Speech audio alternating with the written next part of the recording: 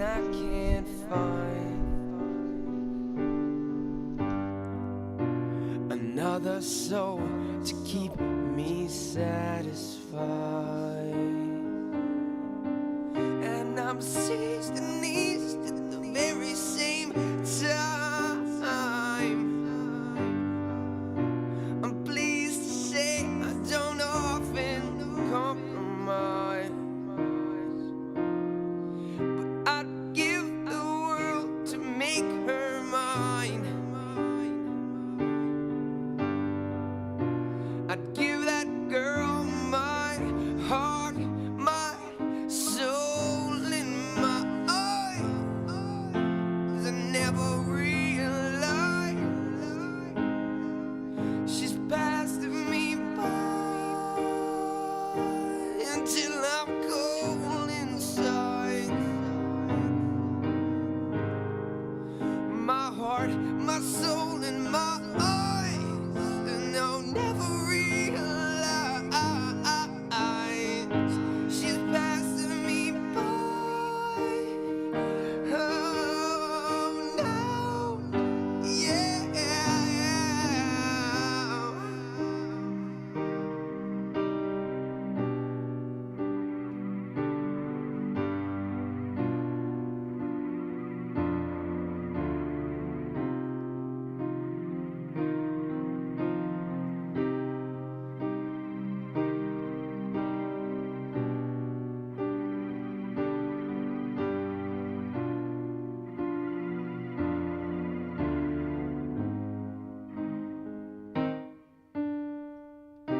She's just a bird, bridges high. She's along the river that flows on by. She's just a bend in that river that flows on by, that redirected wind but let the breeze blow. My heart, my soul, and my eyes, and I'll never realize she's passing me by until I'm cold inside. My heart, my soul, and my eyes, and never realize she's passing me by. Oh no, yeah. And how long it has been since I took such a blow to the mind, and how wrong does it seem for me to touch one so sublime? And this song, it is not mine. It belongs on the breeze, yeah, the breeze that blows my mind.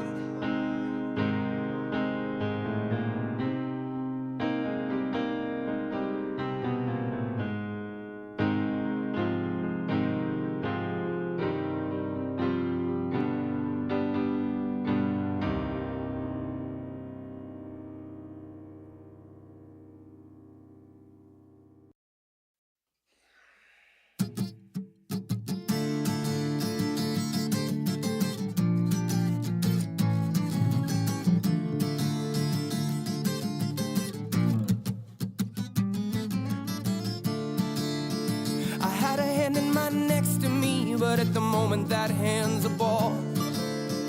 A pretty woman put a hex on me, saying now the sky's gonna fall. But she don't know she'll be the next to be crying like a porcelain doll. Cause pretty girl, it ain't sex to me, it's putting your back up against my wall.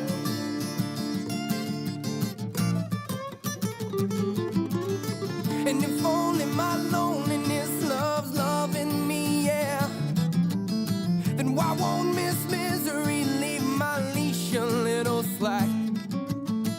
So close to defeat that my feet are slipping through the cracks.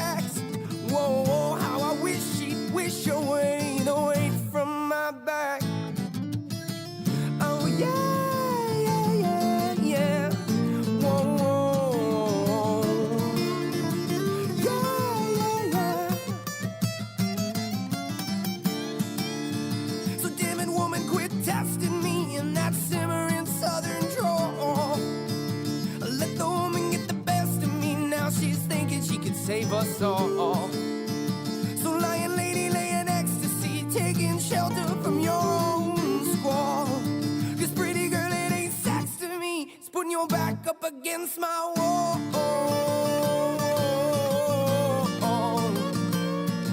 My wall, my wall.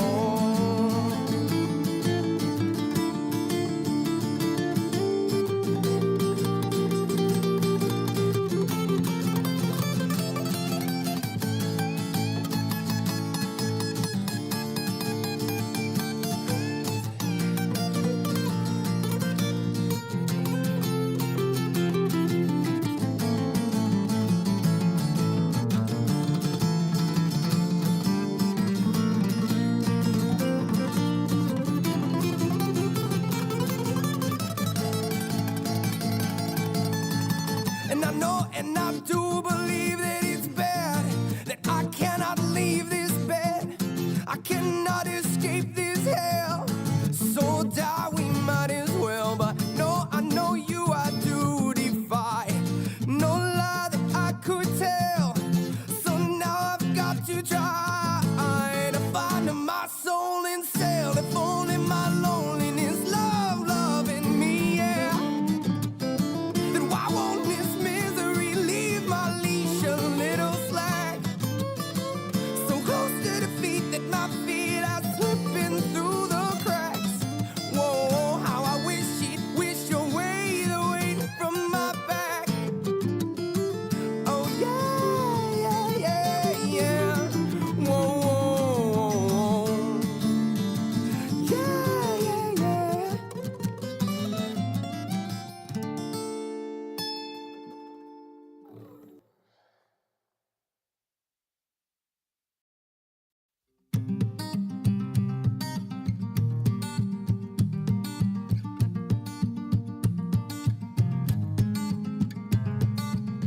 This brook will continue to babble on long after the light is gone. And if you heed her song, she'll lead you to Zion. A good book away for Sauvignon, a guarantee a light left on. Believers and none may both be wrong. I think the thing you can rely on is a riverside road to ramble on, past the last of your destinations, and you can only amble along, hoping it leads you to Zion. This brook will continue to Babylon. I've been trying to find her heart, but I guess that is gone. That is all I wanted. I thought you wanted the same, and I thought I had found the answer in money, but lost the change. I can't keep following you down these blind roads. Driving with no GPS, I lose you everywhere I go. And I wanted you to call me and say that you were right in front of me. Instead, I'm writing songs thinking, what the hell have you done to me? What the hell have I done to you? I took away your innocence, but I guess it helped you out cause you're on your Miss Independent ship. I just wanted closure, you started it, let me finish it, but I can't get it right unless I write and send my penmanship. We lost that friendship, but gained experience. I was high off your love, but I think I'm getting delirious. You take over my thoughts. Now that I know you hated it, I guess I'm just a blank space, and that would make you Taylor Swift. But let me take this path I chose, cause I'm sick of trying to find happiness in money, cars, and clothes. And I'm sick of everyone telling me that they've been down this road, cause I walked down it and found nowhere to go. This brook will continue to babble on long after the light is gone. And if you heed her song, she'll lead you to Zion. A good book away for a Sauvignon, a guarantee a light left on. Believers and none may both be wrong. I think the thing you can rely on is a riverside road to ramble on, past the last of your destination, and you can only amble along, hoping it leads you to Zion. As I ramble on, trying to find nirvana, I'll have to find it alone. I can see that in your persona. I need to be here alone. There was nothing that you could help me with. At least back then I had somebody to be selfish with. All alone, it's just me and this pen. Lost my life, lost my girl, lost my world, lost my friend. I am in the places in, cause I made it past the misery. I'll never let another person take away my energy. I'll never look back and say I was too scared to go for it. Used to always do that, now I got nothing to show for it. Oh Lord, hose or hosier, take me to church because at least nobody knows me there. People without the vision hate it, but below they're scared. Hope I care a little, but look in my eyes and no one's there. But when the light drops, it turns into a solar flare, and everything's no longer black and white, no polar bear. And everything I thought was real somehow just faded, man. I just wanna look at my dad and say I made it, man. He told me, son, just speak your mind and never take it back. I'm trying to find the path to Zion, I hope I make it back. Until then, this brook will continue to babble on long after the light is gone.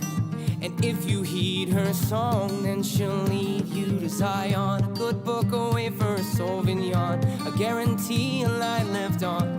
Believers and none may both be wrong. I think the thing you can rely on.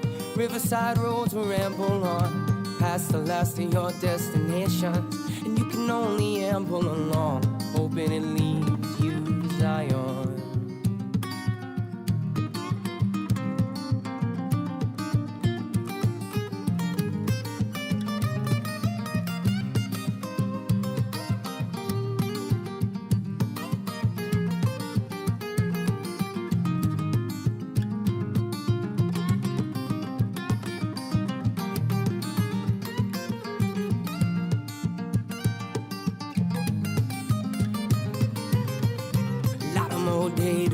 Da da, baby, don't you know, don't you know, don't you cry. Lot of more day to the day that I die. Lot of more day to the day that we die. Baby, don't you know, don't you know, don't you cry. Lot of more day to the day that we die.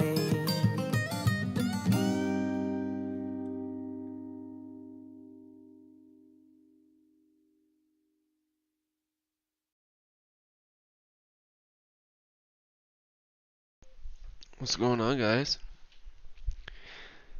I'm Cole. This is Collateral TV. We're going to be playing some Dredge tonight. Everybody get in now. Get in now. Because we're going to do it. We're going to do it big. Gotta step away. Grab my hat.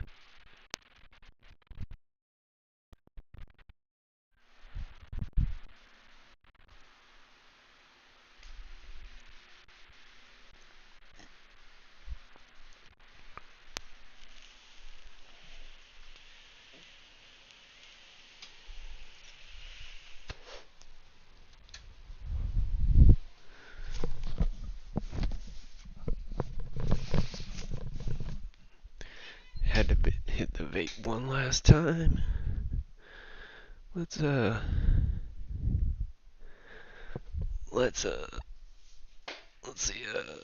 see if we can get up to no good. And this game is degenerate. Here we are, boys and girls. The Coffin of Andy and Lele. Never played this game before. She is so annoying. Laundry? Oh, actually laundry? Okay. A lot of good womanly tasks happening right now. I really am a perfect shroud wife, dude. Perfect sweetie. Okay, yeah, so... I need some more... Okay, so I get the laundry. Is this not... Oh, well, there's laundry in the... Is there laundry in the bedroom? Is that it? What's the problem? Okay, it's not there. Is there laundry in Mom and Dad's room? Do I just have to get more laundry from the same place? Okay, wait. I'm trying to do the laundry, bro. Okay, is it in here? What the F? Jacket on chair? Oh. Yawn. You're cleaning? What a waste of energy. You're a waste of energy. Thanks. Just don't overdo it. Come to think of it, do we even have any detergent left? So they're pointing me very subtly to go get the detergent and use that here. You're feeling dizzy. Oh, she passed out? Odd game, but worth watching. My favorite YouTubers playing. Thank you, Alan. I appreciate that, bro. Hey, Tom, started working again, so I've been missing some streams. I'm glad to catch you live. What's your opinion on the Palworld AI debacle? First of all, I'm pretty sure Palworld isn't even using AI art. I'm pretty sure they created all their own assets. I think that's just slander from the multiverse. So I don't even think they use AI art, but even if they did, if it's a good game, I probably wouldn't care. Good news once again. This is a bit of a... I don't know. Is this not a bit suggestive? Is this framing not a bit suggestive? Ashley is not mid, first of all. Jesus Christ. If she is, maybe mid's not so bad. But this is a little bit weird. Am I wrong? If you guys have a sister, do you do this with your sister? I don't think you should be doing this pose with your sister. A little too close for comfort, maybe. I don't know. Some of you may have heard from your loved ones that there's been supply shortages in the quarantined households. Well, boy, are we pleased to announce that all of that has been not so bad. It's locked. Oh shit. Yeah, fuck that.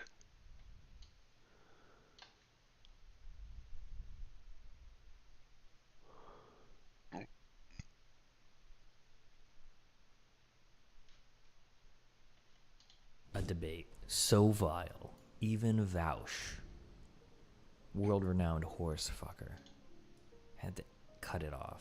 So, you know, if you're going to admit to any crimes, I would really rather not be listed in whatever federal reports are filed, so I would prefer it be done in a video on your stream, unrelated to my own. Well, should it come down to That's why pedophilia is so attractive to me. Why does he say things? Because it would always look like when I was wearing shirts, I was wearing a dress, and I kind of want to imagine. I just kind of want to see Destiny walking around looking like that. Although now, well, I think that opposite. Wait, is he saying a lot of people on the right are pedophiles? Am I reading that correctly? That seems a little bit unfair. yeah, I think your stances on pedophilia are going to be more controversial than mine. Again, Oh man, it's at this. Oh, this is where RGR comes from the rafters. Wait a second, Vaughn. Damn. what do you mean? By that? Accusation is Well, I mean, dropped. you said- Misinformation. The Taliban strikes again. Destiny debate. The debate so vile, I had to end it. Oh man, now I've heard.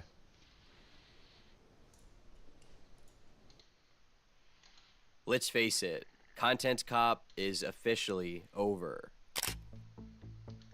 It's hard to think of a creator as influential as iDubbbz. There are many other big names who have made their mark on the history of the internet, but Ian possessed unparalleled power in changing how public opinion would perceive any individual. This, of course, was because of Content Cop, a series that countless people held to the highest regard, seeing it as a death sentence for any channel that fell in Ian's crosshairs. The show was his claim to fame, and even after 5 years of being dormant, it remains the channel's most popular series. But looking back at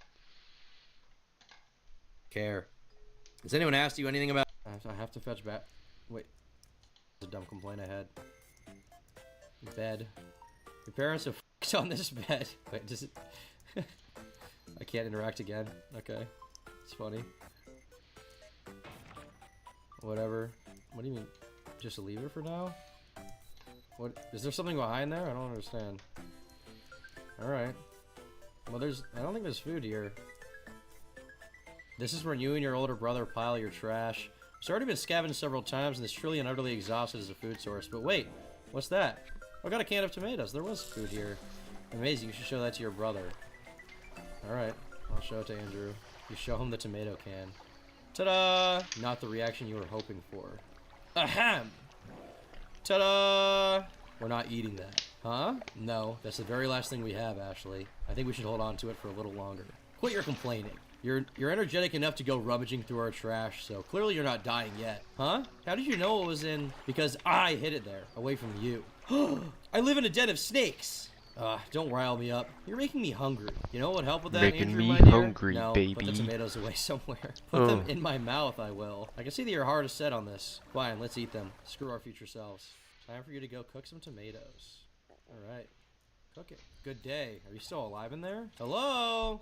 If you don't make a sound, I'll assume you're dead. And I don't bring food in for the dead. You don't bring it to the living either. I'll take that as a yes. Still alive. Don't blame me for the delivery guy screwing up. Can't you go grab something from the store for us? Nah, not my job. I'll check on it. I'll check in on you again later. Bye. No, wait! Wait, come back! He doesn't. Damn. He owned us, dude. The writing makes you want to shoot my face off. I mean, it's a little corny. I kind of like it, though. God damn. Alright, well, I guess I can cook these tomatoes, right? You boil the canned tomatoes to make delicious boiled canned tomatoes. There's even a little bit of pepper left to season it with. This is some gourmet stuff right here. No salt, though. You use all of it to spike your water in order to avoid overhydrating yourself while drinking to fill your stomach. Well, how is it? For this one, you could feed me a can of worms and say it's the best thing I ever ate. Kiss ass. No, I'm saying that's how hungry I am. It's in this moment that an ominous audio assaults your eardrums. Are you kidding me? The neighbor is at it again? What kind of music are they playing? Want to go take a peek? Nope. Well, come along if you do. Here, catch. Got a balcony key. Alright. Let's go. Can't really see squat from here. You contemplate if you should take a leap of faith towards the neighbor's balcony. It's only the 4th floor. Actually, don't you even think about it. He's no fun. Guess you have to set something up to cross. Table? Okay. Chair? So I have to get something probably and then do it? Something, maybe a bed sheet? No, a bed? Desk? Apparently not. Oh wait, we must be in the parents' room, right? Is that gonna be it? What's this thing? Got a wooden plank. Okay, there we go. Look, I'm such a fucking genius at this game, dude. Alright. Set down the wooden plank. Across. Okay. Oh, demons from hell! Hear my plea! Oh, the unholy ones, I come seeking your advice. God damn it. What am I doing wrong? I thought that was perfect. I knew I should have killed that guy when I had the chance. What do you make of that? Everybody needs a hobby, I guess. Forget this. It's almost time they let us watch TV. Isn't it almost time they let us watch TV? Alright, well I guess we're not passionate about that. So we're just gonna go watch TV. Hopefully something's good on TV. Maybe they'll play The Big Bang Theory. The remote is dead. Just push the buttons on the TV. What a pain. Fine, I'll fetch some batteries for you. I always have to do everything around here. Yeah, woe is you. It is! Okay, I have to fetch wait. So, I have to fetch batteries? I can't just use the fucking TV? That's so silly. That is so dumb. Shouldn't I just be pressing the buttons? They said you can press the buttons. Okay, where would I keep batteries here? This thing? Is there a junk drawer? No, not there. Dresser maybe? No, apparently not. That's where the bedroom.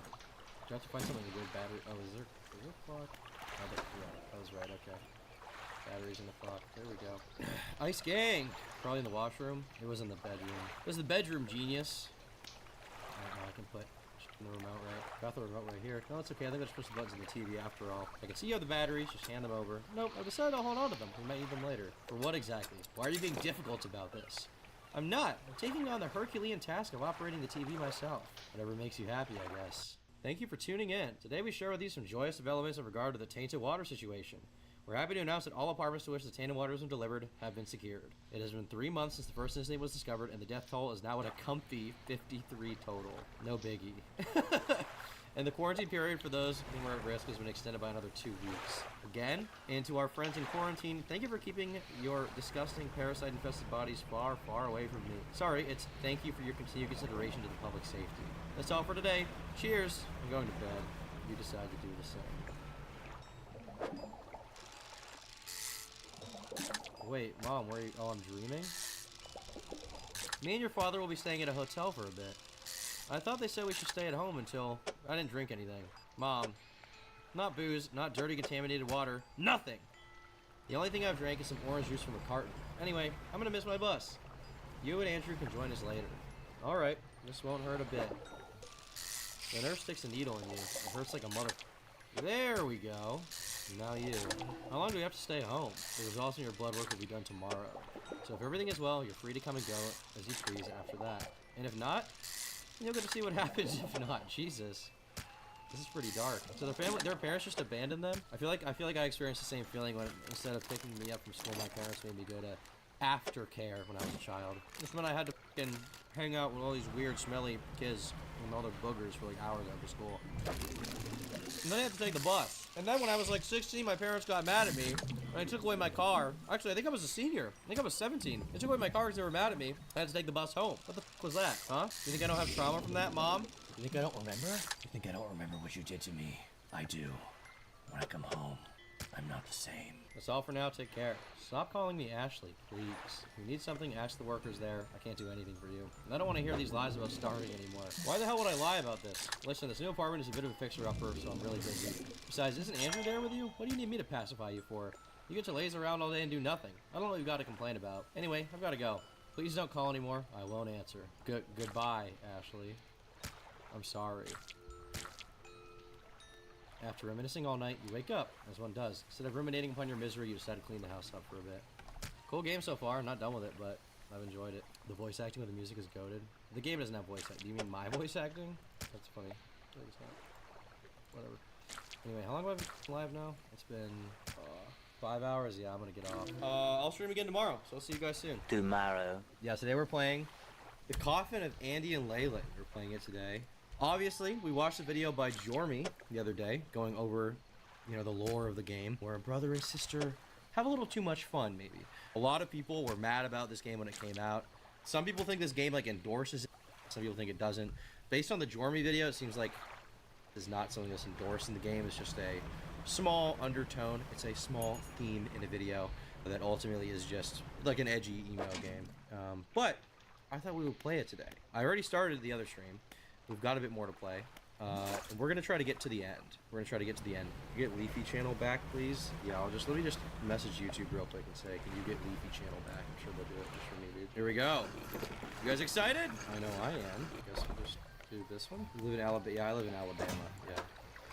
I've always lived in Alabama. I'm an Alabamian, you know. Here we go. All right, what are we doing right now again? Okay, he's sleeping. I don't know what I'm supposed to do. You guys remember what I'm supposed to do in this game right now? What was I doing again? I totally don't remember. Mop? Oh yeah, mop. I have to think about that. Wait, so wouldn't it be in the cleaning closet then? Oh, it's this thing. Okay. So now I have to mop all the dirt. How exciting! Well, at least I'm playing as Lele, you know. Putting her in her place where she belongs. Dumb, silly girl. Wow, such a good housewife. Lele is really the perfect trad wife, guys. That's what they don't tell you. They don't tell you that Lele is the perfect ideal cutie pie just for you. No, it's just laundry. Okay, maybe in the bedroom. This is peak gaming? Yeah, it is peak gaming. Book. Who's reading books? Does anybody actually read books? When was the last time you guys read a book? What else should you clean? I don't know. You tell me what I should clean. Alright, the kitchen maybe? No. Balcony maybe? Bothering your satanic neighbor seems like a bad idea. Alright, fair enough. Respect that. Laundry? Oh, I have to do laundry? Okay. A lot of good womanly tasks happening right now. I really am a perfect shroud wife, dude. Perfect sweetie. Okay, yeah, so... I need some more. Okay, so I get the laundry. Is this not... Oh, there's laundry in the... Is there laundry in the bedroom? Is that it? What's the problem? Okay, it's not there. Is there laundry in Mom and Dad's room? Do I just have to get more laundry from the same place? Okay, wait. I'm trying to do the laundry. What the F? Jacket on chair? Oh. Yawn. You're cleaning? What a waste of energy. You're a waste of energy. Thanks. Just don't overdo it. Come to think of it, do we even have any detergent left? So they're pointing me very subtly to go get the detergent and use that here. I'm feeling dizzy. Oh, she passed out? Odd game, but worth watching. My favorite YouTubers playing. Thank you, Alan. I appreciate that, bro. Hey, Tom, started working again, so I've been missing some streams. I'm glad to catch you live. What's your opinion on the Palworld AI debacle? First of all, I'm pretty sure Palworld isn't even using AI art. I'm pretty sure they created all their own assets. I think that's just slander from the multiverse. So I don't even think they use AI art, but even if they did, if it's a good game, I probably wouldn't care. Good news once again. This is a bit of a... I don't know. Is this not a bit suggestive? Is this framing not a bit suggestive? Ashley is not mid, first of all. If she is, maybe mid's not so bad. But this is a little bit weird. Am I wrong? If you guys have a sister, do you do this with your sister? I don't think you should be doing this pose with your sister. A little too close for comfort, maybe. I don't know. Some of you may have heard from your loved ones that there's been supply shortages in the quarantined households. Well, boy, are we pleased to announce that all of that has been taken care of. It has? Does it look like I'm eating right now? On that note, we'd like to remind you all not to enter the contaminated apartments. No, your friends don't need anything from you. Everything is taken care of. Should you still feel the urge to help, the staff will be administering bullets directly into your brain as a thank you. I hope that clears things up a bit. Moving on to our next story, a brand new art museum will be You drift back into unconsciousness. You're too tired to get to the phone. Hello? Of course, what is it? The shift in tone of his voice makes you strain your ears. No, go ahead. Someone is talking on the other end of the line, but you can't make out the words. They sound more and more upset as they talk, though. Well, that's, I mean, I can't do anything about that. Or I can try talking to her, but... No, or I mean, yes. But that doesn't... No, I'm not angry. I'm just... No, Can you let me talk? The voice on the other end must have said no. So this is me, from Lele's perspective, listening to Andrew, I assume? It's increasingly loud, but you still can't make out all the words. Always about you. Don't, Leigh and Ashley, and... I've had the time to think. Just can't anymore. So, that's it then? Now it's quiet on both ends. Well, alright, I guess. What else is there to say? Sorry? Although I really don't see why I should be held accountable for the faint beep beep beep of a dropped call can be heard. Ah. Sigh. Who was it? My ex-girlfriend, apparently. Oh, she dumped you? Why's that? Why do you think? How should I know? Hey, Tommy Poo currently edging. Go get those gats. Thank you, bro. I'm trying. Maybe because you're a parasite-infested homebody that's apparently perma-quarantined? Or because she found someone new? It's been a few months, buddy. Or maybe she just didn't like you that much in the first place. Whatever you say, Ashley. She's so pissed off. She's so annoying, dude. She's so annoying. I agree with what Jormy said. I don't like the lascivious faces they have. Lily always looks like she's mischievous and up to something. It might have been something more tactful to say. Whatever. You pretend to sleep until you really fall asleep again. Now you've been out for who knows how long. In theory, you should check on your brother. Okay. He's not here. Huh. No, he's not here. Maybe he's in Mom and Dad's bedroom. He's not in here either. So maybe he's in the bathroom. Will he be taking a giant dump? No, he's not in here. Maybe he's out on the balcony. He is out here. Is he mourning his loss of his cutie pie, all sad? Why do you guys think he's sad? Because his e-girl left him? That's a sad way to be, dude. It's a sad reality. Listen, I know. It's gonna be okay, Andrew, I promise. Okay? From one dark-featured white boy to another. It's gonna be alright. It's not all over. It's really not. There are other things, Andrew, okay?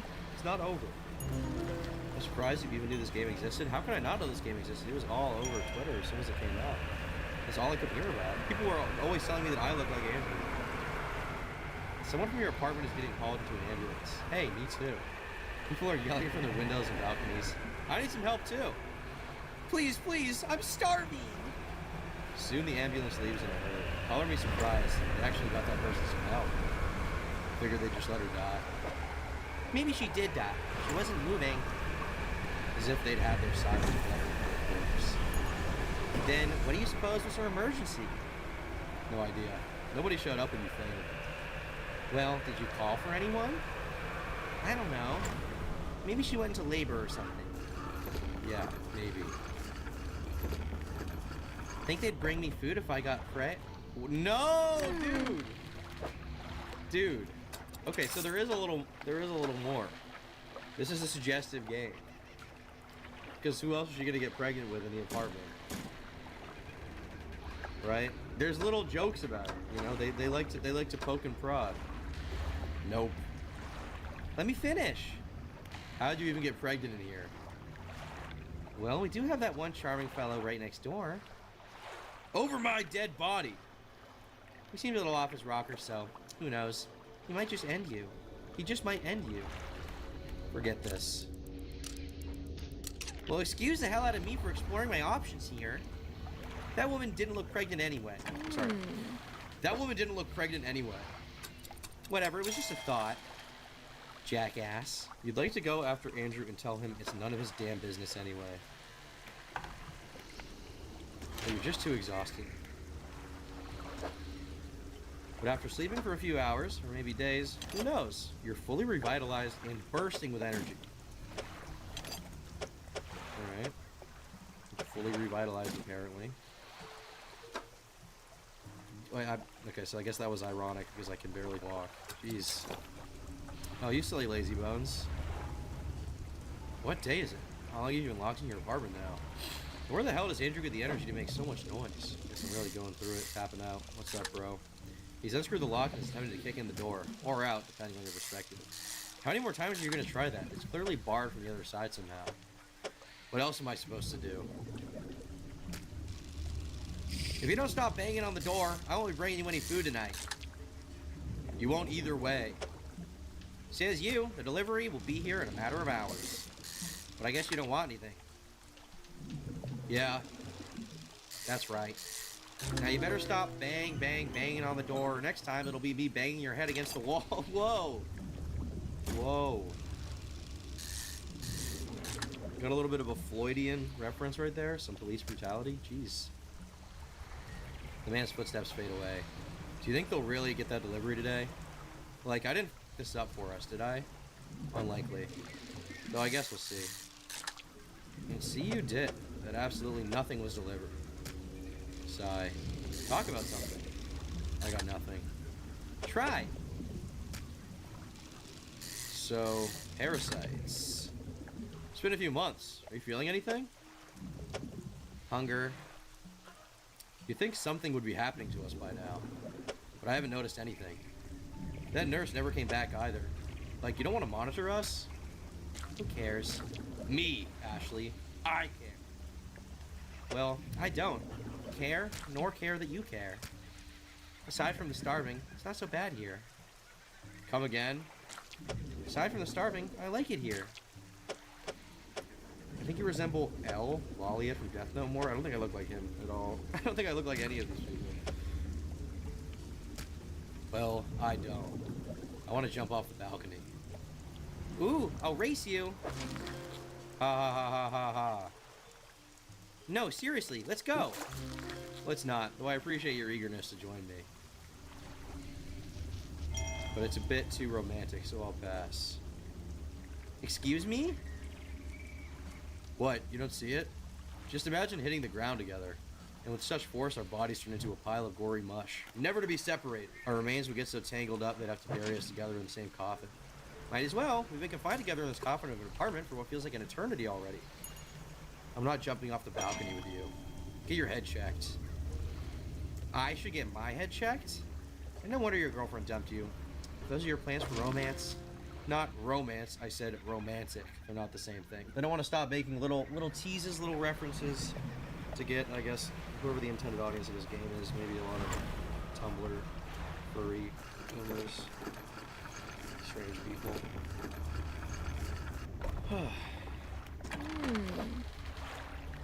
Romantic just means something is... The neighbor starts blasting his favorite ritual music for all to hear. Asmongold hated, but not for looking like Cyrax. Based. Look at the dono. Again, I wish he just... You feel like you should check up on that. Alright. Let's check up. My lord, you've come! And you're a little smaller than I imagined. I love it! It's better than I imagined! That's all I meant. What do you offer, human? Oh, I don't have much to give right now. But if you help me get out of here, I can get you anything you wish. Is that no good? As you wish, human. My lord, thank you, thank you. Perish. Darkness clouds your vision and you can't see what's happening. By the time your vision returns, the entity has vanished. On the ground lay the lifeless body of the cultist.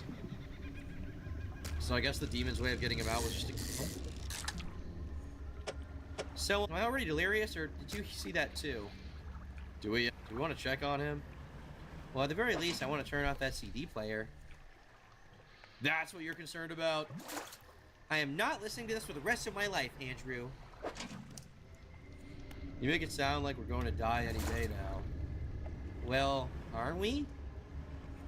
Well, I'm not. There's got to be something this guy has we can eat. Ooh, burglary time. Shut up and let's get in there. All right.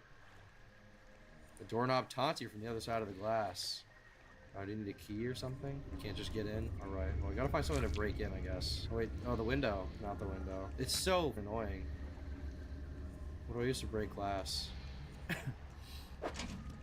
Something here? No. Maybe mom and dad's cabinet again? Maybe their dresser? I love the concept, but you're built like Bones from Monster House. Base, dude. The guy's the GOAT. I love that movie. I rewatched that movie recently. What do I use for this? How do I get in? Empty freezer. Okay. Can someone tell me how to get in? Ashtray. The ashtray? Really? That's the genius one? Got an ashtray. Alright. We're in! There we go. Alright, kitchen. Both the fridge and the freezer are empty. I guess we'll inspect him. That's a lot of meat, you think to yourself. Uh-oh. What? Out loud, apparently. No, I mean, is it still illegal if we didn't kill the guy? Is what illegal? Well, you know. Oh, you want to eat him? Isn't that what you were insinuating? No, I was just making an observation.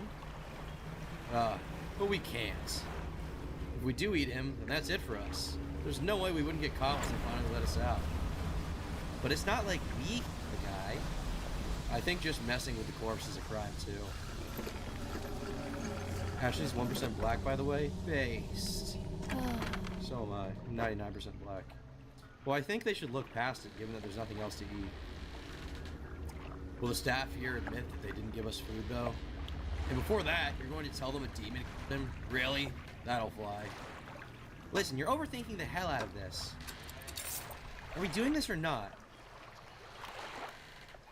Andrew, I'm expecting an answer. Yeah. Alright then, let's find something to butcher him with. Oh my god. we're gonna cut him up. Petition to make a Tom dating simulator. It's very funny, Vicky Tora. It'll just be a domestic violence simulator. I'm the verbal ace of this game. Based. So freaking base. Tom's the kind of guy to say Jiminy Christmas when something surprising happens in front of him. What are you people talking about? Knife. Alright, let's go cut him up. So, you get the arms, I'll handle the legs. Chat, what do we think? Right arm or left arm? I accidentally did it already. I didn't realize. It's too late. They're off now. We can't carry him out like this. Just be quick about it. No, can you go get some plastic bags or something? Sorry. No, can you go get some plastic bags or something? I'll take care of the rest in the meanwhile, I guess. We're counting on you, Andy. Don't call me that. You hand him the cleaver. Alright, plastic bag. Not that. Here. Closet's big enough to hide in. Okay. The bathroom smells of feces and you feel zero inclination to investigate further. Is the plumbing not working here? There has to be another room, right? This is the door. That's the bathroom. This guy doesn't have a bedroom? Do I have to get plastic bags from our place? Not there. Not there, not there. Not the bookshelf. Wouldn't be on this table. It's gotta be back at our apartment, I guess. Right?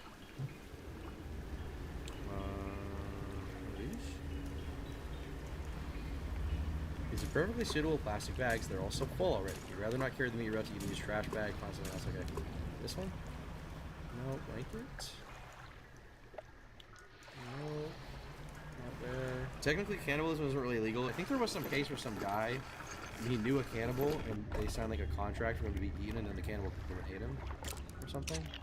I think legally that was not that frowned upon. Is it here? Not there. In here? No. Imagine Tom keeps his girlfriend in a box like the Gimp from Pulp Fiction. That's real. That's also super based. Okay, is it in their room? No. The coffee pot? Doesn't work. Awfully hot coffee pot. So is it not in my apartment then? Tom knows about still hiding in the closet. Good one, buddy. You got me. True. But if you're disfiguring a corpse is still a crime, well, what if it's agreed upon between the corpse or maybe the corpse's family? Are there bags here?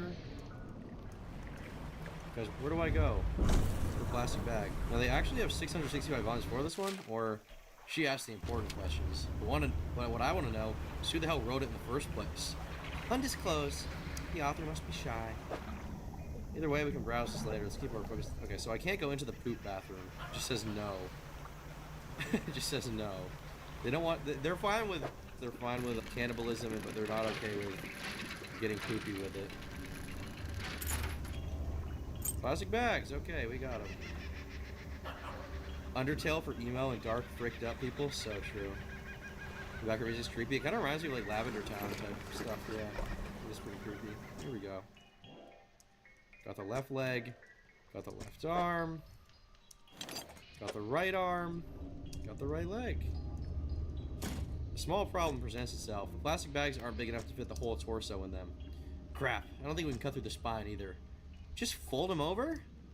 I don't think that's going to work. Watch and learn. Yeah, see, if anyone happens to be looking out the window, it'll be a disaster. Maybe if I use 2 bags? Listen, this isn't going to... Ta-da! Ha ha ha ha!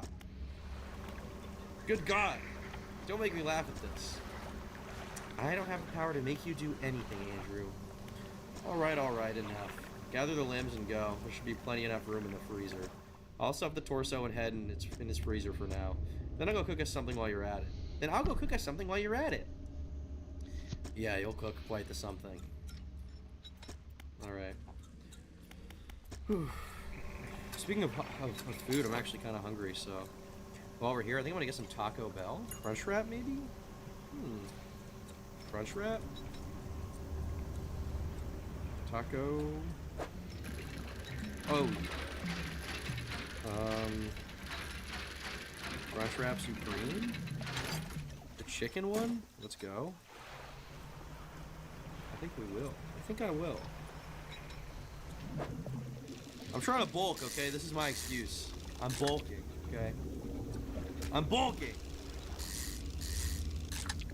I think I will get a Baja Blast. Thank you. But not available. You're kidding. Okay, never mind then. Cheesy Gordita Crunch is too late. We're not getting the Cheesy Gordita Crunch. Okay. We gotta go cook some food, right? Cook some human. They are out of the Baja Blast. It's pretty dark. Dark day. Oh, what the... Freezer first? You place the severed limbs in the freezer. Now which one do you want to eat? Alright, chat. What are we cooking first? Actually answer. What are we cooking first? We got the left arm or the right arm. We're gonna start with those. Left arm or right arm. Thank you, the idiot. Remember for 7 months. Respect, dude. What the hell does base mean? Don't ask. Right arm. I've seen a lot of right arms. Maybe a right arm kind of day, no? Alright, time to cook. You fry some meat. Dinner's ready. Right, so what are we having here? Pure deliciousness is what? Eat up. You first. Munch, munch. Huh? What? Oh, you already... Okay. Eat, Andrew. You will not waste this. Right. Andrew takes a bite out of your cooking. I don't think he likes it. He begins retching. No, you don't! Swallow. All of it. Gulp. You guys hear my gulp? A little aggressive gulp. There you go. Well, how is it? It's... God, I hate picky eaters. I made this with love. So you're not leaving the table before you've licked a plate clean. Quit your nagging, woman. Then quit your gagging, you big baby. I'll eat it, alright. Just give me a minute. Under your watchful eye, he slowly finishes his plate. Good boy, bro. Why does she have to say good boy? Good boy, I'm proud. Good boy, I'm so proud. Just off, Ashley. Is that the first in this game? I don't think I've heard yet. What an odd way to say thank you. Yeah, thanks a bunch. I think my Ashley voice is what I would sound like if I was on HRT. I'll clear the table, so... Wait, he says the thing! He says, leave me alone, dude. He literally says the thing. He literally says the thing, dude. I've been Andrew Graves. Until next time, leave me alone. What? The H? What the actual H do? What's going on? We've got a very limited set of spices left. What do you think I should try next? I don't know. Maybe coriander? Alright, I'll try that tomorrow then. I'm off to bed now. Night-night. Yeah, good night. Alright. Bedtime. You fall asleep fully content with your life decisions. I mean, I did make this game, yeah. I designed it all. What's Fetish baiting good, their fetish baiting is Saggy? crazy. How you doing? This is you and Meowba? Stop. I'm just fucking around on this little fishing video I'm game. buying a gun just Ooh, for I the need to next sleep. stream so I can point my sig. at the Game's screen mad so at me, loud. bro. Blank said she likes What's up with you? Who? My friend from school. Or at least I thought she was a friend. So are you going to be her boyfriend? Gross. No. Ha! I should teach her a lesson. You're my brother. Mine! This game has very strange undertones, dude.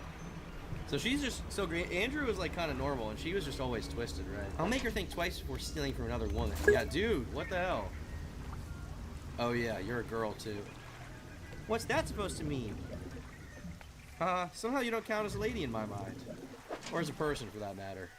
Screw you. This game I'm is the most dope. personest lady in the world. This game has like fucking So anyway, chill, I'm gonna take her to but that old warehouse and lock her like with the slow crates. build and Yeah. Seriously. yeah, no, it's Mom gave you some money to go buy groceries. Are you coming with? it's enjoyable. Focus, Andy. Let's leave her sitting there all night. That'll show her. Let's not. You can play it with should go ask her controller, to you hang can out. play it She with won't say no. keyboard. I'm Lele, literally I using don't both want to. because there's Just go over and ask faster her to come with aspects that are done with the keyboard, Take her to the faster warehouse and see aspects what that are done with the mouse. you. Come on. So I'm just fucking Mom's gonna help you hybriding with that anything. shit. It's like playing I thought she was your Tetris friend. with Well, fish I thought so too. and driving around and She can be fucking my friend to get finding after. them. She just needs a reminder of how to do it properly. The only thing would be We'll get in better trouble. about it is if you could fucking like Only let her out when she Pokemon them at promises each not to other. tell on us. Do it, Andy. I guess. Hooray! You're the best. Today's episode is titled Andy and Lele and the in a Box. One day you'll be a in a box and your friends will take turns pissing on the ground above. What do I do about these hussies around you? Where do you learn these words? The is you. I'll take you out to a play. When I'm done, it's back in the box with you. Or sorry, I'll take you out to play. What's in When the I'm done, it's back in the box with you. box? I really ought to kick your ass one of these days. Is my dick in a box? Is my dick in a box? What is taking Whoa, him? bro. You wouldn't have forgotten our Fuck plans. off of me, homie. Finally. Huh? What are you doing here? Surprise! I want to hang out too. Motherfucker's Oh. always dead serious too. I mean, I guess that's fine. Say, did you tell your mom you're here? No, why? Just wondering. I mean, I'm not surprised she let you come and hang out with a boy. I mean, I'm surprised she let you come hang out with a boy. No way. She thinks I went to study with Julia. But why are you here, Ashley? Divine intervention. This is a twisted little kid, dude. This is like a twisted 10-year-old or however old she's supposed to be. Jesus. But mother Andrew is wept. like the more innocent one. Like out of the Columbine people, he would be Dylan, and she would be Eric, because she's more lascivious, she's more evil, she's trying to push things. What's that even mean? It means she's full of crap. Don't listen. So, are we going inside or what? Is that allowed? I allow it. Let's find a way in right now. All right, go inside. Why'd they nail this metal sheet thing on the wall? Looks like there's a hole behind it. Perfect. Tear it open. What? I can't do that. It's okay. I won't tell anyone. As in, I literally can't do it. Not without some tools, at least. Huh? Even though it's this flimsy? Yes. I like smart guys that Alright. are beefy ones. Also, I'm fucking over Tom over here, just narrating every single word of this game. Like, Is that supposed to be what passes for entertainment on a stream, homie?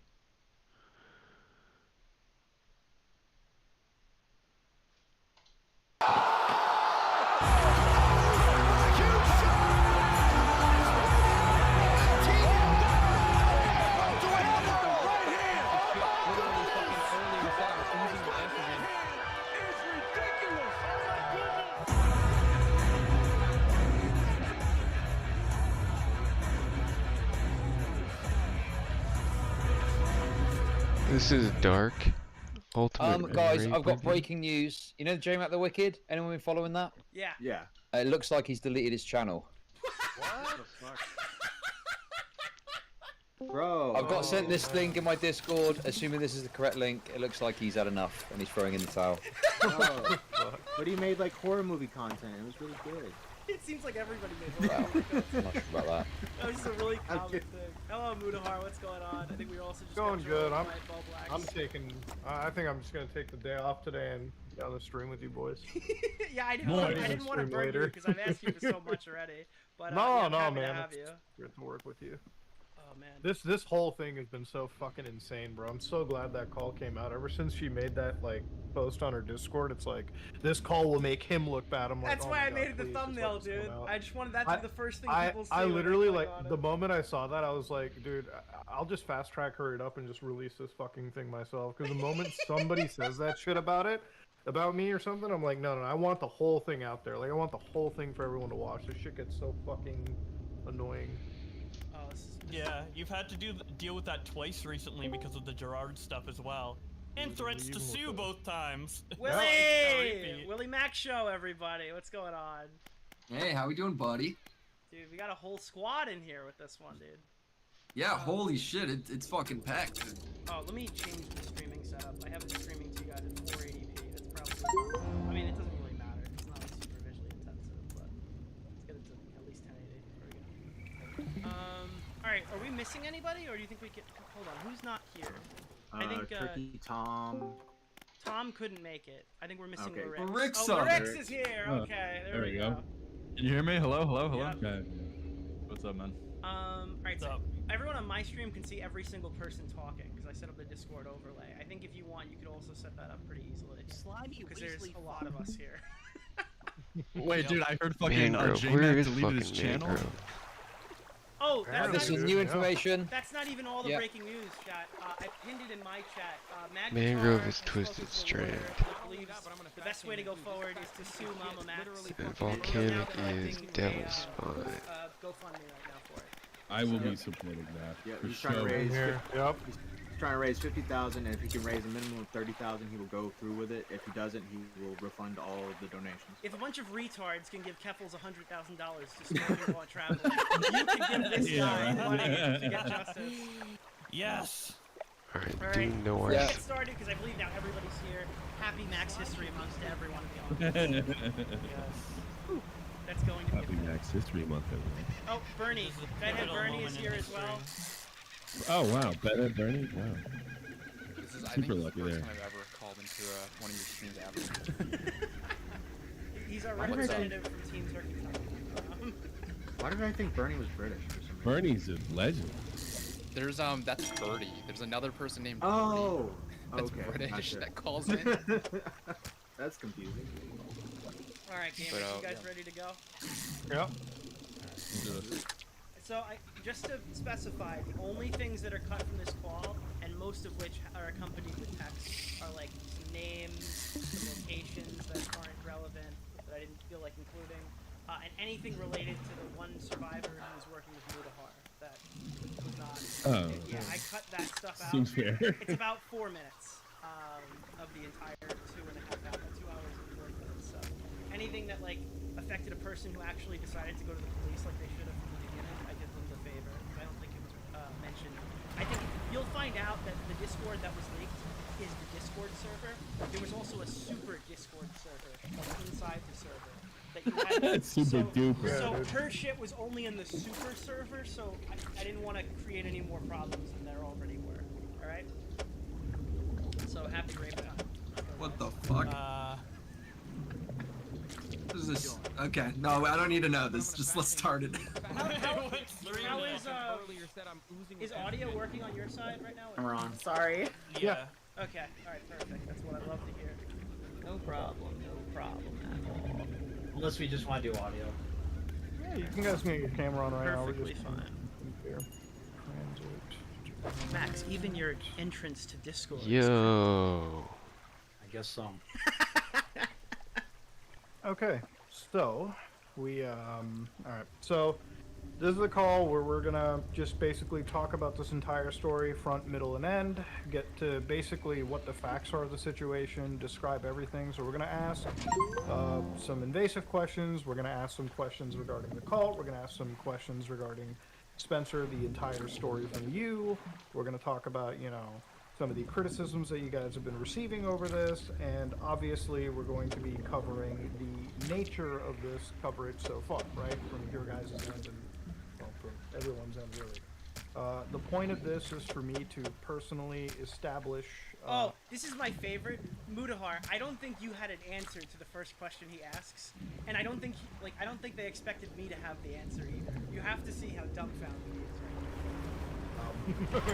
what actually happened, right? Because I think we all can agree that given the current presentation from UMax, we all really don't know much other than Camden Davis, a cult, which the name is still hazy for all of us to pick up on, and what exactly happened, you know? I think we all can understand that a 4-hour podcast may be a little bit too much for most of the audience to truly sift through. So my goal is to just condense the story down into something that is understandable by the grand majority. He's coming in also, so reasonable, dude. Yeah, I know. It's, dude, the tone of this combo, it bounces back and forth. It'll be like super chill, super calm, super fucking aggressive. Then it's like, all right, we're gonna be chill again. And it goes Bro, back. I'm telling you, like, walking into this, so part of me, like, I feel like there's like a split personality in me where it's like, I would just want to come out and just be like, fuck you, I think you're all white and shit. Because part of me is like, there's like a fucking devil on my shoulder that says it, and then I'm always like, alright, I gotta wrangle you in there. So I come in, gotta be like nice to when the chat GPT shit gets brought out, bro, at that moment, like, I lose it, I'm like, alright, it feels... Angel falls off the shoulder, okay, fucking get in here, like, time to shit on these people. Dude, how come... like you're praying to God here that there's a story that he's managed to leave out in the video. Honestly, yeah, like, that's kind of the one thing where it's like, it's a bit about serious, like, he painted it. I'm like, maybe there's gotta be something in here. Maybe if he can explain it to me, sure. But, like, you know, the realistic devil side of me was like, I'm gonna waste 2 hours of my fucking life. Not really waste, I think we got the best content out of here in regards to the situation. Dude, my whole chat's already making fun of Spencer, like we're 2 seconds in. But why does everyone fuck up your name so bad? It's every single person. It's like, Muta! Muta! This is what I Muta! don't understand, like, every time she said it, I didn't want to be like, alright, can we just stop and, like, restart real quick? Because I'm like, I'm not actively fucking up Spencer, okay? Like, I'm not fucking that up phonetically. And there's plenty of content where I myself say my name, you can repeat after me. Come on now. Dude, even fucking Keemstar, he was like, Muta? Like, when he... Dude, Keems is the worst every time, dude. Muta. And he still does it to this day, right? Yeah, he met you IRL. He does it, and like honestly, I just don't even care if he does it, because like at least I know him in real life. Like I don't know Spencer, fuck you. I have a question. Like, is that like the proper way to say your name, Muta? No, it's just Muta. Like that's all it is. Muta. No, he's not a Pokemon. Okay. It's pretty bad when Tommy can get your name right. Discuss the group that absolutely vilifies Camden, right? Because this is again a big question you guys have. So I'm going to be doing a lot of devil's advocacy. I'm going to be doing a lot of, you know, due diligence, as I always do in a case like this. And yeah, so do you all get to start, guys? Yes. Can I just ask one thing? This is what I was talking about, dude. He's looking for the layup immediately. Before we begin. Okay. Sure.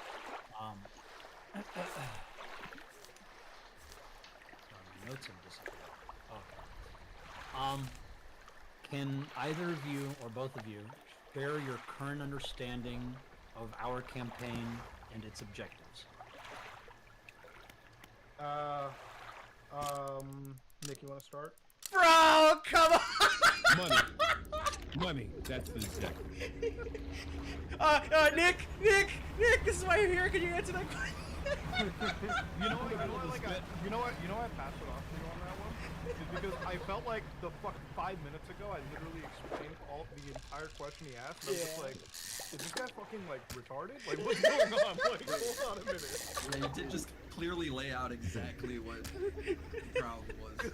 Because he asked what I literally like started off. Like, that's what I said 5 minutes ago. I'm like, oh yeah, all right, Nick happened. Like, Get him, Nick. So Nicholas Diorio is Muto's Spencer. Yeah, literally. Yeah, that's Muto's Spencer. You stole my drug, you Greg. I'm not the victim. I'm the aggressor. But then I come in and I have it perfect. Can either of you, or both of you, share your current understanding of our campaign and its objectives? Nick, you want to start? Sure. So the way I understand it, based off of the 3 videos, the condensed version of the stream that I saw, and multiple live streams, is that Spencer reached out to you to investigate this specific scenario. You're currently trying to get as many people who are involved in the Camden drug case together, so you can take this case directly to the local police department. Through that, the criminal case is the civil case would be possible. Daddy need a new pair of shoes. Your idea was to create a video that attracted a lot of YouTubers if they could watch on streams. I think one of the things you said is it could have been a good like Halloween watch, where it would discuss cults, the impact content creators have on the youth and stuff like that. The second video and third videos also pointed to the discussion about how specific scenarios, I guess like Spencer's, are outshined by celebrity gossip and drama, similar to Sniper. And you try to use that angle mixed with this story to create some sort of viral piece that will allow you to get access to more or survivors that you could use to help build your case and make it feel like Is that right? All right. Yes. He didn't expect me to know that. And that's generally what I have to say as well. Yeah, that's what he said. Way to go, Mutar! Dude, there's so many parts just like that where I have to reel in from his shit. Because I'm like, dude, the part, like, okay, you've already all seen it, but like that part where he's like, Spencer, can you tell him how it made you feel? Dude, I'm still reeling in from that fucking flashbang. I'm like, what the fuck? We were texting back and forth in the fucking DMs or whatever, and you're like, yo, thank you for pointing that out, bro. That flashbang, I didn't even know what to say. I thought that it was a viral stunt, not a stunt, that's a bad way to put it. A viral video on basically. No, I thought it was a stunt. That's me correcting myself. I thought it was a stunt. That's me like rolling it back. I mean, it was. It makes no sense, dude. Well, so this is what I found out in the research for the new video. You Can't Hurt Me was the title for his project he was doing before he brought Spencer on. The video where he filmed the AIG. The alien head chick. Yeah. Child getting raped. Yeah. So that was the original like vision for You Can't Hurt Me. It was a film about child rape or something that he was making. And then he's like, wait, you know what's better than AI child rape? Let's bring on survivors and do a whole podcast so they can talk about Let's get some real ones. Come on. It was very clear that he was wrapping up this story in the narrative that was pre-existing, pre-packaged that he wanted to do, right? Yeah. And that's why it's so incoherent and it doesn't make sense to me. Yeah, Spencer feels like an afterthought to this case when I thought they've been working on this for years. Maybe Spencer was like, come on, Max, you said you were going to do my story. And Max is like, fine, I'll put you in the AI child rape video. Destroy the outpost, you say. Strange how it happens. The video, and it's still up, it's like, this girl makes $150 billion a year or something. He like starts it off with this like fucking drama Max persona, and then like he leads people in. It's like, all right, this is a $150 million human trafficking industry, and I think he literally tried to like fucking fit this jigsaw puzzle of a case into that entire story. So yeah, she was kind of an afterthought, but it's also another sign of like he doesn't treat any of the reality seriously. He only cares about like how he can fit this into some esoteric human trafficking like Hotline Miami world he's conjured up in his head. Yeah, it like took him 3 years to get on the story, but then he instantly wants every creator to respond, like ASAP. Yeah, but if it takes longer for like me to respond for like 3 weeks, then in my silence It will blows up. fucking notice. Fuck that shit. Yeah, and it'll be your sense will be used against you. What the fuck? Individual and leveraging the audiences, larger audiences, and trying to identify victims in amongst those large online audiences. That's right. Kind of got into it. But yeah. So, is there any other question you want to ask us? I know you said there was a lot of there was a few questions you wanted to ask me. By the way, he only has questions when he's mad. Otherwise, he literally he has nothing to say on this call. Like, as soon as he gets pissed off, he's like, actually, Muda, I have a question for you now. It's like, oh, okay, dude, cool. But yeah, but that's what he did in streams as well. Yeah. He's a little piss baby. Get those out of the way. Yeah, well, we can do that all later. Let's just get right into the important stuff. Do I need to be watching this stream? It's Not at No, this it's point. not live. He's watching this stream. We're not. No. If we need to pull up a clip, and you can. Max, Leviathans are coming for you. I think they already came, dude. I think we are the Leviathans. We're gonna stop the Were we the Leviathans? Is that what it is? I think we were, dude. Check Are his we the Leviathans, dude. Let's or are check we the his werewolf social pedophiles? blade and see how much the Leviathans have came. So, also, before we get back to the video, what do we think about pedophiles? Do we like pedophiles? Not like pedophiles? What is everyone's thoughts? Well, I mean, that Mr. Girl song was a banger. You know, Chud, it's a pretty complicated topic. You know, the fact that pedophiles are generally bad. You know, Okay, they're cool. pretty Vito had a good take. Well, if a pedophile had the opportunity to kill Adolf Hitler and took the shot, would you say that he's objectively bad? This would prevent a lot of Jews from dying.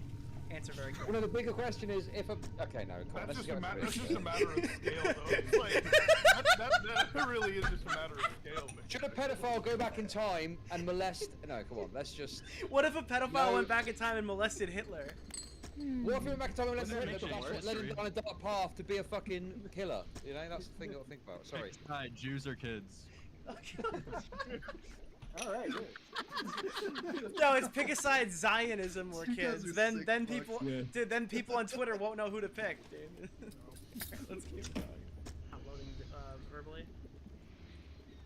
Fuck you, I survived. Did you hear that? Okay, yeah, I can. All right, so in case we need to share audio or a clip from this specific interview, we have a spoiler alert. We actually did, but that was after Muda stormed out of the call. But otherwise, we have no plans at this moment to use it.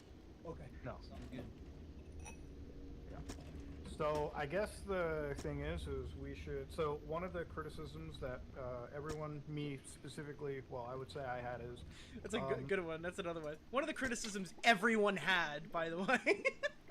This is a case where I have not seen, I guess you could say, ironclad evidence, right? And you guys know what I mean by that? Like, just something that is... Now, was that a generous description of what you've seen, Muda?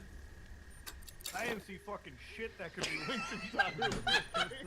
Well, it's not ironclad. Yeah, I can hear you, like, giggling as you're saying it. God. I mean, can we just briefly talk about... Sorry, just briefly. The evidence that has been released, right? Like, Yes, there's please. literally nothing. Like, there's some stuff that looks a bit weird, but nothing conclusive Wait, to even but make didn't claims of he culting said he it. wanted to fuck Kirby on Facebook, and he's canonically 6. What was the quote? The Kirby quote? I don't even know. Is that Kirby equal Raisin. Kirby sucking dick equals rice balls? and then that was like ironclad evidence. And he's like this proof this guy Kirby's only 4 years old. I'll say with the evidence, like, appears at least, it feels like there's definitely, like, a bad, it's like the worst I can see is somebody taking advantage of people, like, emotionally, sexually, physically, you know what I mean? Like, maybe it's like a bad relationship, maybe evidence of that, but it doesn't have to become like, oh, this is a systemic cult or something, or like people are being rotted by the hunters, right? Yeah, exactly. I know that one girl. There was one girl that got raped at 18. If you remember, maybe it was Kai or something. There was a police report and whatever. But that was like the only case that I saw. In regards to like pedophile, I saw like whole Discord server. I didn't see anything like that. Well, All to it be was that fair, girl, like, we have a pretty solid testimony that that Spencer got a like a child It's kind of hard to abuse. judge because the people that we heard from are demonstrably people who admitted they were they were the ones recruiting the 11. Yes! So from there, so they're the recruiters. We heard from the They're head saying, recruiter "Hey, that we bad did things recruit." were happening. Yeah, like, I don't know if this It's is I essentially guess like an it's Andrew public. Tate defense is what that is, though. It's like Andrew Tate, who's an actual trafficker, by the way. Or But probably. if we're to like, believe, Spencer's word, which we can prove that she was, I guess, in this group. If we're to believe her word, he admits to receiving CP. She admits to having a single Uber account where apparently he met up with like a 13 or 14-year-old, like we don't even remember the age. All this crazy shit. We don't actually have direct evidence of that. We just have evidence knowing. We just have a confession. He's part of like this group. So it's kind of. The only thing I wish I could. I don't know. The only thing I wish I could have changed is we would have done it like maybe a day or two after, because at this moment in time we were still like researching everything and building the timeline. I don't know, both me and Nick were. So the whole like if I had known that Spencer in that 4 or 5 hour video that she made where like she was recruiting the minors and everything at the time of filming this, I wish I had pressed her on that, because she, if you watch the 4 to 5 hour clip, she literally is like, yeah, I know I did it, but you know, I was like a minor, like I don't have. She tries to basically exonerate herself, like self-exonerate, which is like you can't do that. Yeah, I saw that on a complicit. Chud stream was like the first one that I saw that Kind clip of. on. It blew my depends mind. on how that works, how the court rules it. Well, Right? if Because you like really... those girls in the Epstein case, they weren't, even though they helped recruit, aren't they still viewed as the odds are as they won't victims? go after her. They could go after her, but I think it's pretty slim chance. I've got to be honest, right? Okay, I knew Cameron Gerard Davis was guilty of something just by looking at him. Okay, that's all I knew.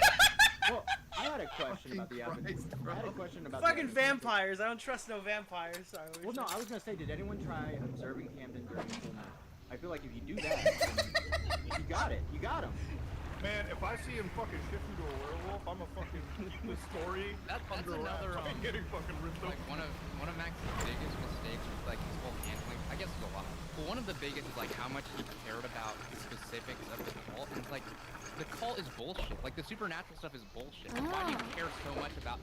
Shouldn't you be focusing on what you were alleging is the actual criminal wrongdoing? Like why?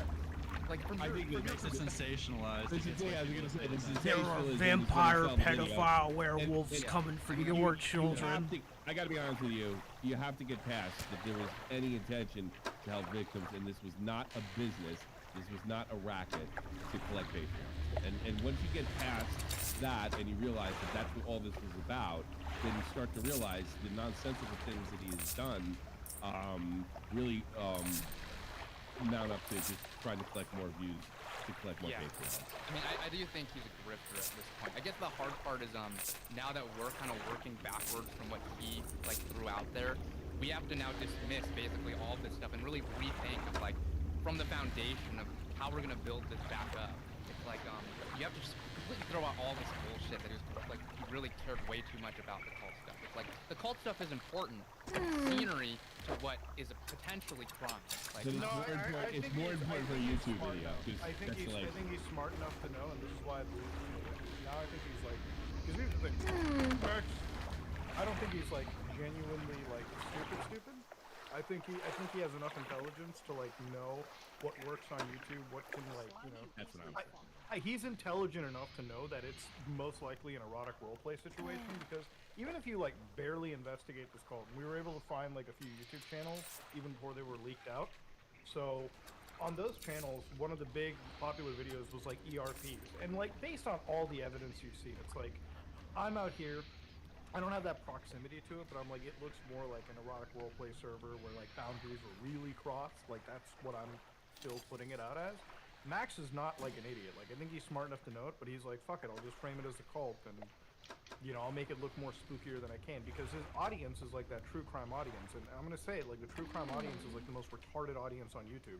You could fucking feed them the biggest load of bullshit, and 9 times out of 10 they'll believe it. His biggest problem was getting in touch with like commentary YouTubers. Like, yeah, we look into shit, okay? Like at the end of the day, like even if, whatever side of drama that you come into, like chances are you know you will look into something before you cover it, especially for channels where they cover like rape allegations, sexual assault stuff, because nobody wants to be like, nobody wants another Keemstar 2 situation where it's like, oh, I made a claim and now I'm like being shit on and my entire career is gone. So, you know, channels like Lyrics, Chud, Tommy, Nick, I know you guys have, like, will look through. You're not like T channels. You'll look through every piece of documentation, and that's when it starts falling Dude, apart. keep in mind. So the evidence that he had, also, everything that, like, the majority of evidence that's been gathered, it's been gathered in the last month. When he first came out with this story, all he had was Spencer. Like, you know, all these new victims and the evidence server and all the things, like, potentially if you've seen that server, this has all been gathered in the last, like, couple of weeks. Because he thought, because he didn't think he was going to have to do it. That's Dude, why he put it together until in a week. And fucking I January. really want to answer. I'm dying to answer Mudahar because I'm going to forget what I'm going to say, and I think I might have already. I think the fact that, you know, we're going to look into it. I believe that he believed that he thought we would be afraid to look into it, as looking into it be as questioning the victims or something like that. I think he made a distinctive gamble. He knows what we do. He's well aware. He's got his finger on the pulse of YouTube. He thought we would be afraid to do it. He thought he could intimidate Charlie into supporting him. That's why I think it's a racket from the top down. This was never this is as close to a charity scam as it gets. If it wasn't outright a charity. You know, Tommy, that's a good point, but when you're speaking, all I hear is, oh, fuck. I love kids, Charlie. I love kids. And I like this. I completely 100% agree. Like Tommy, like no joke. He played the gamble, and where he fucked up his gamble is like I'm gonna say it like this. Charlie, I think, is a little bit even out of the realm of all this. Charlie is not somebody that I think is out there doing like mountains of research on every single video. He kind of just jumps in and talks about something in a pretty goofy way, and that's all that it is. I would put what Charlie does versus somebody like Nick Fiorio, Lyrics, or anybody else in like totally different fields. Yeah. Because, you know, I'm not going to Charlie for the facts. Charlie might reference another, like even when he covers like financial scams, he's like, oh, you know, Muda made a video, or Coffee made a video, or you know, somebody else made a video. And then you go to our video and it's like fucking 20, 30 minutes and it's going over receipts and, you know, shit like that. His big gamble was like kind of intermingling some of the horror, the general commentary YouTubers, like, you know, the fucking Criticals and the Danny Gonzalez's, in amongst the YouTubers, you know, like me, Nick, Chud, Lyrics, guys who are like, you know, we have typically longer videos, right? And we look into things. You know, if somebody does fucking the Gerard completionist situation, you know, there's going to be a difference between the YouTuber that talks about it and says, oh, this looks shady, versus the person pulling up the IRS filings and like going line by line and like interviewing the guy. He also had very good reason to think that he could get away with it, because he had gotten away with it before. He gotten away with the Magnetar. He, to some extent, he got away with it with me. He didn't get a lot of pushback. He got away with it with YouTube Wake Up, because that was completely ridiculous. So I don't think he had any reason. I actually wonder, we'll never know, how much of a gamble he thought it was. I mean, I would have thought if I were him, I was running his scam.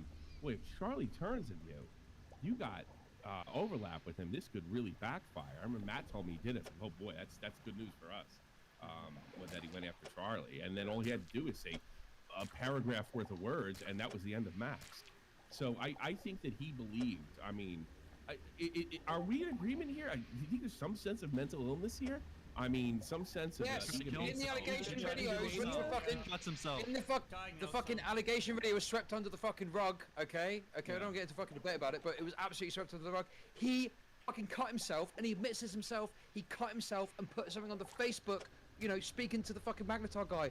You know, he was nuts. He's crazy. He's like got BPD or something, right? I'm not here to have a go at mentally ill people, but people with that level of mental illness do crazy schizo things, and I think that's evidenced by all of his actions. Sorry. Yeah, I mean, and the fact that he has so much drama with like people he's known in his real life, like before YouTube and stuff, is kind of indicative that like he's like just nutto with everybody, right? I would think. I mean, you know, the screws aren't all there. I think that's pretty fucking evident. Now, no one pushes forward this long without realizing and being socially aware of what's happening. I think, like, initially, yeah, you could say that, but I think now it's got to be something crazier. I just think the whole market of pedophilia is so tough to, like, cross, because it's like what Tommy said, like, years ago. It's like, dude, I think people are genuinely afraid of, like, crossing Max in this situation, because it's like, do I really want to deal with, like, a guy that has a platform and he can, like, mention pedophile allegations, and, like, he's got a pretty fervent community that can, like, you know, make my life more annoying. It's just there's a lot that goes into the situation. There is definitely fear, I would say. Well, plus how he responded to Tommy, dude. Like half the worry is like, all right, you call him out because his video isn't like that conclusive or compelling, and then he turns around and he does have everything correct, and then he just pushes that you're a pedophile. You know, like there's Yeah, just Bo a lot Blacks. of What risk did you to that. what did you think about Bo Blacks? That video about Tommy C. That. W. That Tommy C got owned. I saw it. I thought it was just like stupid, and I was like, I'm gonna like tweet out that it's awesome to push Tommy's buttons. In fairness, I knew that's what he. In fairness to Bovax, I think Bovax took actually more shit than he deserved over that, because we're always taking shots at each other. So he just uses it as an opportunity to get back. Yeah, at me. I really didn't like. Yeah, I didn't really think. Yeah, I laughed too, Tommy, when I rewatched it. I wasn't looking too deep into the situation. I just thought Yeah, I'm sure. Mama Max made like a parody of you, and I was like, lol. Like I like completely. In fairness, it was funny. I mean, I don't think anybody, including myself, is thinking like, "Well, this is poor. This is bad comedy." It was pretty good. No, There's no the doubt point about was it. funny, but the underlying tone is that you touch children and your own children. So it was like, what the fuck? I kind of Well, I can laugh at it because it's not true. That's all I mean. Like, what do I care? You know? Yeah. I kind of wish I didn't tweet it though, because seeing it like plastered on these videos, like front and center, I'm like. Well, you got yours, tweet, so like, I so would. retarded. So we're even, I guess. Maybe. Right. Well, Boblex, why wasn't there a Twitter versus Boblex? Yeah, for Twitter real. versus Boblax on what? I've been canceled so many times on Twitter for so many things. That's a fake Twitter account would be a good one. Throbbing horse cock, was it? Yeah, Twitter. Twitter versus fucking horse cock. That would have been great. Yeah. Oh my god. Oh man. All right, let's keep going. But yeah. Probably going to hold up in a courtroom and absolutely have this person with the Fed show up at their door tomorrow, you know? And I understand that evidence can be, a lot of people weigh evidence differently, like some people... Bro, you're even giving him an out here. It's like, you know, we weigh it a little differently, you know, you and I. Dude, I literally was like, yeah, Max, you clearly have no barometer for evidence. You have a lot of it. Look at a Discord screenshot. Some people look at a, Twitter DM or anything of that nature. I have a rule myself. I've always had this rule where unless I can fire up the server myself and pull the actual piece of data, I tend to believe that screenshots have a degree of doubt attached to them, right? Because of how easy things can be nowadays. Again, I bring this up every time now. I watched people fake video scrolling evidence of Snapchat DMs on Dream like 3 weeks ago. Anything is up for like we're in a world with AI now, dude. I don't know. I wouldn't want to cover shit like this anymore. I was busting Chud's balls about the Chugga Conroy foot fetish guy, and it's like, yeah, those messages. There's a long history there. It looks like it would be really difficult to fake all that stuff. But like, someone might do it, you know. All I saw about that was he was like really into fucking feet, but is there like any evidence of like pedophilia around that too? Like we joked about. Bro, I can't take this guy's fucking laugh anymore, bro. It didn't seem like super. Dude, he duper loves hyper, feet. It's like a foot fetish that people are. No. He He got accused of like other stuff. Yeah. So Look, current, he's not a current pedophile. Day, Okay. Current date's just like. He said, "You're my foot pedo fetish crush." He called a minor his pedo crush. Yeah. Oh, Yeah, dude, yeah, what the but- fuck? So current Yeah. day. Let me write a note into the podcast server. Yeah, current day he's getting exposed for being weird foot fetish stuff and DMs with adults. But back in 2009, when he was 19, he was texting his 15-year-old fangirl, calling her like his pedo crush and shit like that. So that's basically the situation. Yeah, the DMs are rancid. The DMs are Well, insane. look, Yeah. I don't want to listen. Their DMs look really bad. I don't want to fucking defend this guy hardcore. I'm not saying he did nothing wrong, but like the narrative about it was like this guy. What do you mean? Here we go, you fucking. Oh Chud Logic's a PDF defender. Okay, seriously. Okay. Oh my fucking god. Okay. Cool. So, Ladies and gentlemen, Chud Logic. Dude, Chud has kids too. Alright, that was I tell fun. you Don't what, do you're that. very close to something, okay? Bro, I'm gonna fucking lose in a minute. Okay, very simply, all I'm saying is this guy, okay, was getting called a pedophile groomer on the internet to an insane level. All I'm saying is, I don't think you need to take it to that level. You can criticize the behavior, point out what's wrong with it, but the idea that like 15 years ago he did this makes him some unredeemable pedophile that should be annihilated from society is crazy to me. That's all I've got to say about that. I agree. Like, But that's, yeah, I mean, I'm not excusing it, but that's just how the gaming community is. You know how, like, nutto they can be. You dealt with the super mega stuff too, right? So, yeah, but anyway. One more thing on that as well. You know, at the end of the day, Chugga Conroy's decided not to defend himself. So, you know, like, if you're not going to defend yourself, you're fucked. Like, you got to stand up and say something. Dude. Not anymore, he came out. That doesn't matter. Fucking get a message out from, you know, the psych ward. To be fair, I mean, FuzzyTube is out there fucking telling us from the psych ward. So. True, yes, exactly. So was Chugga Conroy chugging on that kid's... Okay. Topic for another day. Topic for another day. We're moving on! You guys used the term human trafficking, am I right? When it came to Camden's cult operation, right? Yes, he had attempted to try. Why did she have to think about that? Hold on. What was that pause? It means human trafficking. Am I right? When it came to Camden's cult operation, right? Yes, he had attempted to traffic me when I was living with him, and the reason that I went into foster care in the first place was because I physically fought back. If you did watch any of the podcast, Camden did try to kill me at one point. He was chasing me with this stone vase, trying to hit me with it, and in that Lorix? Yo. I don't want any jokes out of you. You in particular. I don't want any jokes out of you. I did. We're nice over here. Tried to kill me at one point. He was chasing me with this stone vase, trying to hit me with it. I feel like it's imperative for me to tell everyone right now, for disclosure's sake, that I actually like copy-pasted the transcript from that 5-hour video and threw it into ChatGPT, and it did not bring up the stone vase. So, you know. Dude, the stone vase.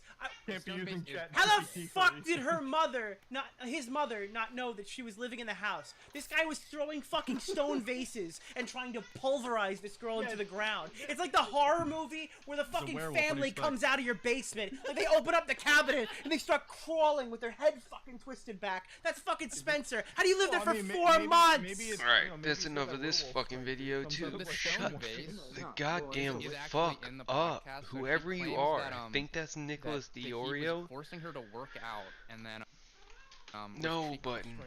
That's fucking Spencer. How do you live there for 4 months? Yeah, dude, that guy is fucking That's fucking Spencer. How unbelievable. do you live there for 4 annoying months? to listen to. Shut up.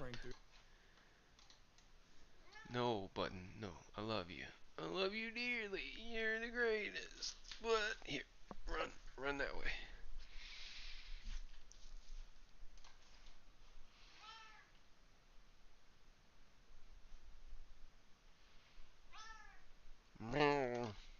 Yandere Dev is one of the most degenerate and controversial game developers in history. There are hundreds of videos about him on YouTube, including some that I've made, like my video, Yandere Dev is Embarrassing. But what a lot of you may not know is that Yandere Dev actually has a really degenerate past stretching back almost 15 years, and it's all been documented in a video by Jormy49.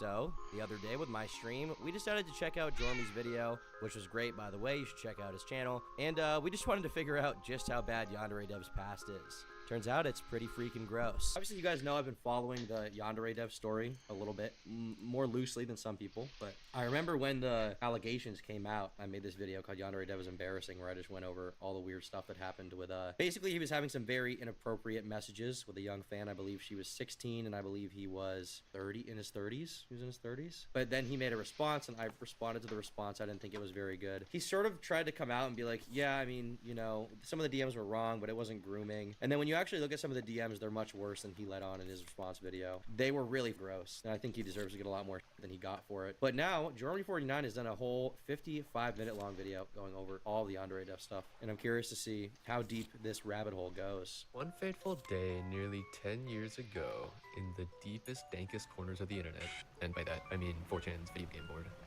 a post would be made asking if the board users would be interested in playing something the poster termed a, quote, yandere simulator, a game where you play as an anime girl so obsessed with her love interest, Senpai, that she goes on a quest in order to surreptitiously kill all of his potential girlfriends without revealing to him her psychopathic nature. We're only one sentence into the script, and I'm already getting flashbacks to my last video. This post, which initially seemed innocuous, would eventually trigger a series of events resulting in a never-ending whirlwind of false promises, cringe, and disgusting allegations, as well as lead directly to the unearthing of the creator's disgusting internet behavior going back more than a decade. So buckle up, Jormy 49ers, because we're about to go in deep, deeper than we've ever gone before, deep into a story absolutely chock full of the delicious and nutritious cringe, memes, and degeneracy the Jormy 49ers so love to gorge themselves on. This is the tale of the horrific and painfully slow decline of Alex Mann, the Yandere developer. But before we truly get into this video, it's time for a classic Jormy 49 disclaimer. As many of you may have noticed from what I said in that introduction, or from anything you may have seen online about Yandere Dev in the past few months, he's been accused of some very serious things, and some people may find descriptions of them disturbing. I won't be going in. I think we'll be just fine with those descriptions. 2 decades of unhinged and ridiculous behavior that led Alex Mann to become one of the internet's most notorious and controversial figures. Are you going on a date with Summer anytime soon? I'm never going on a date with Summer. I'm sorry. I'm sorry, guys. I'm sorry. I value my mental health just a little bit. Enough that I'm not going to do that. Ever dealt with people wanting to collab for clout? I have friends I want to collab with who are bigger but don't want them to feel like they're being used. Well, I mean, just if you're actually their friend, I feel like it shouldn't be that big of an issue. I mean, to an extent, you are using them a little bit if they're way more popular than you. Obviously, you might get something out of that, but yeah. I mean, if someone who's my genuine friend wants to collab, I probably won't have a problem doing it with them, even if it doesn't necessarily benefit me in the short term. I don't think there's anything wrong with that, but you know, obviously there are random people with like 1 subscriber who email me asking for a collab, and I just don't really respond to that. I don't know, just, you know, suss it out. Use your interpersonal communication skills. Big boy stuff, I know. Video on Matthew Fowler when? I don't even know who Matthew Fowler is. English convicted serial sex offender and blackmailer. From a period of time between 2009 and 2017, he coerces victims online into sending him degrading images of themselves or to committing crimes against a third person for assault. Jesus. Sounds like an interesting topic, actually. I've never even heard of this guy. Sadistic Matthew Fowler, jailed for 32 years. Let's go on the list. Good suggestion. Hopefully we can get that video monetized so we can make some money off of this person. Why'd you tone shift so hard about interviewing her? Well, I tried to get some basic answers out of her. I knew that if I was just confrontational, there wouldn't be much of a response. She would either cry and leave or just leave, and I didn't really want that to happen. What I tried to get out of it was some kind of answer where I acted polite and I would just get some, like, actually answers about whatever was going on. But it seems like I didn't get anything. I actually did a little cursory search for police reports regarding Sam Hyde or anything from her, because she claimed that something bad happened in the house or something. I couldn't find any police report regarding him, so I don't really know what's up with that. But yeah, you just can't get in there. You can't get in there. Obviously she's cute, but she could ruin your life, bro. Be careful. You gonna do any more deep dives into stand-up comics? Yeah, I probably will. She lied? Yeah, I mean, it seems she might have lied. I can't tell. I can't completely tell yet, but maybe there's something I'm missing somehow. Maybe Sam wasn't in the police report and it was someone else, but I tried to look and I couldn't find it. Couldn't find any police report in Providence or in Rhode Island for that fact, even closely like related at all. You know, I'm curious if her life's gonna get better or worse if she continues having more mental breakdowns and stuff. Probably do a video about it eventually, just going over all of it. But for now, it seems like she's leaving and chilling out. If you're wondering, Dev Cat Scratch wants adult dolls made of underage Nickelodeon characters, uses his tism as a crux, thinks the WWF is a terrorist organization and has made bomb threats to airlines. Sounds like a cool guy. Sounds like a really cool guy. Looking forward to the video, I guess, if I do it. The format of this video is something I debated for a while, simply because there's just so much to cover. What I ultimately decided is that I would chronicle the overall plotline of our lascivious villain's online life in chronological. Everybody tells me I look like this guy, dude. When each thing... Second video in a row we watched from Jormy where apparently I look like the guy. I mean, I look a little like him when I shave. Yes, I see it, but not that much, okay? Stop with the bullying. Stop with the bullying, okay? It's hurting my feelings. About him was discovered. This means I'll be starting long before Alex was... She should have never won on that show. She's insane. Yeah, obviously. ...known as Yandere Dev because, well, there was no Yandere to be the dev of. Because of this, though, I figured I would provide this background section to introduce the situation as a whole and tell you why you should even care about this crazy plotline more wacky than any Marvel villain's backstory. See, Yandere Simulator, the game Yandere Dev is obviously famous for, was at one point certainly one of the internet's most anticipated video game releases ever. I don't think I can overstate the hype this game had behind it, after it managed to worm its way into the mainstream. The demo build was played by YouTube golden boys like Markiplier, PewDiePie, and Jacksepticeye. There's a segment of a vid I did on my main channel about Gypsy Crusader. Thanks for the 5. It's Real-life criminals inspired by the Joker. I talk about him there. Whose young and impressionable fan bases immediately started chomping at the Alex Man bit for more. Just to put the YouTube cultural zeitgeist of this era more into perspective for you, my dear Jar My 49ers, this was the same year that Five Nights at Freddy's was released.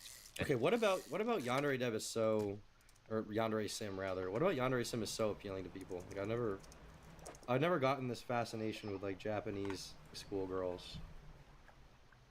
I've never really gotten why this is so good to people.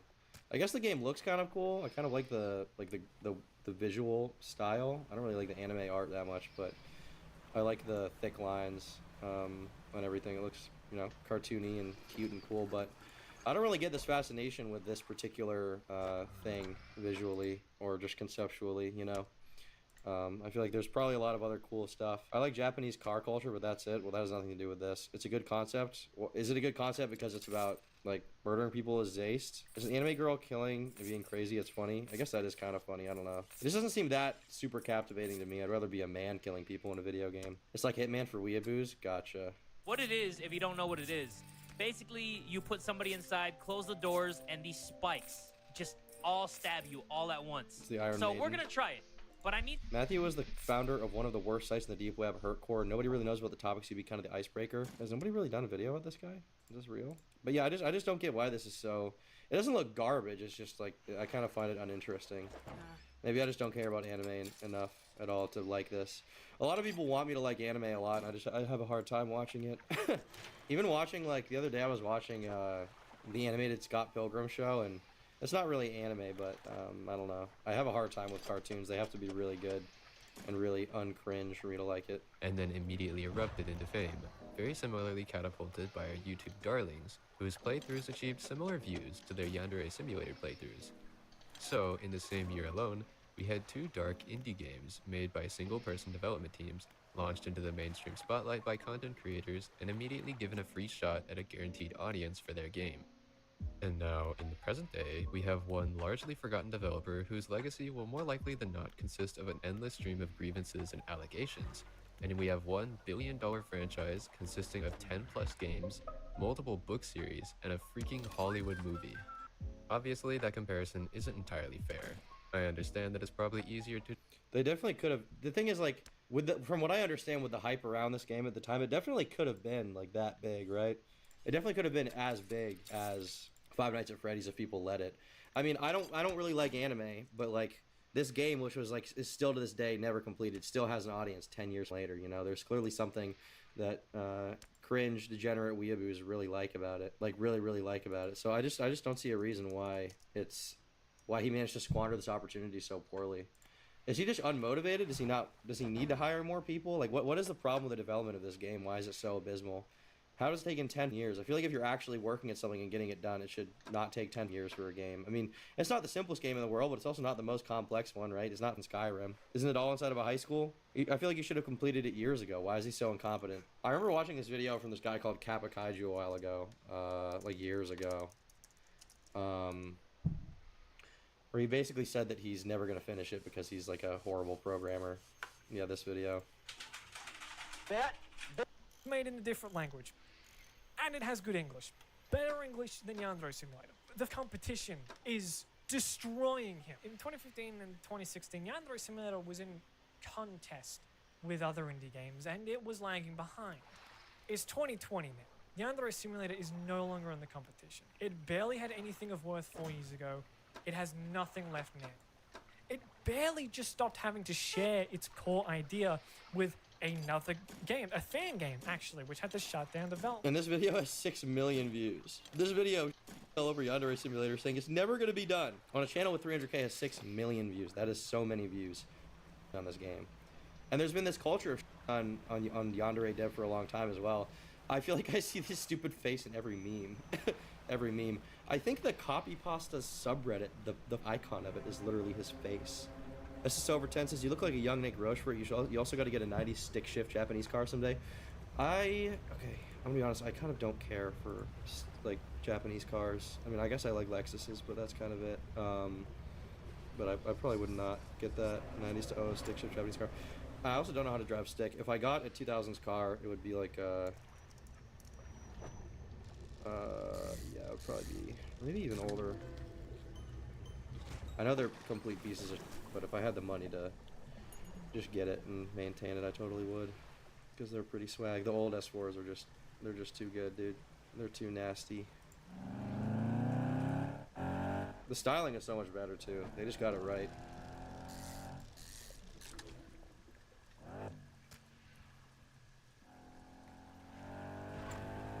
Yeah, I think this one is not 2005. This was B7, isn't that 2009 or something? But yeah, I like this car. But yeah, I don't know. I just probably wouldn't.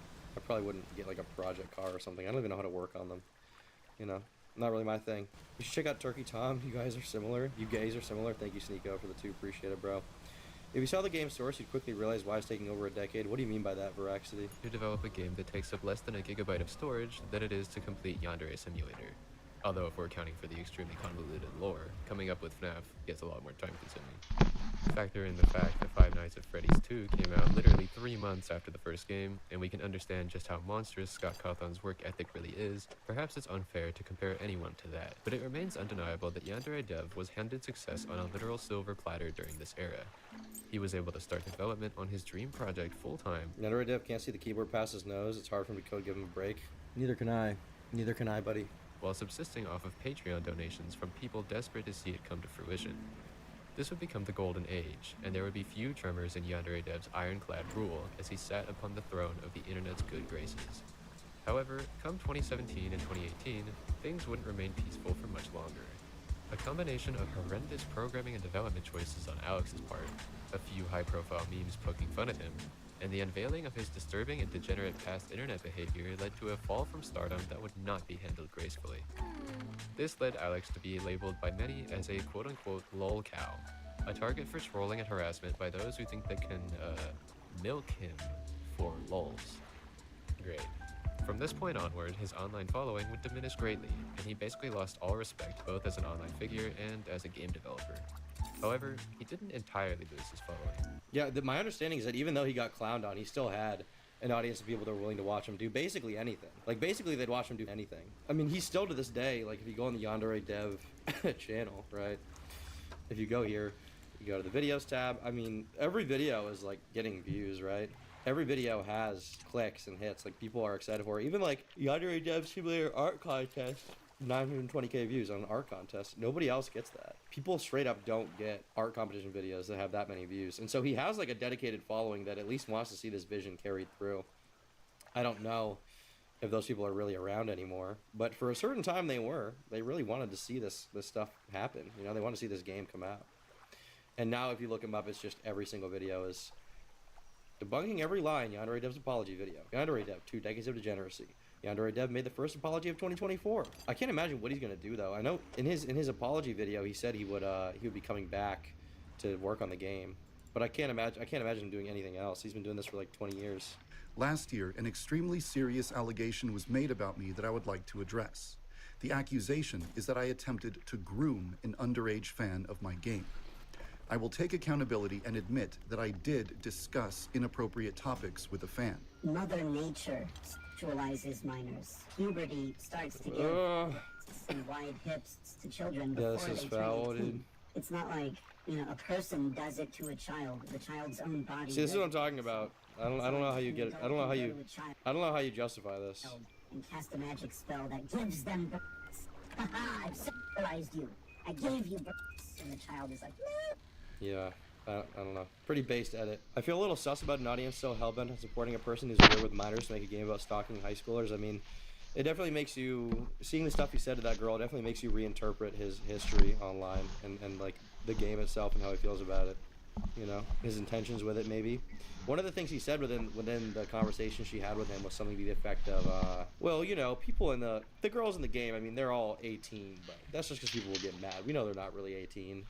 And that makes you wonder with that, and then the comment he made about sexualizing minors, and the other stuff he said to her, it makes you wonder what's going on in that guy's head a little bit. Minors are better than minors. Very true, Sneeko. Thank you. There still remain those who had come to care. Glad you're a fan, Sneeko. Love your stuff. Be able to publish something, anything, after so much development. And it was amidst this limbo, which went on for years, where he was constantly memed on and criticized online, that some truly ugly allegations would rear their head.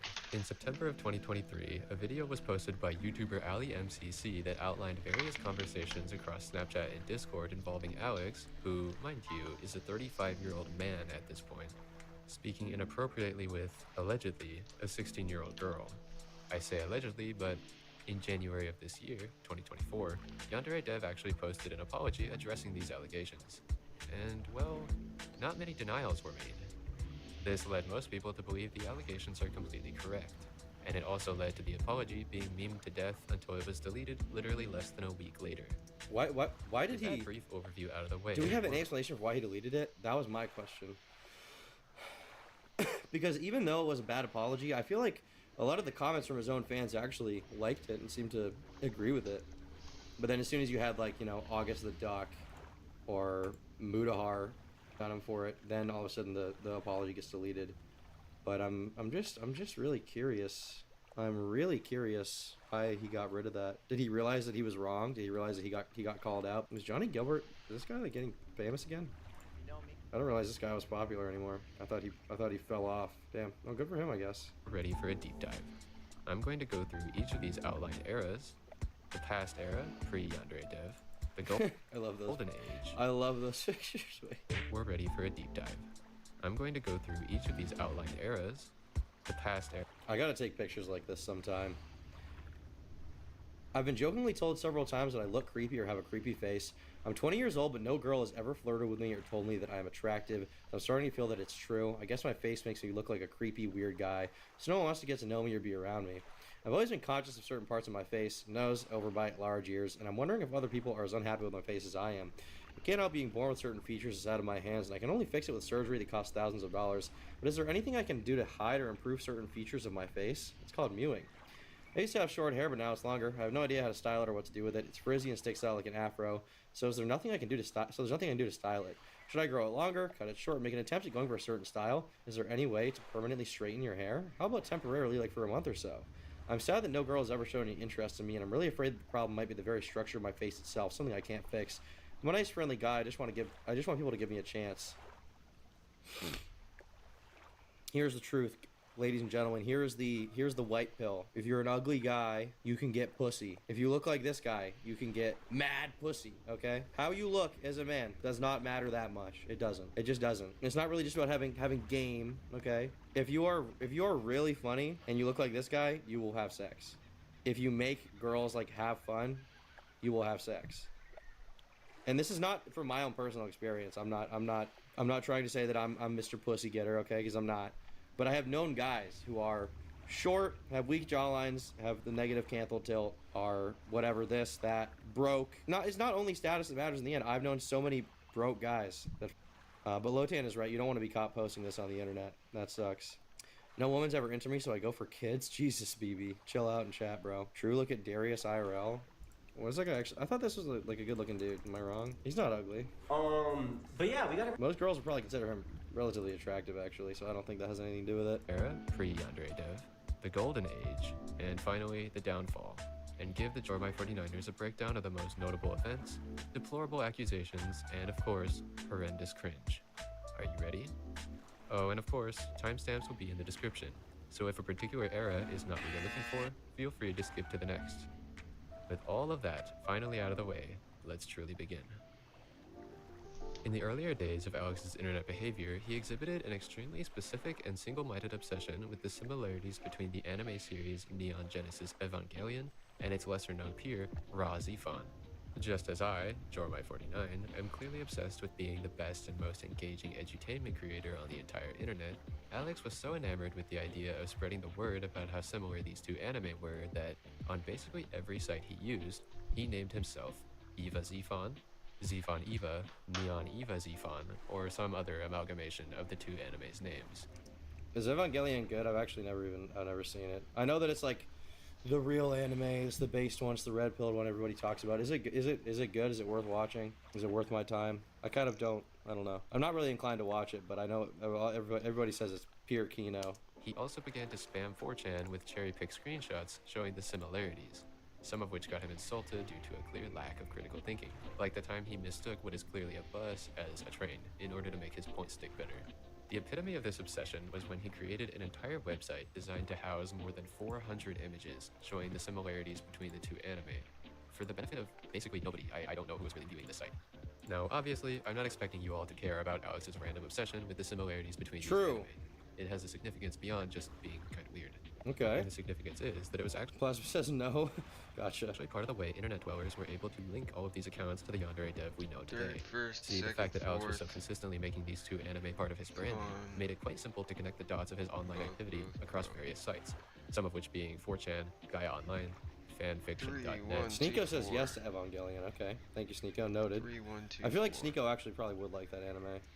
And most notably, Mogulus, which would later become Livestream.com, where he entered the burgeoning market of online live streaming. And it also helped us link all of this activity to him in the current day, because he still hasn't let this go. As if the heavens aligned to allow Alex the ability to spread this strange esoteric anime knowledge to the world, in 2018, years after he stopped using all these accounts, he was featured on the YouTube channel Did You Know Anime to narrate their episode on Razifan. And what do you know it, he spent a long time talking about how similar Razifan is to Evangelion. Well, I mean, that's one thing I can get him. He does have a good voice. He has a very good, he has a very good narration voice.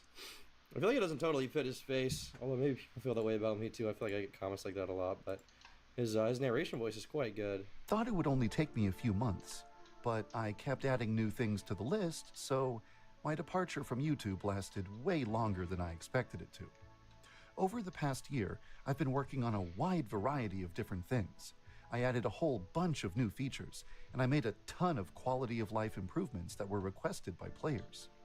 I replaced some old visuals, and I improved the game. Very good narration voice. He could have had a career as a voice actor or just a YouTube narrator, in my opinion. Imagine the nice reality where yandere dev, instead of being a freak, decided to or just a YouTube narrator, in my opinion. Very good. Requested by players. Features, and I made a ton of quality of life improvements that were requested by players. I replaced some old visuals, and I improved the game. Very good narration voice. He could have had a career as a voice actor or just a YouTube narrator, in my opinion. Imagine the nice reality where yandere dev, instead of being a freak, decided to simply become a YouTube video essayist like myself. Imagine the work we could have done together, the collabs. Oh my god. If nothing else, this guy is consistent. But I digress. So now, I've talked a lot about how we knew these accounts belonged to Alex. But what exactly happened that was significant enough that people today still care? I mean, the last time these accounts were truly active was pre-Yandere Simulator era, which was nearly 10 years ago now. Well, given the current status of Alex's reputation, and the intense scrutiny he's been facing for years now, it led people to scrutinize the entirety of his online behavior. And what they found, well, it was telling. The most significant of Alex's online activity occurred on the sites that I mentioned before. The forum site Gaia Online, where he chronicled his warped worldview and his extreme difficulties in getting a girlfriend. Fanfiction.net, where he uploaded some truly atrocious tales that would shake even the most die-hard Coffin of Andy and Laylee fan.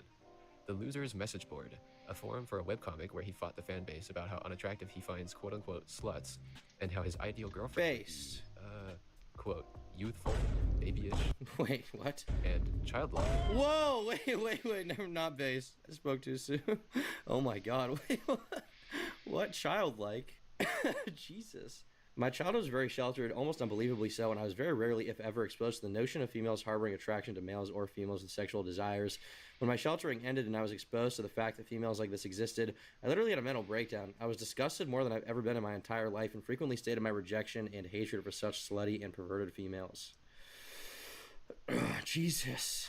Fan base about how unattractive he finds quote-unquote sluts, and how his ideal girlfriend would be, quote, youthful, babyish, feminine, innocent, naive, childlike, pure, uncomplicated, unsophisticated, trusting, charming, polite, pleasant, sweet, lovable, cute, cypheric, malleable. These qualities could be represented by anything from personality to cute speech patterns. I've always wanted a girl who makes me want to hug her and protect her and nurture her. I mean, some of this sounds nice, but I don't see why the childlike and naive and innocent stuff is needed. Like, why does it have to be that? When he says malleable, is it so he can mold her into his image, into his own image? I mean, having a girl who you want to hug and protect, I guess, is nice, but I don't know that he's protecting anyone, first of all, and I mean, secondly, why malleable?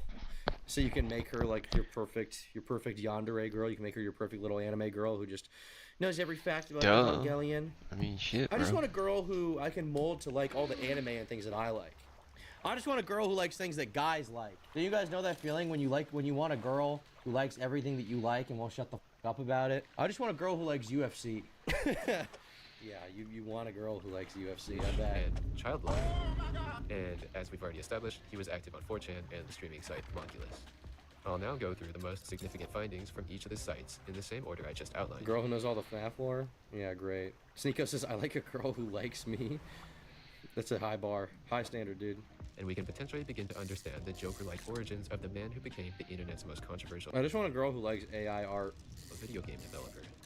Starting with Gaia Online, this site was most notable for hosting an extreme amount of cringe and down bad posts from Alex.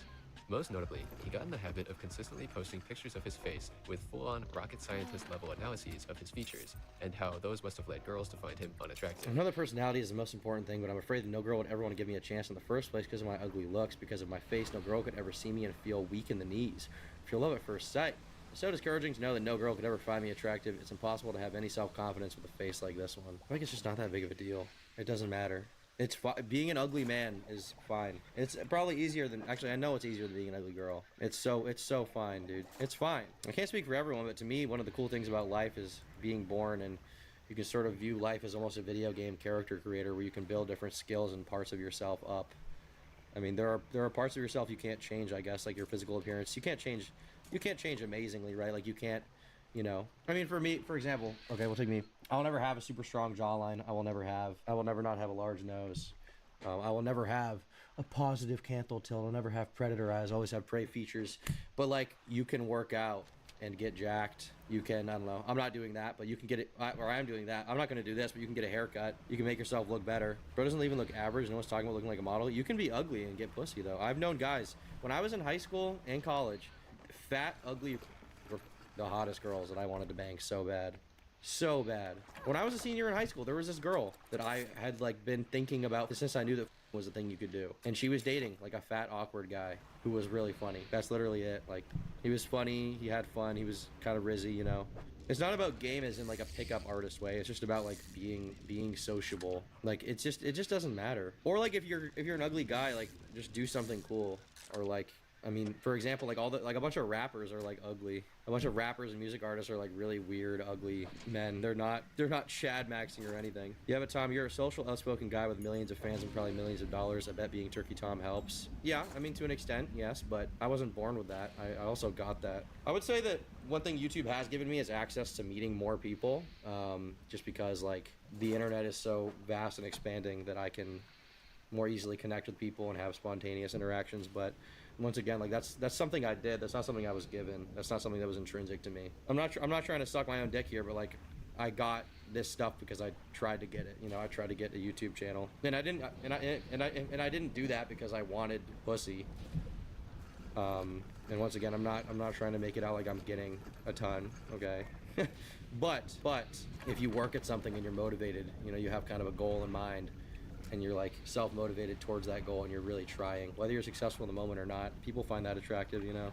It's being ugly and thinking the world owes you. I mean, if you're ugly, it feels bad to be ugly, but I think the first of all, he's not even that ugly. Like, he could be way worse looking. Ugly, but I think first of all, he's not even that ugly. Like, he could be way worse looking. And secondly, like, there are things you can do to change how you're perceived. There are definitely girls that would find someone that looks like him cute, believe it or not. Even just on physical appearance, there are definitely girls that find guys that look like that cute. It's not that tough. As no girl had ever Things are not so black-pilled. They're not. professed her love for him. He actually became somewhat infamous for this, with him introducing pictures of his face with prompts like, "I'm afraid I have a creepy facial structure," and "I have an ugly face and poor fashion sense," though he always makes sure to emphasize how nice and sweet he is as a person, to show that what he's really doing He's a is nice fishing guy. for compliments. Ultimately, this behavior was harmless. I mean, it was cringe and unnecessary, but harmless nonetheless. That is, until his desperation got the best of him, and he posted a photo of another user, thirsting over her, and saying how he, quote, would trade anything in the world. You did work hard, but being ugly and living with parents wouldn't help some guys. I'm not saying it helps, but maybe you should work to not live with your parents or something. That would help. Once again, like, this whole being ugly thing, like, if you're ugly, or if there's things about yourself you don't like, accept what you can't change what you can, move the on. The longer you ruminate on this, the worse your life will be. The chance to kiss a girl like that. And then she turned out to be a high schooler, while he himself was already a legal adult. Oh my god! This was only 2008, and he was already a full-grown man. he would have been either 19 or 20 years old at this point. Overall, this is once again effectively harmless, because there's no way to prove Alex knew how old this girl was, and honestly it's likely he didn't. But it's important to keep in mind going forward. On fanfiction.net, Alex continued his worrying behavior by posting disturbing tales such as "I am your slave" and "Life of a sex slave." These are some of his more infamous creations, so I'm sure anyone who has been following the drama for any period of time has heard of these. But trust me, don't try reading either of these. They are horrendous. Much worse than I expected, even given the names. Just to really decentivize anyone from going to find these, one of the tamest lines from The Life of a Sex Slave is, "I am a toy, and my owner plays with me every day." I would demonish some more and make some more jokes about the lines, but it's honestly really depressing, trust me. Moving on, Alex's behavior on the loser's message board continued multiple worrying trends exhibited in his previous conduct. However, the most notable difference here was that this was the first time he made an attempt to explain his odd remarks and warped worldview. In the aftermath of a large-scale argument with the site's resident posters about his intense dislike of, as he puts it, sluts, Alex explains to another user the reason his perspective is so different from everyone else's. According to him, he was extremely reserved and never had a normal high school or even middle school experience. As he puts it, quote, "Directly after elementary school, I was entered into an independent study program. It's a lot like homeschooling. I do all of my schoolwork at home, and once a week I turn the work in to a teacher at my program's local building. I never had a chance to experience junior high or high school. I never found out what the quote-unquote real world was really like. This is why, I wish the real world would stop assholing me. I watched countless box sets of anime and played through a countless number of video games. Me. Coupled with my only world experiences in elementary school, this did not paint a very good picture of what the world is like for me. I'm not going to say it myself, but if someone wants to comment average Redditor backstory, I will smack a like on them. Anyway, now with the added context that... I mean, what advice would you even give him here? Just like touch grass? I don't know. It's cool to enjoy media and enjoy things, but you gotta go outside now and then. Yeah, you just gotta go outside now and then. I mean, I'm a relatively terminally online person. I would say I give myself just enough time outside daily to not go completely crazy. But you gotta give yourself a little more than 1 minute a day. I recommend if you can, when you wake up, if you have time before work, try to experience some sun. Try to get a little vitamin D. Usually that helps me feel decent in the morning. That Alex was, honestly, basically raised on anime and video games, this next part makes a little more sense. Because, as I mentioned earlier, Alex tops off this already pretty horrendous and depressing anime villain origin story with a description of his ideal girlfriend. And let's just say, if you came here knowing the allegations he's faced, his descriptors won't necessarily surprise you. Obviously, I already mentioned adjectives like youthful, babyish, and childlike, but let's not forget naive, trusting, and malleable, all of which suggest a desire to have control over someone's thoughts and actions. Overall, Alex was ultimately harassed off the site, rightfully so, as his activity there culminated in a big meltdown in which he absolutely loses it and goes full Reddit scorched earth on the loser's fanbase. I'm so out of here. I've totally demolished all of you debate 1,000 times already. If I should choose to honor your Destiny pilled based. If I should choose to honor your stupid rambling by calling it debate, you're all idiots. You're nothing like anyone else I've ever known. None of you are a good asset to this planet or going anywhere in life. You all fail hard. I should have expected nothing less when I came back to a forum for punk cynical teenagers. Speaking of the comic itself, it's been dead for a long time now. I'm so through with all of you. There's not even a reason to continue typing. What's important is that I kicked your asses, and now I'm over this worthless hole of a forum.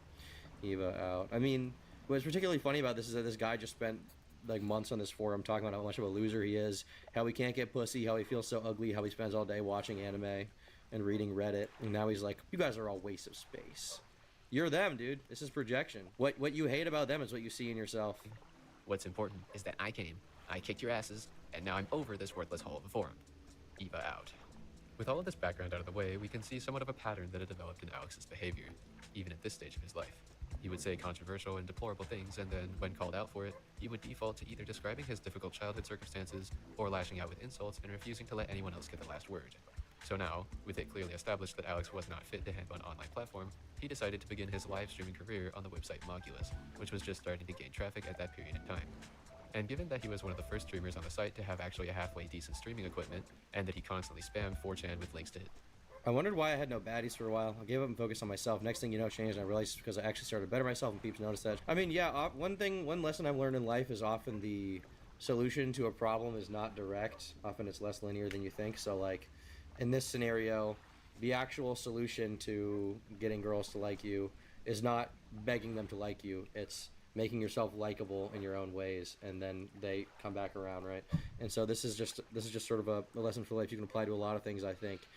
the path to success in one field is not necessarily super straight, direct, and it usually takes a long time. It's usually it takes a little bit of hard work, a little bit of pain, a little bit of suffering for your swag, but you will get there. Same thing with tests. If you have low tests, stop worrying about it. Just work on yourself and eat right. It will magically fix itself. No need for TRT if you're normal. I honestly don't really know. I don't really know anything about TRT. I don't feel that I have low tests though, so I'm probably never gonna get on it. Gobble gobble turkey time. Thanks for encouraging me to start being more consistent with working out. Working on my mom's basement right now while listening. Bass, buddy. Keep going. Don't stop. If you stop, I hate you. His stream, he actually managed to accrue somewhat of an audience. Now, honestly, most of the stuff he got up to while streaming was just more of the same behavior we've come to expect from our smack-talking, smut-writing bad boy. For example, one thing he was absolutely infamous for was flirting with every girl that joined the stream and banning any guy who talked to them in his chat. Base. He also became well known for his obsession Base possessive boyfriend. with the test size of certain Nintendo characters, to the point that he would throw a tantrum when Nintendo nerfed which is honestly unsurprising at this point. However, there was one Seems like a valid concern to me. may have happened on this stream, and it managed to alienate most of Alex's audience and cause them to go Sob, I am gonna play that game. It might be today, it might be tomorrow, but I am gonna play 5 Nights at Cobson's, yes. elsewhere for their live streaming fix. And this one is particularly disturbing. If you think you'll be triggered in any way by descriptions of improper relationships, then I would advise you to skip to the next chapter. We're almost there regardless. Yes, sir. But ultimately, what Alex is accused of doing allegedly is cultivating a relationship with a 14-year-old. This isn't a real video of him, right? This is like a deep fake AI type thing. Like this is like a picture they brought to life.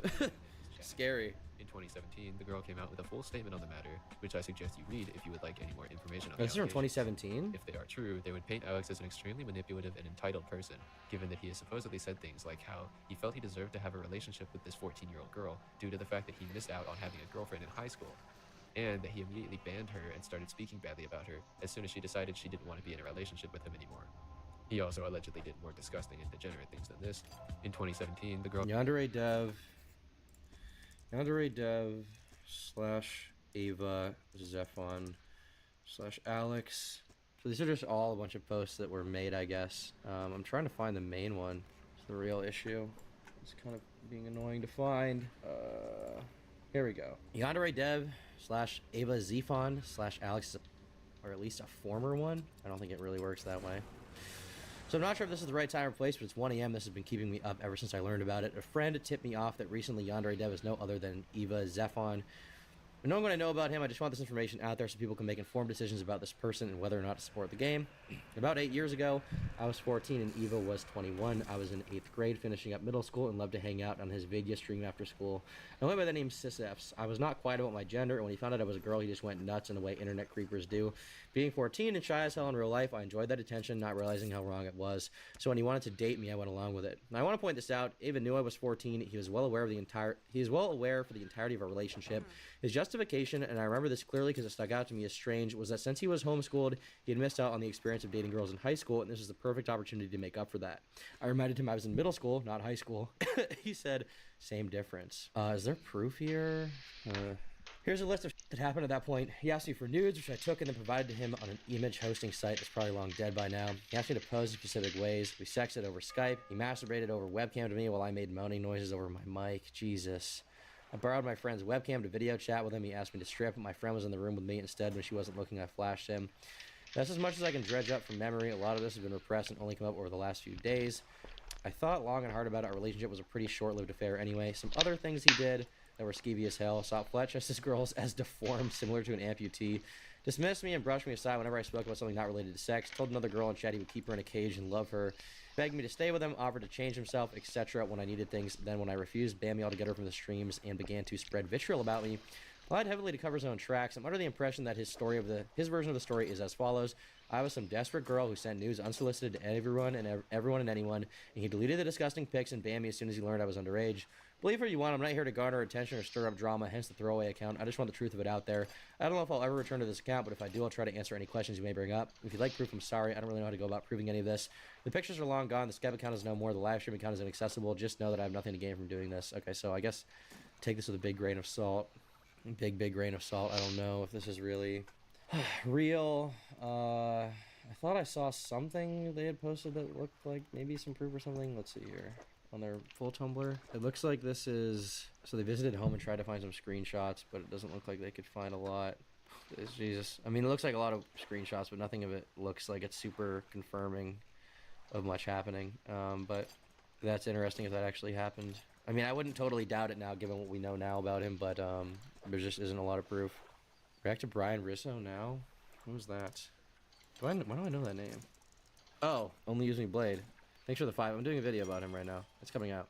Girl came out with a full statement on the matter, which I suggest you read. I mean, we can't know if this is real. I miss Tumblr. You shouldn't. I don't know if this is real, so we can't prove it's real or not. But you know, on this charge, we're gonna have to go innocent until proven guilty, I think. But it's interesting. He should have spent more time developing his muscles at the gym. True. If you're busy developing your muscles at the gym, you have less time to groom children. If you would like any more information on the allegations. If they are true, they would paint Alex as an extremely manipulative and entitled person, given that he has supposedly said things like how he felt he deserved to have a relationship with this 14-year-old girl due to the fact that he missed out on having a girlfriend in high school, and that he immediately banned her. That's such a twisted mindset. She decided she didn't want to be in a relationship with him anymore.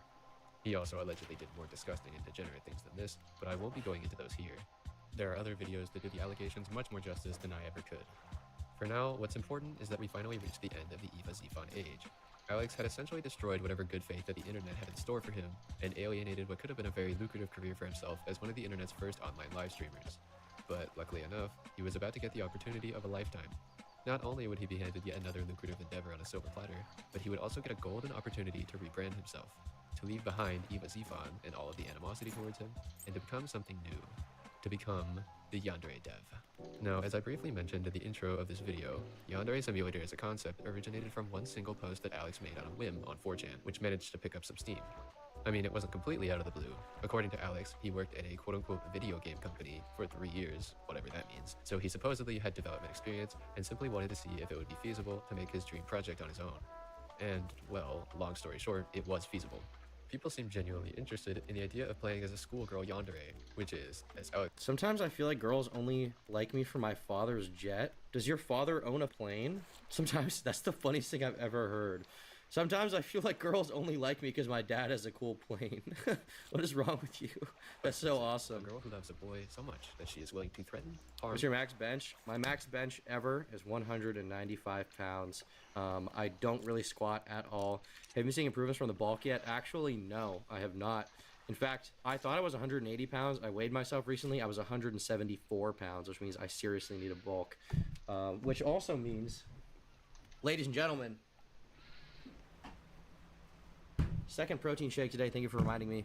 I just haven't been eating enough protein. I haven't. I need to have more. I think I need to be okay with carbs too. I think I need to start eating cereal and pasta again because I haven't really been doing that. I haven't been on the bread lifestyle. What's up, Wendigoon? But yeah, no, the bulk is not really happening. I need to eat way more. I lost too much weight. At my peak weight, I think I was 187, and my goal was to get down to 175 and go back up. But I lost a little more than I thought I would. 175 is your max weight. It's not. I've been 12 pounds heavier, but I want to get up to like 195 and then go back down. That's my goal. Or any other girl who seems interested in him, doing whatever it takes to worm their way into Senpai's arms, even if that means killing their competition. Of course, there were people who fought back against the concept, calling it creepy for a grown man to be developing a game where this is the premise. I'll leave the judgments up to the Jormai 49ers. But what is undeniable is that Yandere Simulator was a hit. Deb is L, no Wenches currently has scurvy. Especially starting in March of 2015, about a year after the project's inception, when PewDiePie uploaded his first playthrough of a demo version of the game. 10 million views, oh my god. That's so much. Sometimes I forget this was that popular. I forget it was that famous back in the day. My ball. Hey, look at my friends. Classic PewDiePie. Hey, it's my friends. How are you? Yes, we're friends. Best friends. Look, I like PewDiePie. I cannot stomach classic PewDiePie. I love everyone. I'm so happy. Hey, yo, selfie. Ah. Oh god. Oh god. What's going on? The voice is a little tough. Sarif, did I spawn a Titan? I was trying to learn the controls, and I think I spawned a Titan, didn't I? Were there Titans in this game? Is that normal? What? Floor mopping simulator 2015. Listen, PewDiePie is the GOAT, but classic PewDiePie Let's Plays, like everything, didn't age that well. Can't hold it against him too much, but, you know, different time. This was followed shortly by Jacksepticeye and Markiplier uploading their playthroughs, with Markiplier's in particular going absolutely viral, even sprouting a few channel memes like Boobs Mackenzie. It was at this point that Alex, who was now going by Yandere Dev, was reassured that this was a worthwhile idea. He established a website specifically for posting updates on the game's progress. He made multiple YouTube channels for the same purpose. And in 2016, he opened a Patreon so he could continue developing the game full-time without worrying about needing to do other work in order to make money. Although, what those Patreon funds went to has been called into question. Like the time he apparently used Patreon money to buy a sex doll and literally left a review on the sex doll site using his official email. Are you kidding me? What does he appeal to a sex doll? Wouldn't you rather just masturbate? Isn't it kind of creepy to f something made of silicone? I feel like that's kind of horrifying. But let's ignore it. Go back to when all was well in the Yandere Kingdom. Because obviously, this is not where the story ended. If the Draw My 49ers have learned anything, it's that a sudden explosion of visibility almost always spells disaster. And this was certainly the case for the newly dubbed Yandere dev. This is the thing, people blow up, they just don't know how to deal with it. They just don't know they don't know how to deal with the rush a little bit, you know?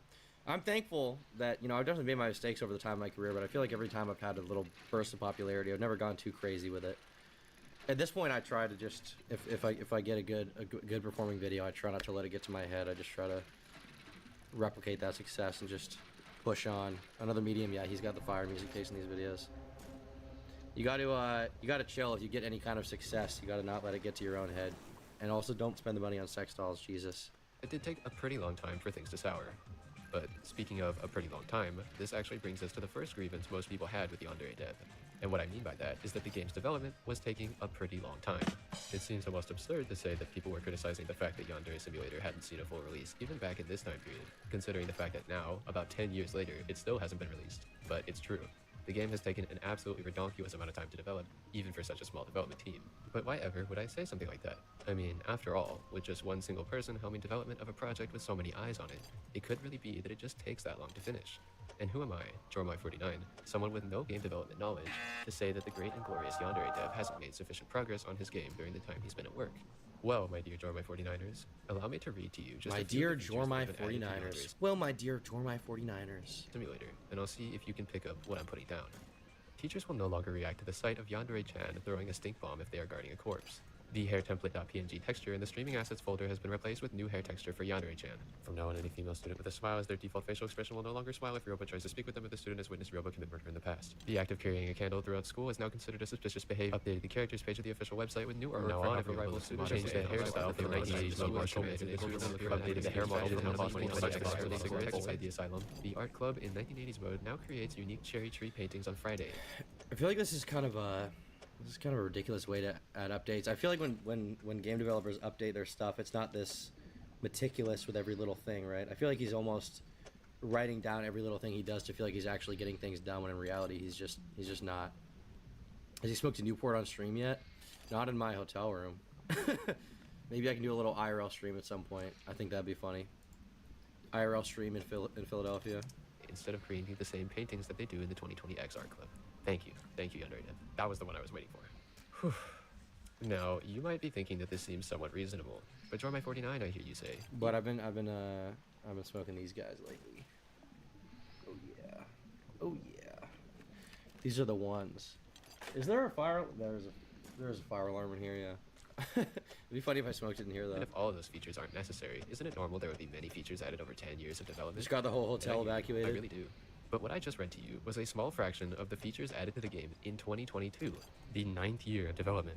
Look at the scroll bar on this page, which is dedicated entirely to cataloging the updates that occurred in 2022 alone. It would take me literal hours upon hours to read them out loud. So yeah, it wasn't really the development of the original project was taking such a long time. It was that Yandere dev just couldn't resist adding more and more features, to the point that the current demo barely even resembles the original build played by our favorite horror game connoisseurs back in 2015. Honestly, even if I was a super fan of this game, I think I still would have jumped ship as soon as Alex started talking about developing 1980s mode when the original game wasn't even finished, but I digress. Eventually, it got to the point where people were convinced Alex was doing his utmost to make sure the game wasn't going Just no focus at all. Just completely obsessed with little minute progress points and coasting off of whatever fame and money he had. Does smoking kill gains? No, but if you smoke a lot, your lung capacity will be lower, and you'll probably be able to, breathe less, which will make you, lift less weight, lift weight less good. In short, so there can be bad things about it for sure. Going to be released. In March of 2017, a video game publisher called TinyBuild entered a partnership with Yandere Dev in which they agreed to help him polish, promote, and publish the game. However, by 2018, it was revealed that the agreement had been abolished for some time due to creative differences between Alex and the company. These would ultimately come down to his insistence on adding hundreds of unnecessary features, which we've already been over. There was also a significant drama surrounding the termination of the agreement between TinyBuild and Yandere Dev, including that he supposedly finessed them out of $31,000 somehow. Damn, I don't really know too much about it, and I won't be going deeper into it. There's a lot of legalese, and I don't feel equipped to handle it. But now, let's get back to discussing how the agreement between TinyBuild and Alex came to an end. One notable thing that irked TinyBuild was Alex's refusal to allow anyone to rewrite his code. This is significant because it leads us into two more grievances the game's followers had with Yandere Dev. Like a twisted 2-for-1 deal, this deal falling apart is a great demonstration of both Yandere Dev's atrocious programming skills and his complete inability to take any kind of criticism, constructive or not. Let's start with the first one. Over the years, If I was him, I infamous. probably would have just sold the IP a long time ago and just had some other company finish it up with my oversight. You know, because I mean, there's clearly money in the game. There's money that people want to pump into it. There's a fan base for it. It can be successful, but he's just not the person to do it. He's not a good developer. He had kind of a cool idea, I guess. You know, people thought it was a cool idea at the time. At the right time, the audience was there, but for whatever reason, he couldn't manage to get it together and just actually work on the thing he's supposed to be making. I never understand this. You have such a great opportunity and you waste it. What is wrong with you? Just sit down and do the work. Get it the fuck out. Absolutely terrible at programming. This has been addressed in countless forum posts and long-form YouTube videos over the years, but basically he heavily over-relies on if-else statements, which are extremely inefficient and cripple the loading time of the game. He is also notorious for importing models to the game that are way, way, way bigger than they need to be. The best way of demonstrating this to you is to show you the largest file that Yandere Simulator needs to load when you attempt to load in. It's bigger than an entire room, it's bigger than every character model in the game, it's the model that haunts your processor's nightmares. It's a toothbrush. Yeah, so apparently Yandere Dev decided to add an extremely high-resolution toothbrush model that was originally intended for That's so funny. Close-ups or something. That's actually and really it became a base. symbol to the community of just how doo-doo his programming skills are, because this toothbrush alone has caused many a game 5,000 polygon toothbrush. That's so strange to me though, because the game's graphics are, I mean, they're like cartoony. So I feel like you could just use a lot of really simple models instead of doing that. It seems completely silly to me. Silly billy behavior. Next, we can get into another one of Alex's flaws that has led him to be memed into oblivion and even to be labeled as a lolcow, that being his complete inability to take criticism. Demonstrations of this can... That is the lolcow trait. Not being able to take criticism and having no self-awareness, which are, I mean, kind of intrinsically tied to each other. That is what really makes someone... That is what really makes someone a lolcow. It seems like he was making a fetish game and got bullied into making it legitimate. I think it had fetishistic aspects to him. Like, he definitely likes the high school girl stuff, and he definitely is kind of attracted to this idea, I think, of like a crazy murderous woman. But I also think he did want to make it an actual game, in his mind at least. I think he just didn't have the follow through and the work ethic to actually do it and get it done, or the, you know, talent or skill. I don't know that he was formally trained in anything either. In range anywhere from him calling someone who this could have been an asset flip game, people would have eaten it up. I mean, look at, like, Pal World is cool, but you look at this game, I think they did make the models on their own, but I mean, it basically looks like an asset flipped game, right? Am I wrong here? Look at this. Like, none of the models are even like the same art style. The characters look really generic and boring, and people love this just because of the idea of Pokemon with guns, you know? And in practice, when you play it, it's not that much like Pokemon, but it's good marketing. It's a good marketing tactic to have it sold as that, and people just like it. It just works, you know? You don't have to have a super original, you know, game to work. You just don't. It just has to be fun. That's literally it. Asmongold made a good point about this, actually, on Twitter, which I defend a lot of his takes, and I recorded a video the other day defending an Asmongold take that I think was pretty based, where he said the success of Pal World proves the only thing customers actually care about is a good game. AI, slavery, bestiality, copyright infringement is a video game. These are pretend problems people don't actually care about. Make good game equals people buy game. Simple. And I would agree with that. Yeah, asset flip probably gonna be useful. Appreciate his design choices, either a quote young child or mentally handicapped, classy, to him instantly banning anyone who posts a meme about fumbling the bag seems consistent with Predators, like how EDP had 0 savings. I mean, that's true. I mean, a lot of these people are very self-destructive, not very forward-thinking. But there is one man that didn't throw it all away. One man who did Money Max. One man who never gave it up. Invoking your Fifth Amendment rights to each of these questions because you know one man who stood for what he believed. Feel that it will result in you being prosecuted for these crimes. Isn't that right? One man who didn't kneel for anyone. That the Fifth Amendment right is there. He swung the sword.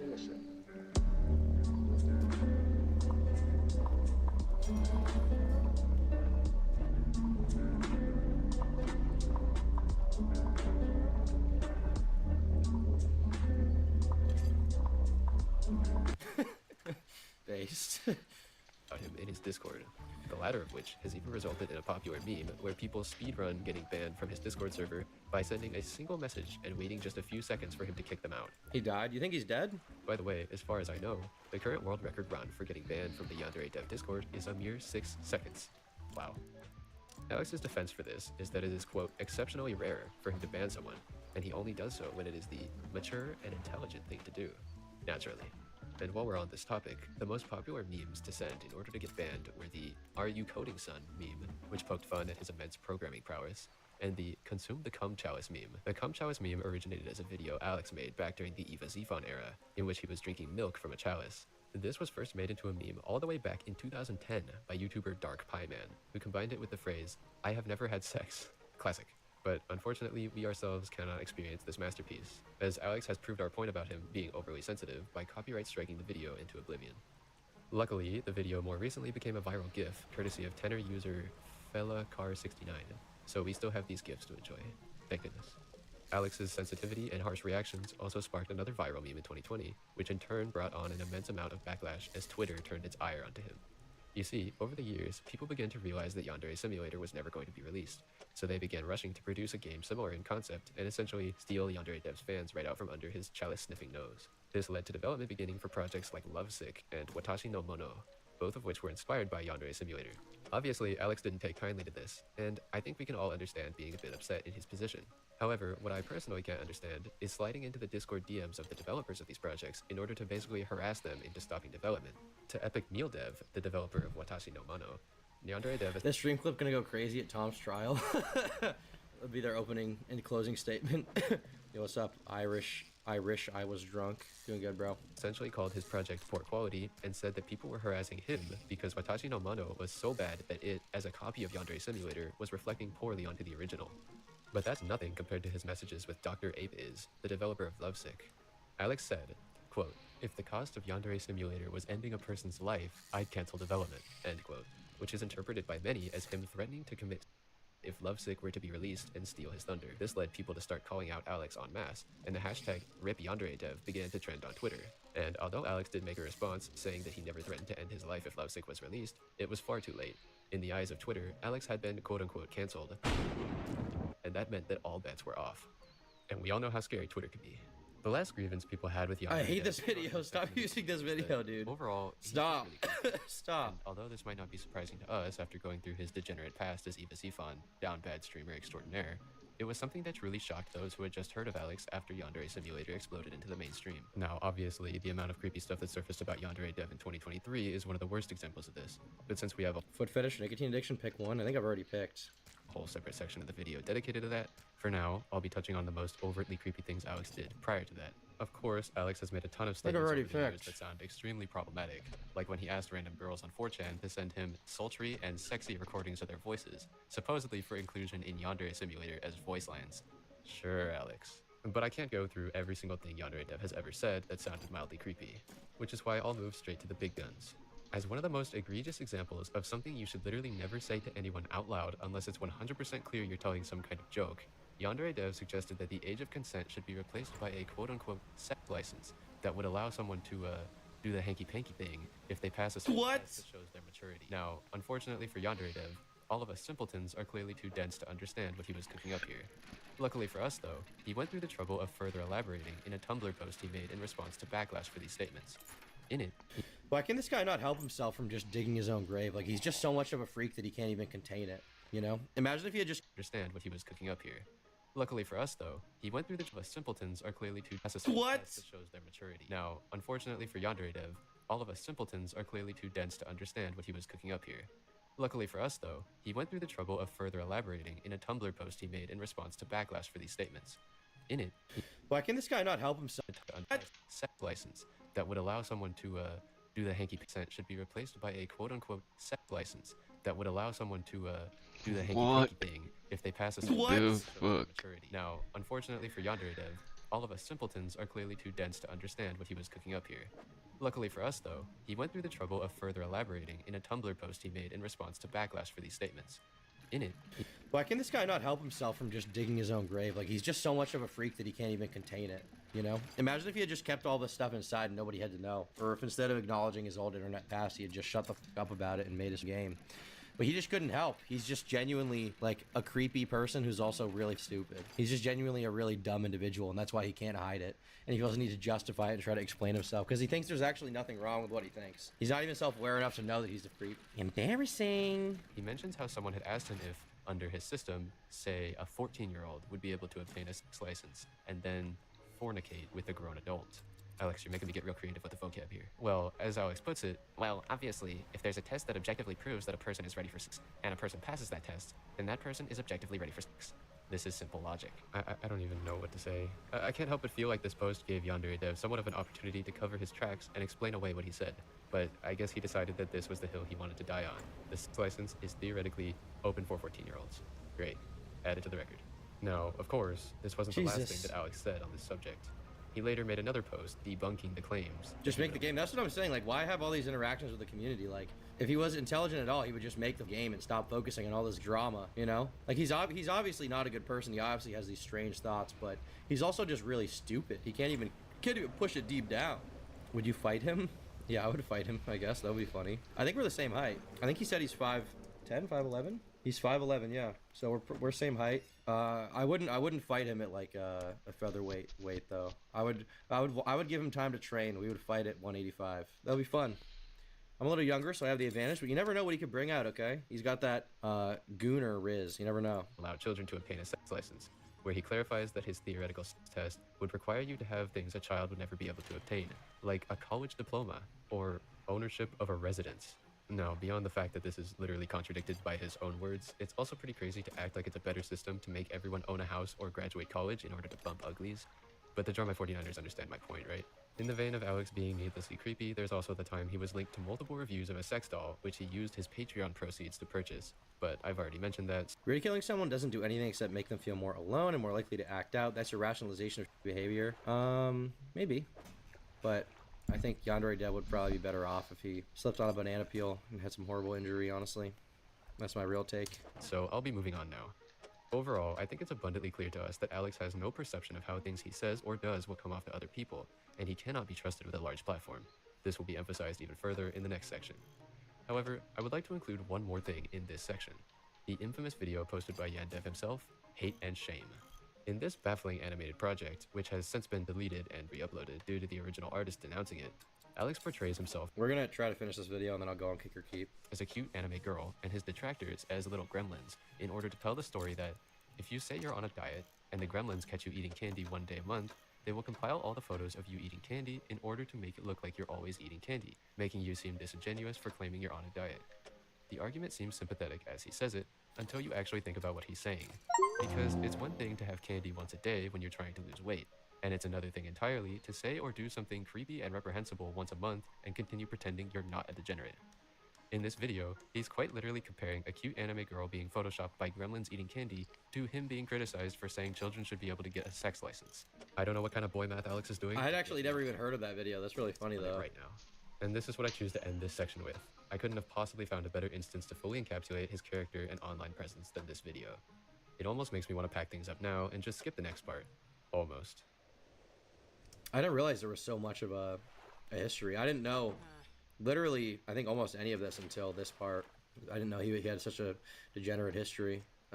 Obviously, this next part will be a lot of repeat for us who've been following the story, but it'll be good to get a recap anyway. Maybe he'll bring up some details we haven't seen. Overall, it's safe to say that everything which occurred from 2014 to 2023 coalesced in a very worrying look for both the Yandere Simulator and its developer as a whole. Furthermore, it had now been years since the hype surrounding the simulator had fully died. PewDiePie had since died on some bridge in PUBG. Markiplier, I think, started baking at some point. I'm just kidding. Follow Just Insane on Instagram. One thing they weren't doing, though, was playing the same demo for a game which still hadn't seen a proper release in nearly 10 years, and for which development seemed to have no end in sight, especially not one with such a problematic developer. But the problems were really only just beginning, because despite everything, Yandere Dev still had things to lose. He was still obtaining that juicy Patreon money, and there were still people collaborating. How much was he making a month? Hold on. Problems were really only just beginning, because despite everything, Yandere Dev still had things to lose. He was still— how does he have 7,000 members and only $1,500 a month? That's not obtaining that juicy Patreon money. I thought he would have been like rich by now, considering the hype behind the game. There were still people collaborating with him. I thought he actually had a bunch of money. A reality. But that was quickly about to change. Because if you've heard about Yandere Dev recently, Kind of confused. you likely know by now that there really aren't many people still willing to associate Yandere Dev on LolCow Live. I don't think that's gonna happen. I'm Yandere Dev. Thanks for the dono, buddy. with him.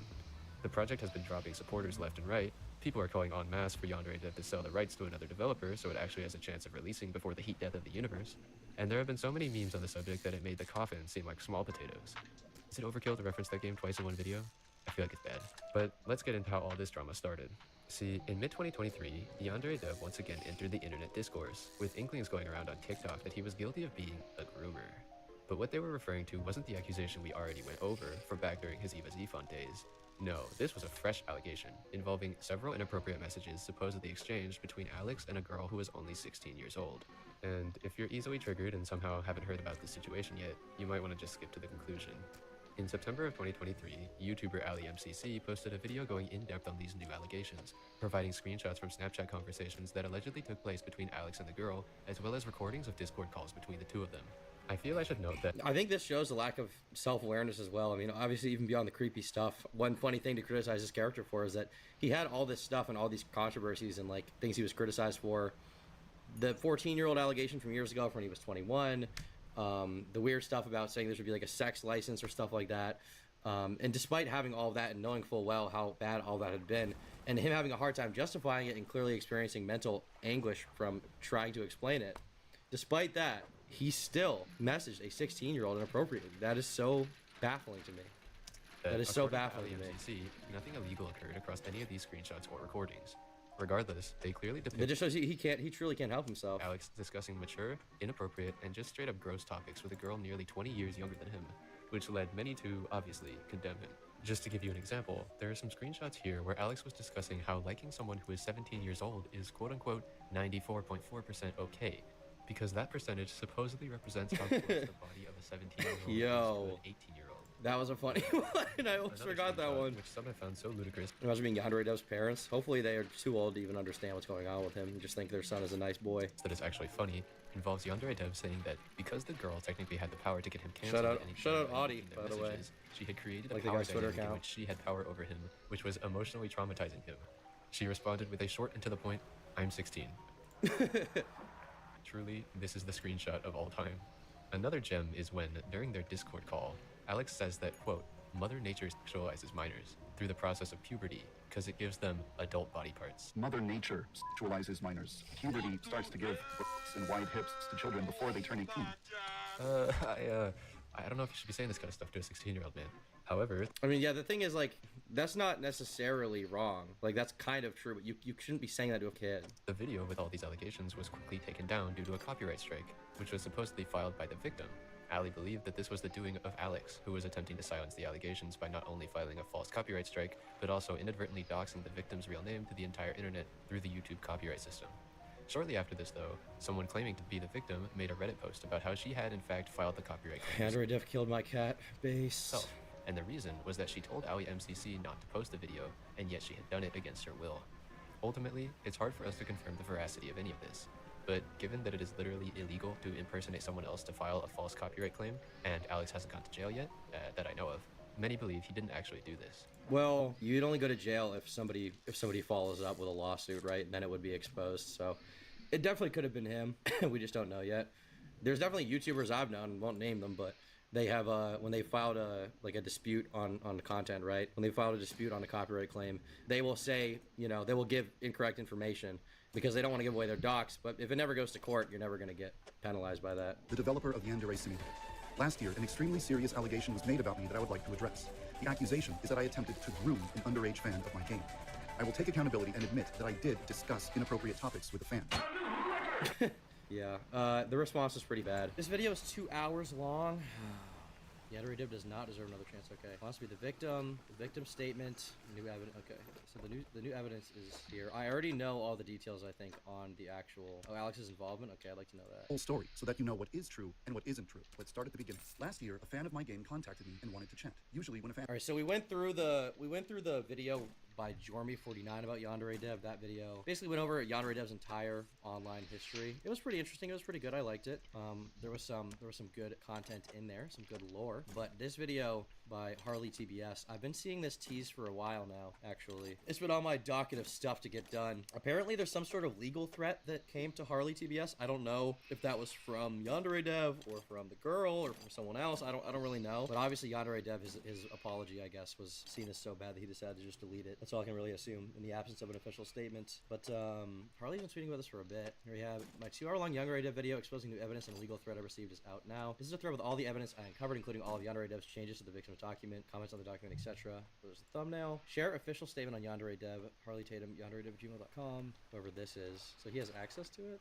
Official statement from Yandere Dev, official statement on Yandere Dev. Oh, so, are they saying that he changed various parts of it? So he did, the implication here, I think, would be that he wrote the blue parts, basically. You can tell I made things spicy, which obviously puts onus on her, which apparently he wrote. We had some casual conversation until the first weird interaction. This, once again, front loads it as being innocent. Pervy sense of humor, basically writes it off as just a creepy, kind of weird thing rather than like grooming or anything like that. So once again, passing off responsibility. Her goal for the video was exposing him trying to diddle a minor. Yikes, glad he didn't. So this is to basically front load sort of a bad intention on Ali MC of clout chasing, something to that effect. My goal was to prevent any future victims if he was truly a P-word, which I think she also partly wanted to do, but she was on the Alex hate train, which caused her to be a little pushy and manipulative, and it seemed more personal than protective. During the process, I started to feel a real emotional connection with him, major crush, and I started to purposely get reactions out of him for his attention. When nothing illegal happened, I was aware of his social vulnerabilities and took advantage of these for my own gain. He wrote that.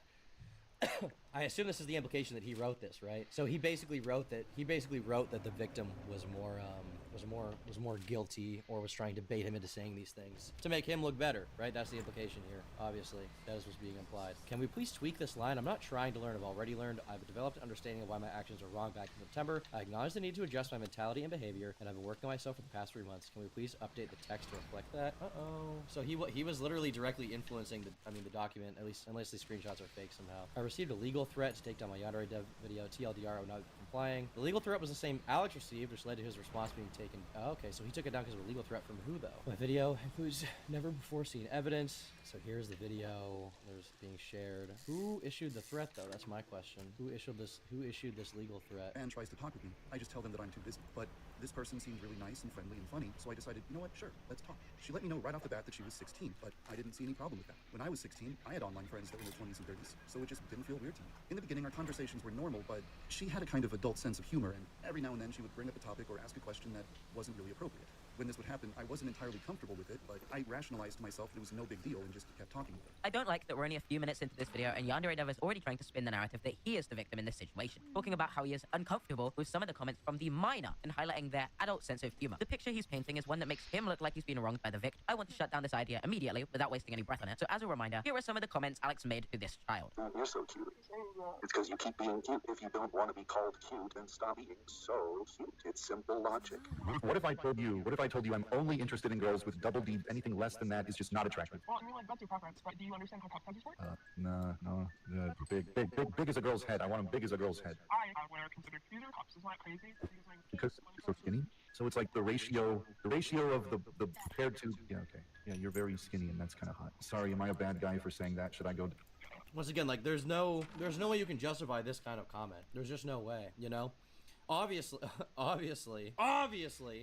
there's a difference between grooming and not grooming, okay? Like, some way, somehow, maybe you could take some of the comments and be like, oh, they're just weird jokes. But with stuff like this, like, what is the joke here? This is just him talking to a kid and saying that he thinks they're sexy. And pair that with the age of consent conversations and him talking about how if he had sex with a 17-year-old, then it would only be 90% wrong or whatever. I mean, obviously, you can't justify this.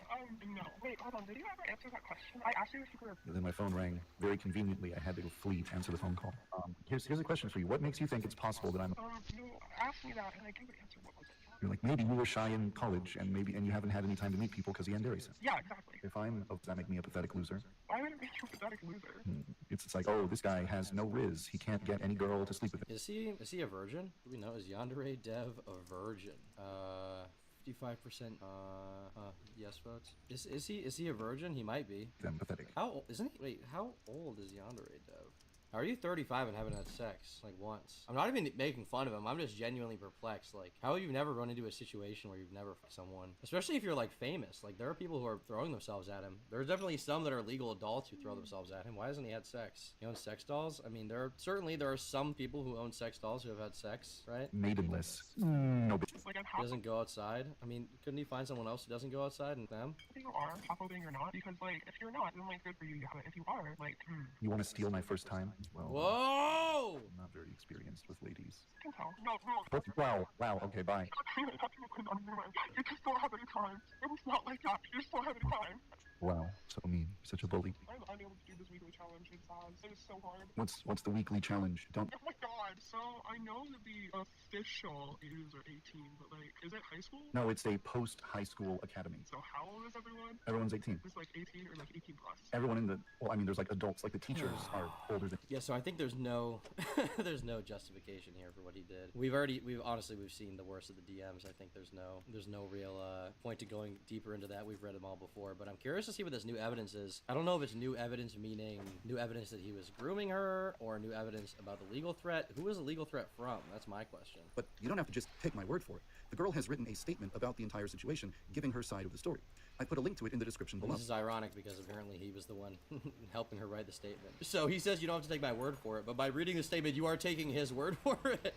Okay, Alex, let's talk about the victim's statement. But first, I would like to bring up a rather inconvenient piece of information for you. This statement is not the victim's statement, and you know that. You see, what Alex doesn't mention in this video is that he had a strong hand in the creation of this document. The victim was involved and wrote parts of this document, but Alex then went over the entire document and told them to change any statements he felt made him look bad. And with it in mind that Alex was heavily involved with this document and pressuring the victim to make it something PR appropriate for him, I would argue almost every statement in this document is now void. I will be leaving screenshots of the victim's original statement before Yanderedev made any edits, and a copy of every change he made to this document on my Twitter, but I'd like to highlight some of the most egregious changes right here. I am Jane, or Jelly Squish, or Jelly Ann, or Yandev's victim. This is my statement on everything that happened with Alex, aka Yanderedev. I was a fan of Yandere Simulator for a good chunk of my childhood, as were many others. I love iHas. Thank you, Jen. Appreciate it. Cupquake, Markiplier, Loom, our favorite highlighter, the whole crew. Because of how much I love the game, I wanted to reach out to the creator via email. I sent to avoid ever mentioning this specific name. I don't want to resurrect ancient dead drama or comments and that it wasn't a fake account. So I suppose all those Yandere Simulator videos I made in the past have come back to benefit me, because the connections I have allowed me to get access to this document, and so I can prove definitively that this was Yanderedev as his email address is attached. Back on topic, he's trying to get the victim to reframe the narrative, to make them the malicious party and be more charitable to... Right, yeah, I mean, he's basically just rewriting it to make it look like she was pressuring him and he's somehow a victim of her advances, when in reality, obviously he's a 35-year-old man. He's the one who has to know better. Does he not talk about the legal complaint? Legal. Here we go. Legal threats. Hey, I have an update for you. Originally, I planned to end the video at this point and move on to another subject. But then, I received a legal threat from a third party involved in this situation, with a request to remove all coverage of the situation from my channel. You may have noticed that Alex took down his video too. This is why. I think it's obvious at this point, though, that I won't be complying with these takedown requests. I'd like to explain why. 1. All of my videos are protected by fair use law. 2. I only discuss factual evidence or provide a disclaimer where necessary that information discussed is alleged. And 3. All information included within my videos is either already public or I have direct consent to publicize it. However, you may have noticed at this point that I've removed my past 2 videos on this subject. That's because, although I know my content is compliant with YouTube's terms of service and the law, YouTube will comply with any takedown request, and I don't wish to risk receiving 3 strikes and losing my channel on a bet that YouTube won't completely f me over. For that reason, I've decided to include both of the 2 videos I've taken down from my channel within this video, so that if you haven't seen them until now, want an archive of them, or want to know... The thing is, they won't comply with any takedown requests. If you expose personal information like emails, I mean, PEI, personally identifiable, PIE? Is it PIE? Personally identifiable? Whatever it is, right? If you include, like, an address or an email address or stuff like that, that will get, the video taken down, but I don't think they'll take down literally any video, just because I get privacy complaints once in a while on videos, and I don't show anyone's email, so I usually ignore it and then nothing happens, right? One time I did get, when I don't think I did anything wrong, but that was years ago. Typically, when I get privacy complaints, I ignore it, and YouTube, when they review it, they see that there's nothing weird going on. Like, I'm not doxing anyone or anything like that, so they're not going to just take down the video. What was said, that it's all still accessible. I believe in getting the information out there and not giving Alex wiggle room to get away with this, which means I want the entire uncomfortable truth out there, even if it means this video is longer than originally intended. That said, I'll let a not-so-sleepy version of myself from the past take over. You know, I have this strange feeling that somehow I've stepped 2 years back into the past. I never thought I was going to make another video about Yandere Simulator, Yanderedev, or anything even loosely related to this situation ever again. When I was getting my start as a commentator, I milked this situation dry. I made videos daily about it. I am still to this day embarrassed by the kind of content I put out back then. I milked this situation like the milk was made of diamonds and diamonds in this analogy taste really good. And then I grew up.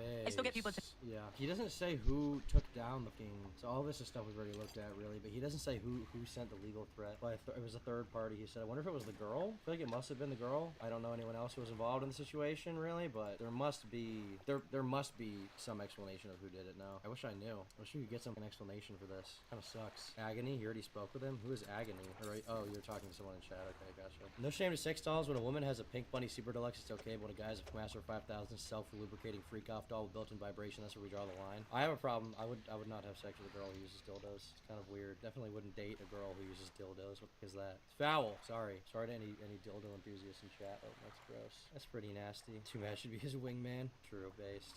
He doesn't need his computer taken away. That's real. It's strange that he even got away with this for so long, but I guess now people will finally realized. Is he still posting on his website? He posted on January 21st about bugs. January 15th, January 14th, January 13th of this year. So he's still actually around. He never even left. He's just ignoring the allegations now. I wonder what the comments are on these. 261 comments. They're not even talking about the allegations. They're actually just talking about the game. They don't even care. Wow. He just got away with it. He straight up got away with it. He's been posting bug updates since every few days he's posting updates. So this is a post about what he's been doing. This one must have come out around the time the apology came out, right? November 1st, 2023. Oh, maybe this is before. Let's see here. Okay, wait, wrong one. So this was 3 months ago is when the drama with the grooming allegations first came out, I guess. October 6th. And then his bad response. Oh, this is only 3 weeks ago. Not even that long. January 8th. So he probably posted it early January, his initial response. He posted this on November 1st, so in between these events, after the DMs came out, before his apology. In October, I started using an online therapy service. The first therapist I got matched with wasn't a good fit for me, but I feel great about the one I'm speaking to now. I've had 4 sessions with him so far, and I plan to continue speaking with him for the rest of the year at the least. For most of my life, I was extremely skeptical about therapy. I wasn't sure what kind of benefit it could provide me. I always thought that therapy was just talking about feelings, and I'd be better off spending my time trying to proactively solve my problems rather than talking about them. But now that I have firsthand experience with therapy, I think I finally see the value of it. Throughout our conversations, my therapist has made a lot of observations about me that I didn't have the self-awareness to recognize on my own. I won't go into excessive detail, but talking with him has given me a much deeper understanding of how my poor lifestyle choices have impacted my mental health. And more importantly, he's pointed out what steps I need to take in order to get better. So far, each conversation I've had with him has given me a much clearer understanding of how to undo the damage I've done to myself over the years. I'll keep talking with him and taking the advice he's been giving me. Over the past few years, a lot of people contacted me and said things like, hey, you seem like you need a friend, want to talk? I always told these people I was busy with work and I didn't have time to chat. I equated the socializing with laziness and weakness and focused my attention on work 100% of the time. Well, despite focusing your attention on work 100% of the time, your game is still not done after 10 years, loser. What's going on? As a result, I never socialized with anyone. There were only 1 or 2 people in my life that I would have actually described as a friend. I was incredibly lonely. But over the past month, I've loosened up a bit. These days, if someone reaches out to me and offers their friendship, I'm not so quick to turn them away. You should probably stop just making your only friends on Discord, though. I mean, I know your life is online. I have a lot of online friends, like that's cool, but I also have friends that I just met before this stuff that are more relatable, normal people that aren't like an internet poisoned who I can just hang out with. I think you need some of those people. You also need to not message kids. I'm very cautious at first. I always want to make sure that I'm not talking to a kid or someone with bad intentions, but if they seem like a genuinely nice person, then I actually speak with them instead of just shooing them away. I can't overstate how much of a difference this has made just by making this one change to my life. I've made a lot of new friends over the past month, and I feel like my mental health has improved immensely. This hasn't magically solved everything overnight, but I already feel a lot less lonely and a lot happier than I was before. Well, I mean, that's good, but I don't know if people should forgive what he did. I don't think they should. I guess it's up to the audience ultimately, but I don't think this guy is fit for society, honestly. I'd also like to mention that I've recently been leaving my house, interacting with people in real life, and participating in activities that don't involve the use of a computer. I don't want to give out any details or specifics, like I go bowling every Sunday since it could lead to safety concerns, but I can honestly say that I've been getting out of the house more often, and the stepping away from the computer for a while feels a lot better than I thought it would. I wonder if this guy's getting recognized in real life a lot. I mean, he's a pretty recognizable dude, no? I feel like people probably, if they saw him in real life, would instantly know it's him. That's a crazy look. Yeah, I feel like he probably does get recognized in real life. I wonder if he gets in real life for the stuff he's done. I wonder if people confront him. They're like, you freak. This is our god. This is our goat right here, guys. The most handsome man. Eligible bachelor right here. And he talks about game development. If you're at least 18 years old and you want to interact with other adult fans of the game without the presence of children, you're welcome to join our new Gilded community. What is a Gilded community? This is Discord? Gilded.gg? What is this? This is like Roblox or something? I'll continue with my Roblox. Why not? What is Gilded? What is a Gilded community? Gilded is a whatever this is. Instant messaging and digital distribution platform designed by Gilded and owned by Roblox. Gilded is based in San... Okay, so it's basically just Discord, right? Why isn't he just using Discord? I'm applying to join. Hang out and talk about Yandere Sim. Yes. Will you wait? Okay, so one of the requirements is it says, will you obey the server's rules and avoid discussing drama? So there's like a rule in the server that you can't talk about the weird shit he's done. That's so funny. All right, well, I'll submit my application. I've officially submitted an application to join the Gilded server. I'm about to get groomed. Would you take a selfie with him IRL? Yeah, that'd be pretty funny. And then I would tweet it and be like, this guy's creepy. This guy tried to touch me. That'd be pretty funny. I would actually enjoy that quite a bit. It'd be based. Gilded Band Speedrun isn't as good of a video title as Discord. That's true, but Yandere Dev Discord server speedrun ban. You just lie about the title. That works, right? Clickbait, W-Riz clickbait. Groomie Tom, I'm 25. Sure, big Aaron. We'll get on that right away, bro. Right away. He's got soulless eyes. He kind of does have soulless eyes. It looks like there's no happiness or joy or ambition going on behind those eyes. Just pure sadness. And be sure to become a member. For $5 a month, they get the members-only podcast and exclusive videos that only members get. Thanks so much for your support.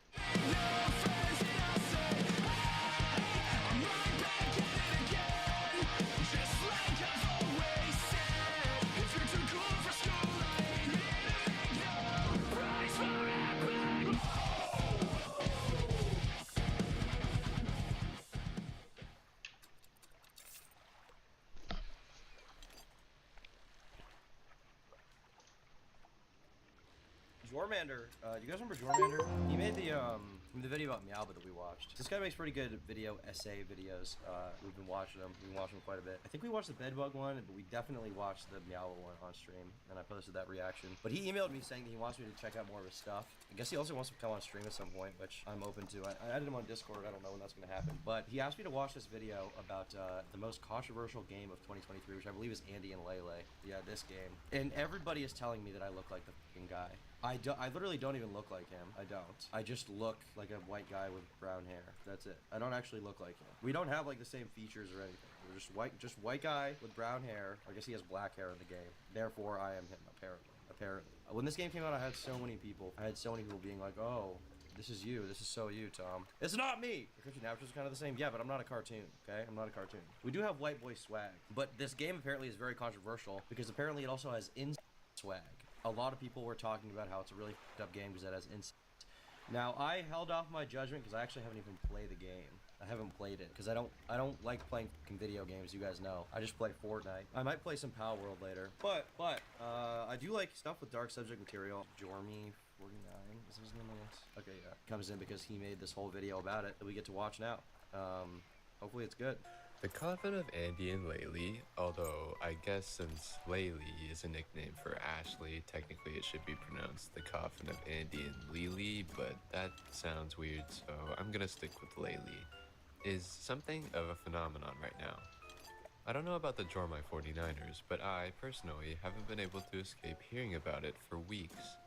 It's likely a combination of the fact that there are just an overwhelming amount of posts on the internet about it right now, and the fact that my Twitter algorithm thinks I'm into some freaky stuff. I was getting spammed with this stuff every day as soon as this game came out. I was getting so much of this shit on my timeline. And it wasn't even like weird art or anything. It was just like, this game was the most talked about thing for a little bit. It was like the most talked about indie game for a little while.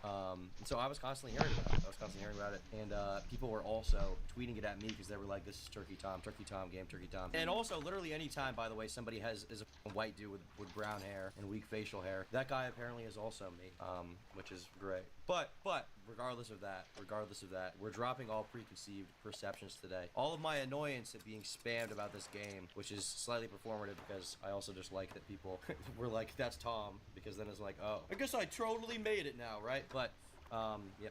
But posts about this game have quickly invaded my life and taken over my timeline. A quick search of the game will show you that despite clearly being an indie game with a very small development team created in the simplistic game development program RPG Maker, the mainstream has certainly taken note of the Coffin of Andy and Laylee. Though, of course, whether or not that's a good thing is subjective. How many sales did this game have? Revenue estimate 2.4 million? Damn. Damn, well, I guess good for the developers if they got that serious of a bag. That's insane. Furthermore, taking a peep at the Steam page... Oh, whoops. Let's get rid of that for now. Anyway, taking a look at the Steam page shows us thousands of reviews, with the game receiving the coveted overwhelmingly positive label, which is awarded only to games with a 95% positive review ratio. And of course, this is displayed proudly right beneath the cover image in the art style that has haunted my internet presence for weeks. What a sight to behold. But speaking of my internet presence, let's take a look at some of the posts that prompted me to make this video in the first place. Starting us off strong with 1.5. What are games you should play instead of the shitty game? Is the game like about like or is it like a theme in it, or like is that the main point to just your sister? Like what is the involvement, I guess is the question. Plot synopsis, let's go. Andrew and Ashley Graves, locked up in a filthy apartment after their parents are away. In spite of isolation and codependent relationship between them, they'll join together into committing crimes before their heinous acts can be discovered. And here we have a picture of them. Yeah, something else fit in just fine earlier. Okay. Their entire building is under quarantine due to an outbreak of parasites with no residents allowed to leave. To make matters worse, food is in short supply and the government wardens are uninterested in helping. But there's hope. They can reach their neighbor's apartment, the same neighbor who's fond of trying to summon demons. After he succeeds and gets himself killed, his siblings decide to dismember and eat his corpse. This leads to a chain of events that results in Laylee making a pact with said demon, and now the two must flee the apartment and stay low before their crimes are discovered. Whatever are two mentally unstable and unhealthily codependent siblings to do, hint is murder and cannibalism. Anime-esque. Beauty is bad. The Grave siblings are the game's villain protagonists who become a pair of cannibal serial killers over the course of the story. Both are very physically attractive with the raven hair, ivory skin appearance. In spite of all this, Andrew is a physically capable, tall, dark, and handsome young man who can be very charismatic when he wants to be, while Ashley is a well-endowed young woman who can be oddly endearing at times despite her sociopathic tendencies. Downplayed for Mrs. Graves, who is a neglectful, abusive parent who sold off her children to an organ theft operation to become rich off her kids' life insurance money, but she also happens to have the same good looks as her children, is just as delightfully snarky as them, and does have very sympathetic traits as a struggling mother who has to deal with her crazy children. She doesn't really mind when her children come back to the house and freeload, and her last words also indicate she felt remorseful over sacrificing them. Okay, sounds like it's got some interesting themes, I guess. But once again, I mean, I feel like you can explore these ideas in art without endorsing it, right? I mean, some of my favorite movies are like war movies, which are, I mean, they're not endorsing war, but it's like just watching people get their heads blown off, watching Korean people get run over by tanks, you know, or I guess Vietnamese people more likely. But yeah, like that, I don't know. It depends on how they explore it. Once again, it depends on how they do it. Obviously, there's more tasteful or less tasteful ways to do it, but yeah. Million views. Thread of games you should play instead of the shitty insect. Did you already look at the 48-page Chugga Conroy? Did you look at the 48-page Chugga Conroy doc? Yes, I did. I recorded a video about that today. That guy's dude. Certified LCP. Shout out. This game. That's some pretty strong language from someone whose first choice was Lego City Undercover, but I'll give him a pass. Is there an in-game cult on Twitter? Why are there so many? The creator of Cannibalistic In-Game versus Dogsters. Battle of Mid. Okay. Oh no, the person who made the game got doxxed. Oh no, so sad. Man, Twitter is a cold place. 98% positive because 2 people actually played it and rated it, while the other 9 players of the entire user base rated it high to quote, own the libs. Okay, I know this isn't a serious argument because this tweet came from fella Pokemon 333, but come on. That's the guy that Too Mad like stole his identity for a while. I was hating on Soylent, but they had a deal at the store where you get 4 shakes for 10, and for 20 grams of protein along with them tasting good, it's not as bad as I thought. Damn. Dude, actual soy boy. You have to censor a soft A N-word? Do you have to? I guess I don't blame him for doing it, but do you have to censor that? Maybe we should just start saying it out loud. Just kidding. Meta irony. Only if you're black. It's bad to do. It's bad to do. Pokemon 333, but come on. Thread of instance games you should play after playing the wait, what? Stop putting the instance game on my timeline. You know, I felt the same, Mario but no. Mario's got so much good shit coming out right now, y'all don't need to be playing anything else, let alone an instance game. Like, if you're gonna buy something non-Mario right now, for some reason, at least make it good. I watched a VTuber play the Cannibal Instance game. Story is really good, art is nice. I hope they make more chapters despite the creator stepping back. Replying to a tweet about the attempted doxing of the creator of the game, what did they expect when they made a game with instance? It's also tiresome. Let me just enjoy my funny instance game in peace. People losing it over some indie game when I watched this whole anime in 2006 where one of the main characters agonizes over being sexually attracted to his adopted hates the game, docs game dev, continues to have pictures of game saved. I just don't understand how their brain works. Why did they dox the guy? Is it just because he made a game about like with in it? Once again, we'll see what we get into here, but I feel like you should be able to explore ideas in a fictional setting. You know, I mean, it's kind of like it's gross. I'm probably not gonna play the game, but like once again, like I grew up playing so much Call of Duty. Like I don't like the United States government overthrowing foreign governments or getting involved in whatever happened in Cuba, Bay of Pigs. I don't like war, but Black Ops is a fucking fire game. I love Black Ops. That's like a great game. So like whatever. Winston is insane. The creator's a girl? Gotcha. What's up with the hotel? I bought the hotel. Listen, I'm gonna try not to take sides, but I don't understand how anybody's brains are working right now. But let's get back to the Steam page. In the game's description, we can already see outright that it'll touch on toxic relationships, codependency, starvation, murder, and cannibalism, of course, right? All very normal things. Notably, there's no mention of people don't obsess about the politics of Call of Duty. These Twitter people obsess about the brother-sister relationship. Well, I know.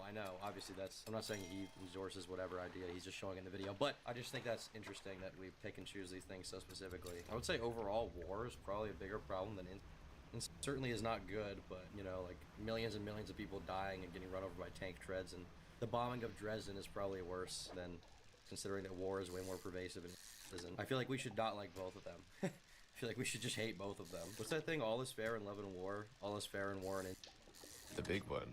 The one no-no that seemingly everyone is upset about. Is it that there's no blood relation? You should probably stop asking that question. That's what I think. Don't worry. Don't try to justify it.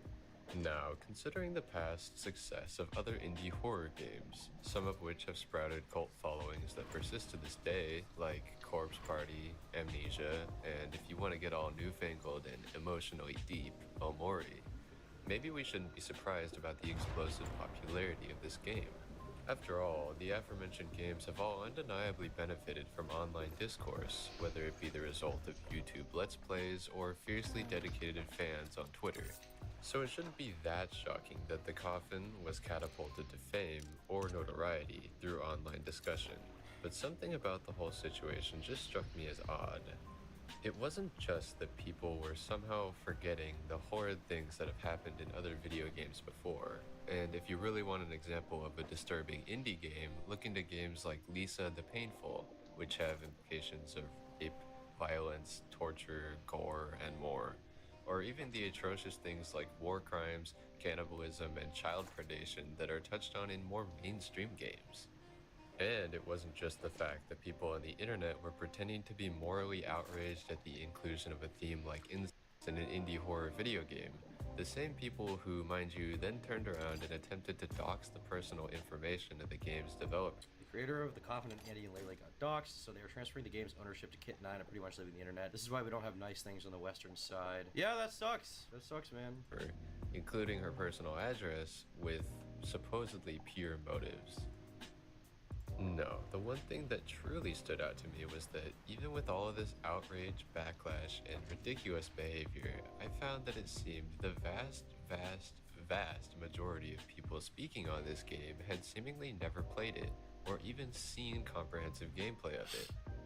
Out of the morally outraged, the repulsed, the disgusted, those who were shocked to learn that there even existed a game with something this horrible in it, it seems many of them did. This is the thing that I'm curious about. Like when I was growing up, there were so many f***ed up things in every game that I played. Like every game I played was just like Murder Simulator, right? Like literally all of them. Not that I have a problem with that, but that is what they were. And so from that perspective, I'm curious. Like, is this like a new crop of people? Are these like children who have never been exposed to dark themes in games before? Is this like that's why they're so disturbed? Like, what is the problem really? I just don't really get it. I could be wrong, but it seems to me like they're probably literally children. Standards in society shift as generations pass. I mean, that's true, but in some ways, I feel like the younger generation has way less standards, and yet this is like such a giant issue. I mean, there is a difference between exploring complicated, disturbing ideas in art and, actually engaging in it. Did you link up with the e-girl? I will not be linking up with Summer.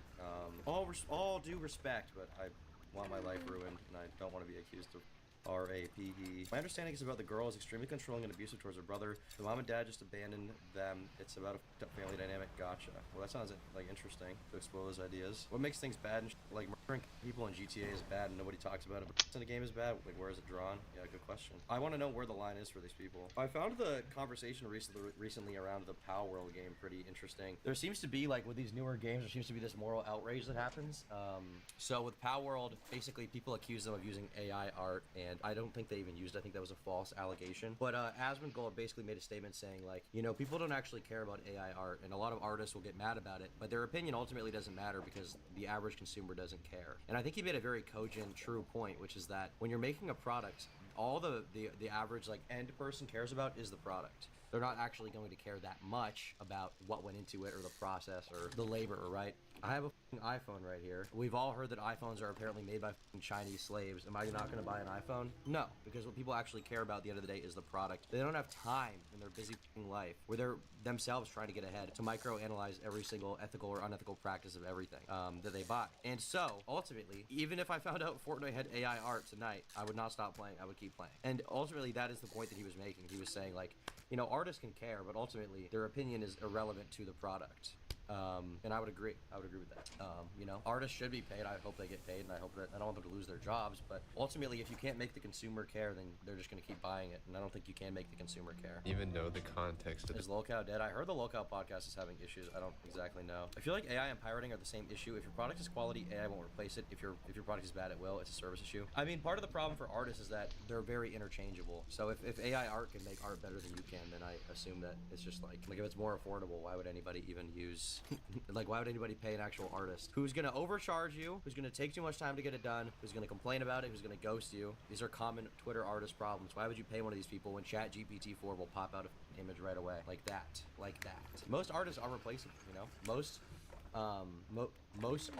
artists who like do commissions on Twitter are interchangeable garbage, annoying people. They just are, you know.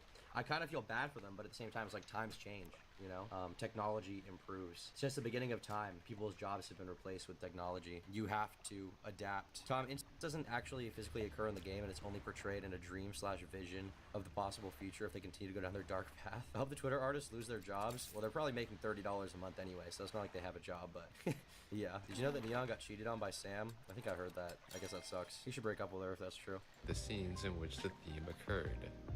Now, I want to nip this in the bud right here. This is in no way a defense or endorsement of any of the themes expressed in the game. It's just me presenting the facts, and they are facts that I find very interesting. And while you all might think it's a small thing to get stuck on in the grand scheme of things, I want you to consider the fact that people were so butthurt by this game's existence that they went out of their way to dox the creator's private information to the internet. If that person's info was leaked by someone who didn't even play the game that they supposedly found so egregious as to prompt an invasion of privacy this immense, then I think that really says something. But we'll get more into the aftermath of the game later, after I've gotten to something very important. Because with that setup out of the way, it's time, Draw My 49ers, for me to get back to my roots.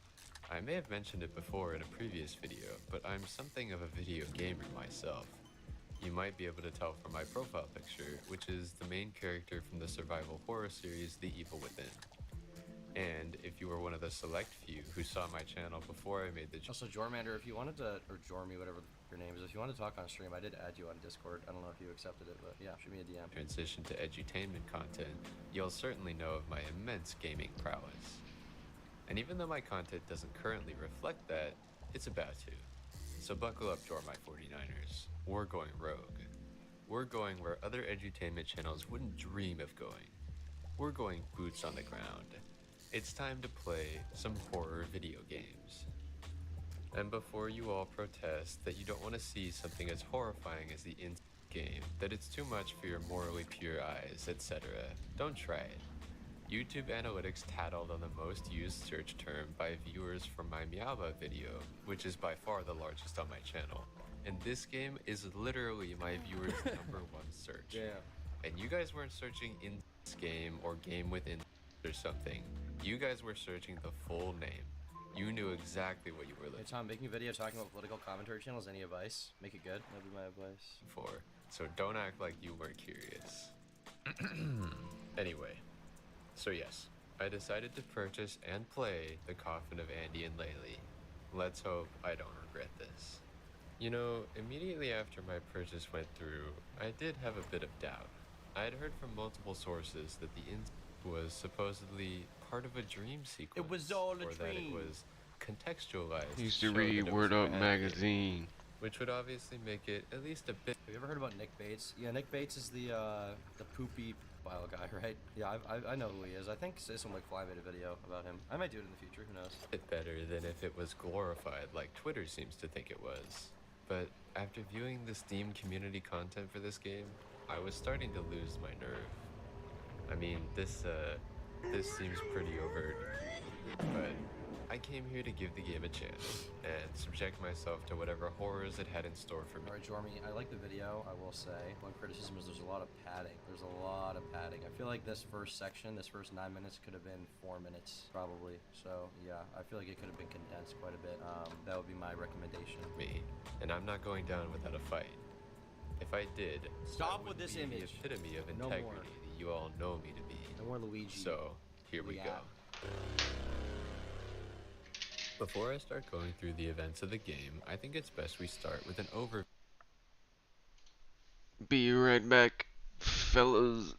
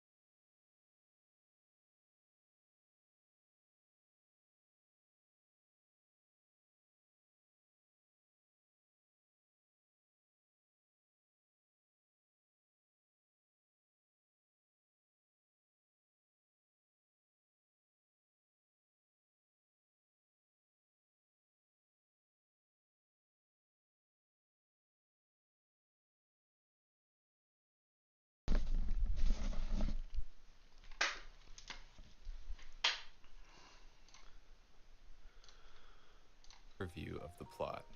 So here's the setup. Andrew and Ashley Graves are two siblings who are trapped in their apartment where they live together.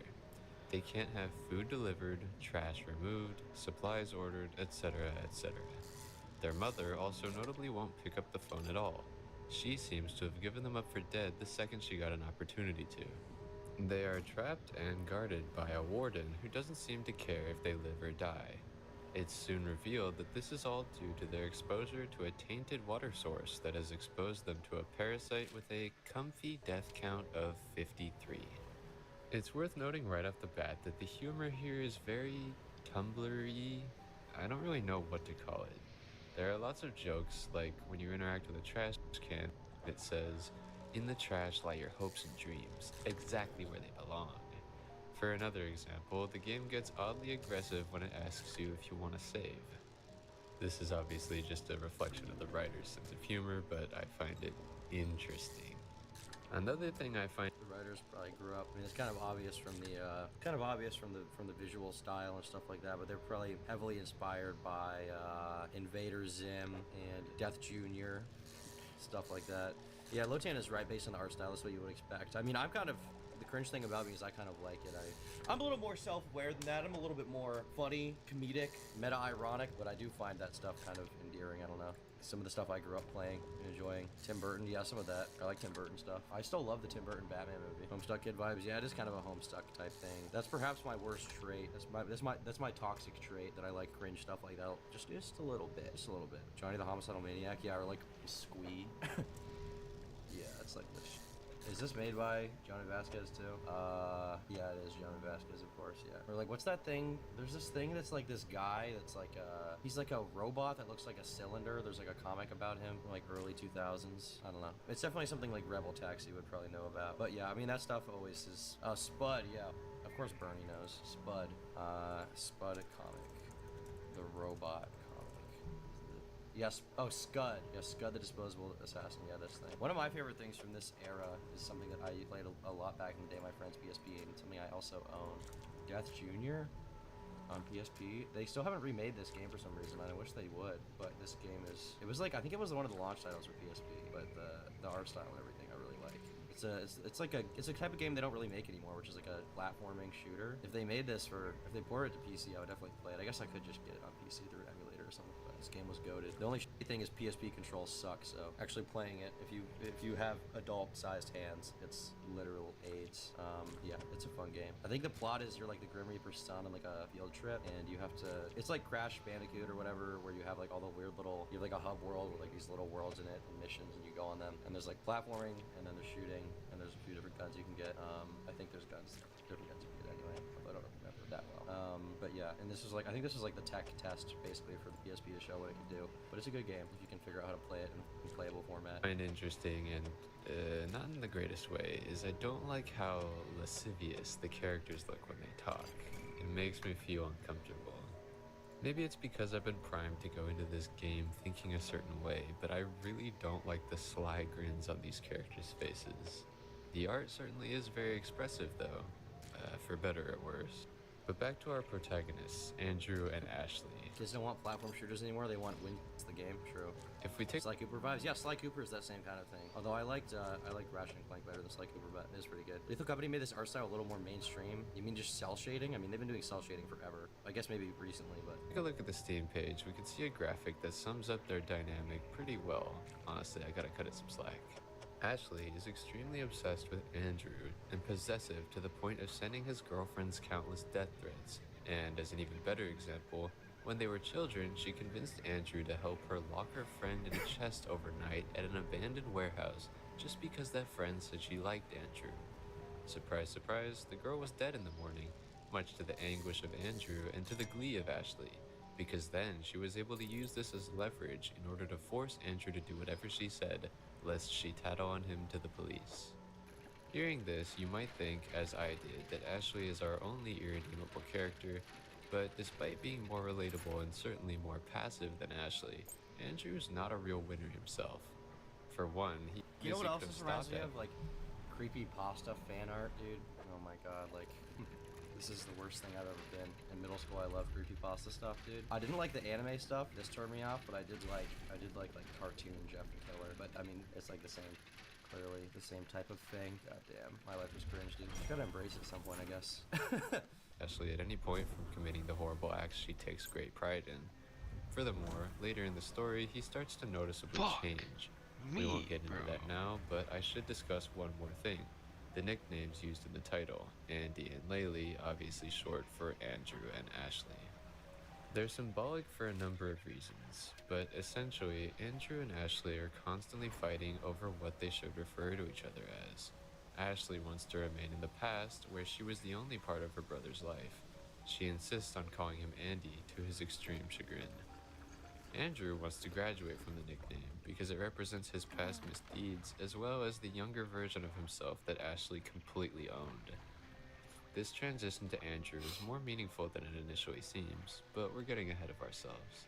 With all that yapping out of the way, I think it's about time we get to the events of the story, which, by the way, took me somewhere in the ballpark of 3 to 4 hours to complete, since only 2 chapters have currently been released. Also keep in mind that I took a dump in the middle of playing. Dude, did you have to put that animation? That's insane. 3 to 4 hours to complete, since only 2 chapters have currently been released. Also keep in mind, someone flat complete or dump in the 2 chapters have currently been released. Also keep in mind that I took a dump in the middle of playing. Dude, did you have to put that animation? That's insane. 3 to 4 hours to complete, since only 2 chapters have currently been released. Also keep in mind, someone flagged this video off the internet. No, I'm just kidding. That's meta irony. I mean, that's actually just irony, but what the f, dude? Does this have to be here? You have to do that? Come on, bro. Come on. It's a little much. That's a little much, Jormy, okay? Looks, I like you, Jormy. I like you, kid. But quit it with this sus stuff, all right? There's this, there's the Luigi with the giant butt. Like, this is just not, it's not needed, okay? You want to ask me for f***ing advice? Get this shit out of the videos. Jesus. Mind that I took a monster dump in the middle of playing, so my hours are not accurate in the slightest.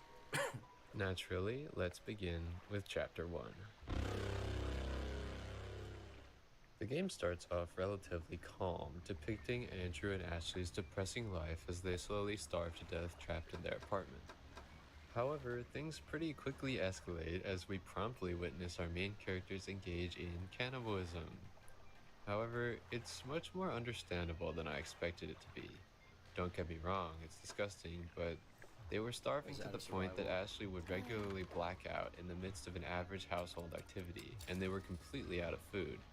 Then, their neighbor conveniently happened to die in the midst of a botched demonic ritual while they were watching. Why are there no windows in the apartment? So like in the center of the complex, is there no way they can just get out? I get it's like quarantine, but is there no way you can just leave an apartment building? If the government quarantined me inside of a building, I think I would just leave through the window no matter what happened, dude. Sorry. Over the nose! As I'm going out the window, as I'm scaling the wall with my bed sheets tied together. The Buckingham, Thailand solution, dude, that's what you gotta do. It was literally a choice between life and death for them, and as disgusting as it seems, I could see the rationalization.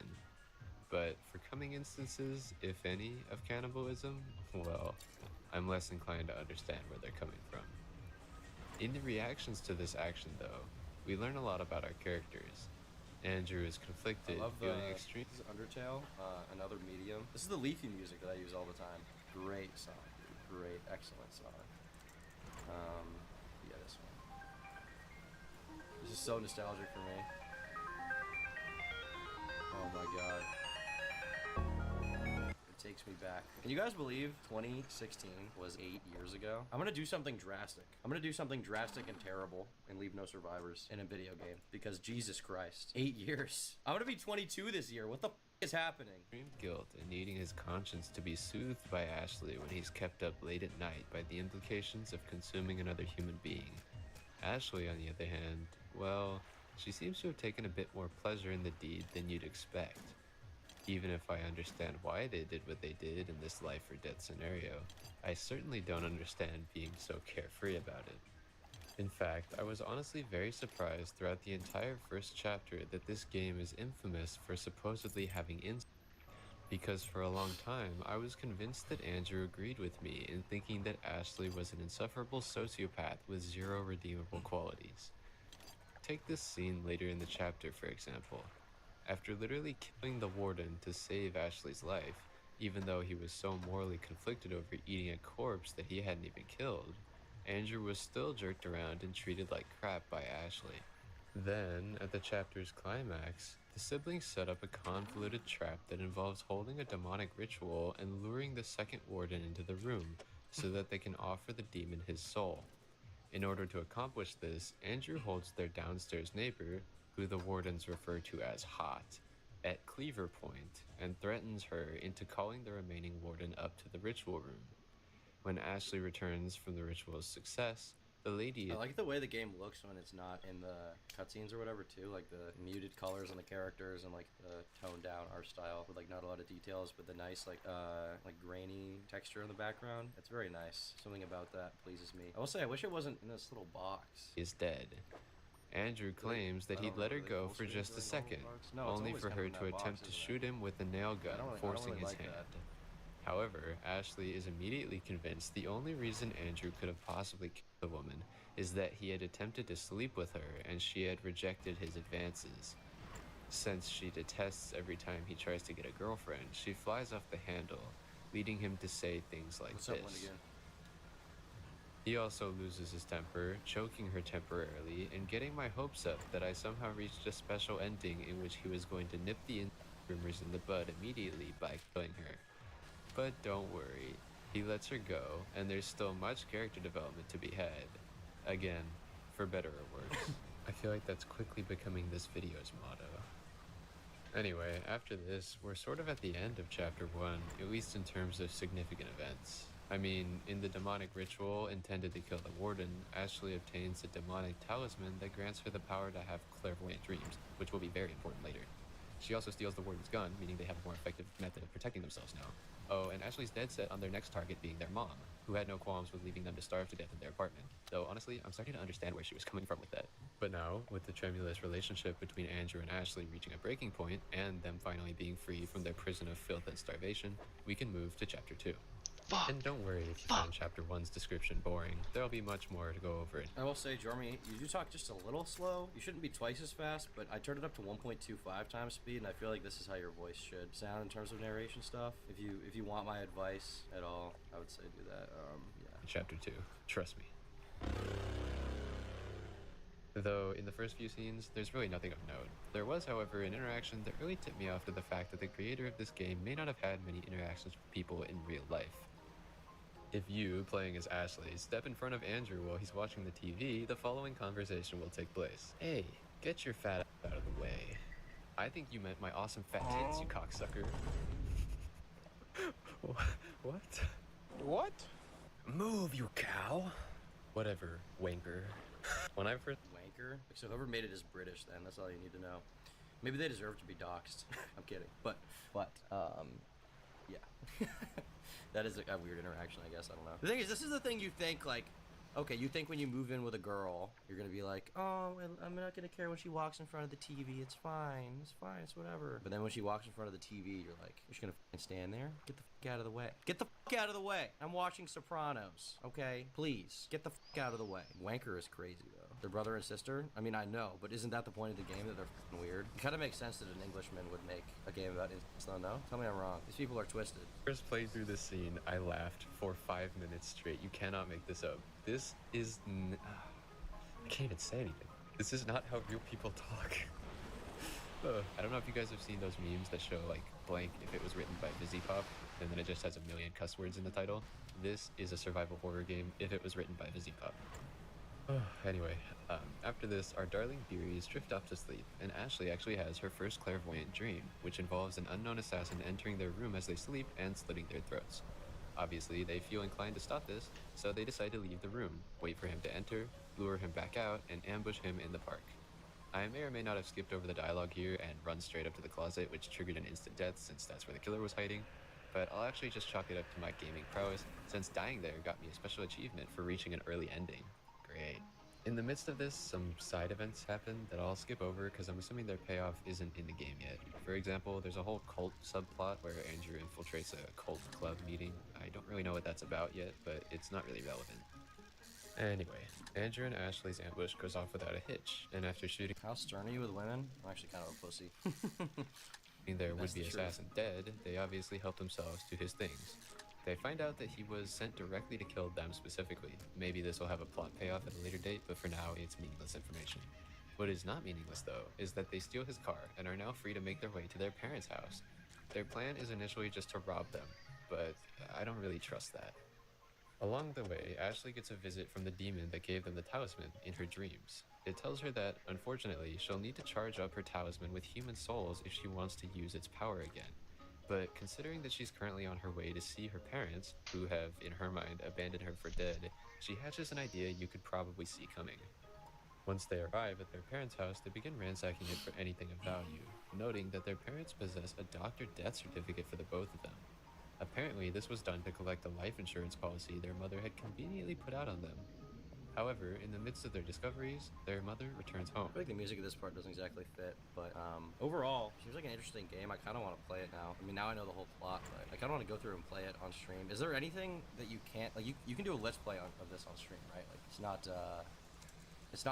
like there's like content in it that's so bad you can't play it on stream. Yeah, there you go. There's people who play it. This horror game is a cultural experience. Yeah, you can play it. Maybe I will play it at some point. It seems cool. I don't know. After a surprisingly anticlimactic scene, it's decided that there's no nudity. Well, the way people made it out, I thought it was literally like a game. I thought it was literally a game that you play and it's like all just disgusting. Like, what are you doing over there, step bro? I thought that's what it was, but apparently it's not even that bad. Of course, Asmongoon played it. Is Asmongold a gooner? There's a lot of lines and events that he glossed over. I think you can stream. Gotcha. Some channels do hentai let's play. You can't actually do that on YouTube though, right? You can't play like a real hentai on YouTube. It has to be like heavily censored, right? I assume. Okay, for dinner. After that, Andrew prepares dinner and they all eat together in another scene that is surprisingly mundane. Afterwards, their mom seems just as concerned as I am about their midnight needs, so she separates them for the night, making Ashley sleep in the basement and Andrew sleep on the couch in the living room. After they drift off to sleep, Andrew has a dream that explores the horrific extent to which his sister harassed and threatened his... How old is Lele? No, okay. Andy and Lele. 1 year old. Okay, she's, I don't even say. 14, 22, nobody can actually tell me. Lele Graves. Of course the last name is Graves. 20? Damn, that's crazy. Past girlfriend. This stuff is absolutely brutal. I don't even want to show most of it. Andrew also makes some very interesting comments suggesting that he doesn't actually care as Telling me to play FNAC? Yeah, someone sent me his key for that game. I'll probably play it. much about this as he probably should. And then he is awoken, of course, by Ashley. It's here that we get the closest scene yet to the dreaded deed. And of course, it's accompanied by Ashley urging Andrew to help her kill their parents. Their mom finds them in the midst of this, and Ashley goes ballistic. This results in them herding their mother down to the basement where they plan to ritualistically sell her soul. Base. If you're thinking this all escalated... Did your mom fakes your death certificate to cash out your life insurance policy? You gotta sell her soul to the devil. You can't just let her get away with that. If my mom doesn't do my taxes this year, it's time, dude. It's actually time. I did pretty quickly? Yes, it did. Also, in the midst of all this, their father returned home. I didn't mean to gloss over him, but, well, it seems like that was kind of the point. I mean, the creator didn't even bother drawing a specialized sprite for when he talks. He's barely even a character. Anyway, after some more Tumblr humor with sex toys, our bona fide serial killers have their parents tied up in the basement ready to be sacrificed. It's at this point that the game gave me somewhat of an opportunity to stop the madness. See, at a certain point, Ashley leaves in order to go to an ATM and withdraw their parents' money. During this period of time, you get to control Andrew, and you get to choose whether or not to accept your parents' pleas for help and set them free. Now, believe me, I was tempted. But given that the objective of this entire playthrough was to brave the madness and see the absolute worst this game had to offer, I had to decline. I needed to see just how far the madness would go. So, against my better judgment, I knocked over the first domino in a long chain that would result in my mom accusing me of incest, then me selling her and my father's souls to a demon, packing up their corpses and dropping them in the ocean, but not after enjoying some hearty parent stew. In-game, I meant. I hope that was clear. Yes, you heard it right, Dormy 49ers. More cannibalism, also patricide, matricide, parentside, yeah. And naturally, our heroes express very little remorse. Even Andrew, who was seemingly just having a mental breakdown over eating some random stranger in a life or death situation, is now joking at the dinner table as he munches on his mommy. Is the point just that he's been desensitized to the horror, or was he a horrible person the entire time? I assume it's desensitization, considering the first time he was bothered. Or maybe it's because he just justifies it because his mom cashed out the life insurance policies. He's like, this person. This is a great representation of the transition that I mentioned earlier, the transformation from Andy into Andrew. Even Ashley is taken aback by Andrew's nonchalance and lack of guilt at their so obviously reprehensible misdeeds. I mean, does this look like the weird floating overworld sprite of someone racked with guilt over boiling their own parents in a stew? No, not to me it doesn't. And I have So it's all fictional. I don't really understand the outrage. I mean, it's not like there's a graphic scene of sex or anything. Like, it's not like there's like full on. It's not like graphic. It's just implied that it happens, right? The two are shown naked in bed, relaxing after sex. Andy has visible scratch marks on his back, while Ashley sports a hickey and a bite mark. In the vision, Andy suggests sex with Ashley was mortifying, but a happy and satisfied Ashley implies he seemed to enjoy himself quite a bit mid-coitus. God, they're using so much vocabulary. After a bit of teasing, Andy cheers up and advances on Ashley once more, and the two start having sex again, when suddenly the vision ends and the pair wake up in their parents' bed. Ashley is mildly disturbed by the experience, while Andrew blushes uncontrollably. Playing as Ashley, the player can choose to tell Andy that the two would never have sex, or that Andy should never say never. Just to pull away from the quote for a second. It's like a game you would make. I mean, I guess, but like, people, once again, people have been doing tough stuff in games forever. Like, it's weird, but I don't know. It's fictional. One of my favorite movies is Seven, which is about a guy who murders people in like horrific ways, like cutting their face off or tying them into a bed and injecting them with drugs. Like, I don't like that it happened, but it's in a game. Thoughts on Lolly? If you like it, you're probably a pedophile. But once again, like, the point of the game isn't that instinct is good. What do you think I did, guys? Which one do you think I did? I'll give you a guess. Why is this such a massive issue to you? We've done way worse things together, Ashley says, if the player chooses the latter option. I honestly figured it would happen eventually. So there we have it. The scene. What's in the box? Honestly, I don't know how to feel about it. It's not the same as 7 at all. I mean, I'm not saying it's the same, but like the Explorer just f***ed up subject matter, right? Don't compare this to 7. Why not? The creator got to be on a watch list. Why? Wait, actually, why? We need to have. We're gonna have a conversation. We're gonna have a chat. We're gonna have a chat about this. Okay. Jen, interested in this game? It seems like an interesting game. What is? I don't like as like a concept, but it's in a f***ing movie. Can bad things not happen in movies? If there's a file in a movie, will you guys not watch it? If it endorses pedophilia, that's one thing. Like, I don't want to watch fucking cuties. I have no desire to watch that. I'm never going to. I don't feel bad they got taken off Netflix. But like, if there is like the presence of something up in a movie in like a fictional context, is that the worst thing ever? Can we not explore bad ideas in games and art? The creator is a different breed. I don't know anything about the creator. All I know is this thing they made. And maybe this guy's grossly misreporting what happened in the game. I don't know, but this is what he's saying. Of course, the scene is disgusting. It made me feel really gross. And if someone had walked in on me in that moment, I would have been absolutely mortified at what was on my screen. I think people here aren't bothered by the game being edgy and boring. Well, that's not what they're saying. Exploring bad ideas in media is totally different than just making a game, but it is not a game. There's like one scene, it seems like, in this is like that, and the rest of it is not even. It's like cannibalism. Cannibalism is probably fucking worse than instant, no? And that's in the game, nobody seems to care. Everything has a limit. This is more than just weird, but unfortunately there it is, and it's okay for silly little human brains. Is it more than just weird? To me, it just seems like weird. I feel like the cutscene art style does a lot of heavy lifting for why people are uncomfortable with this game. The character design is too cartoony to handle serious topics. So would you prefer if they were just real characters? That's what you would prefer? If they were real people in the game and real actors and you got to watch them have sex, would that be serious enough? Like, is that what you wanted? What do you want? Exploring bad ideas in media isn't necessarily endorsing ideas, it's just exploring so you understand it. I mean, whether or not it's for a super virtuous reason, I mean, I think that you can explore the idea. Like, do you guys just see, like, bad thing equals bad? Why do you have no problem with me playing games where I murder people all day? Green. But was I morally outraged? Honestly, I can't say that I was. And it's not that I approved of or condoned the action in any way. I'll tell you outright, I do not. As I said, I found the scene disgusting. It's just that by that point in time, I had realized something. This game is in absolutely no way a reflection of reality or anything close to it. Somewhere in the midst of the demonic rituals, the multiple humans— Isn't the point about like two characters inside of a vacuum stuck in this apartment slowly degrading their morals to survive, and eventually they get to the point where they're willing to have sex with their sibling? Like, that's fucked up, but like that's what it's about, right? It's about something bad. It's not about, it's not like a good story. It's not like a happy story. Stews, the crass jokes, the flirting and joking within minutes of a double murder, and the inhuman lack of emotions from both our protagonists, I realized that, to me, these characters had become something other than humans. They were caricatures, incarnations of the angst, sociopathy, taboo desires, and lack of inhibition that the artist had instilled in them. And then it hit me. This game is absolutely no different than a fan fiction, something to be found on a site like Wattpad, or locked away in the cringy recesses of an old Tumblr account. It's a story not about people, but about characters.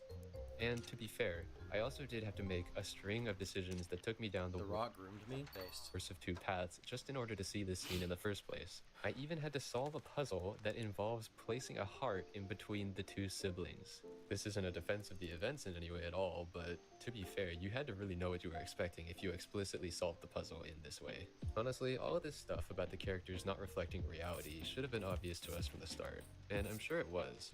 All of those who bred hate and harassment, who misled with the purpose of whipping people into a frenzy and recruiting fellow haters, I'm sure they knew too.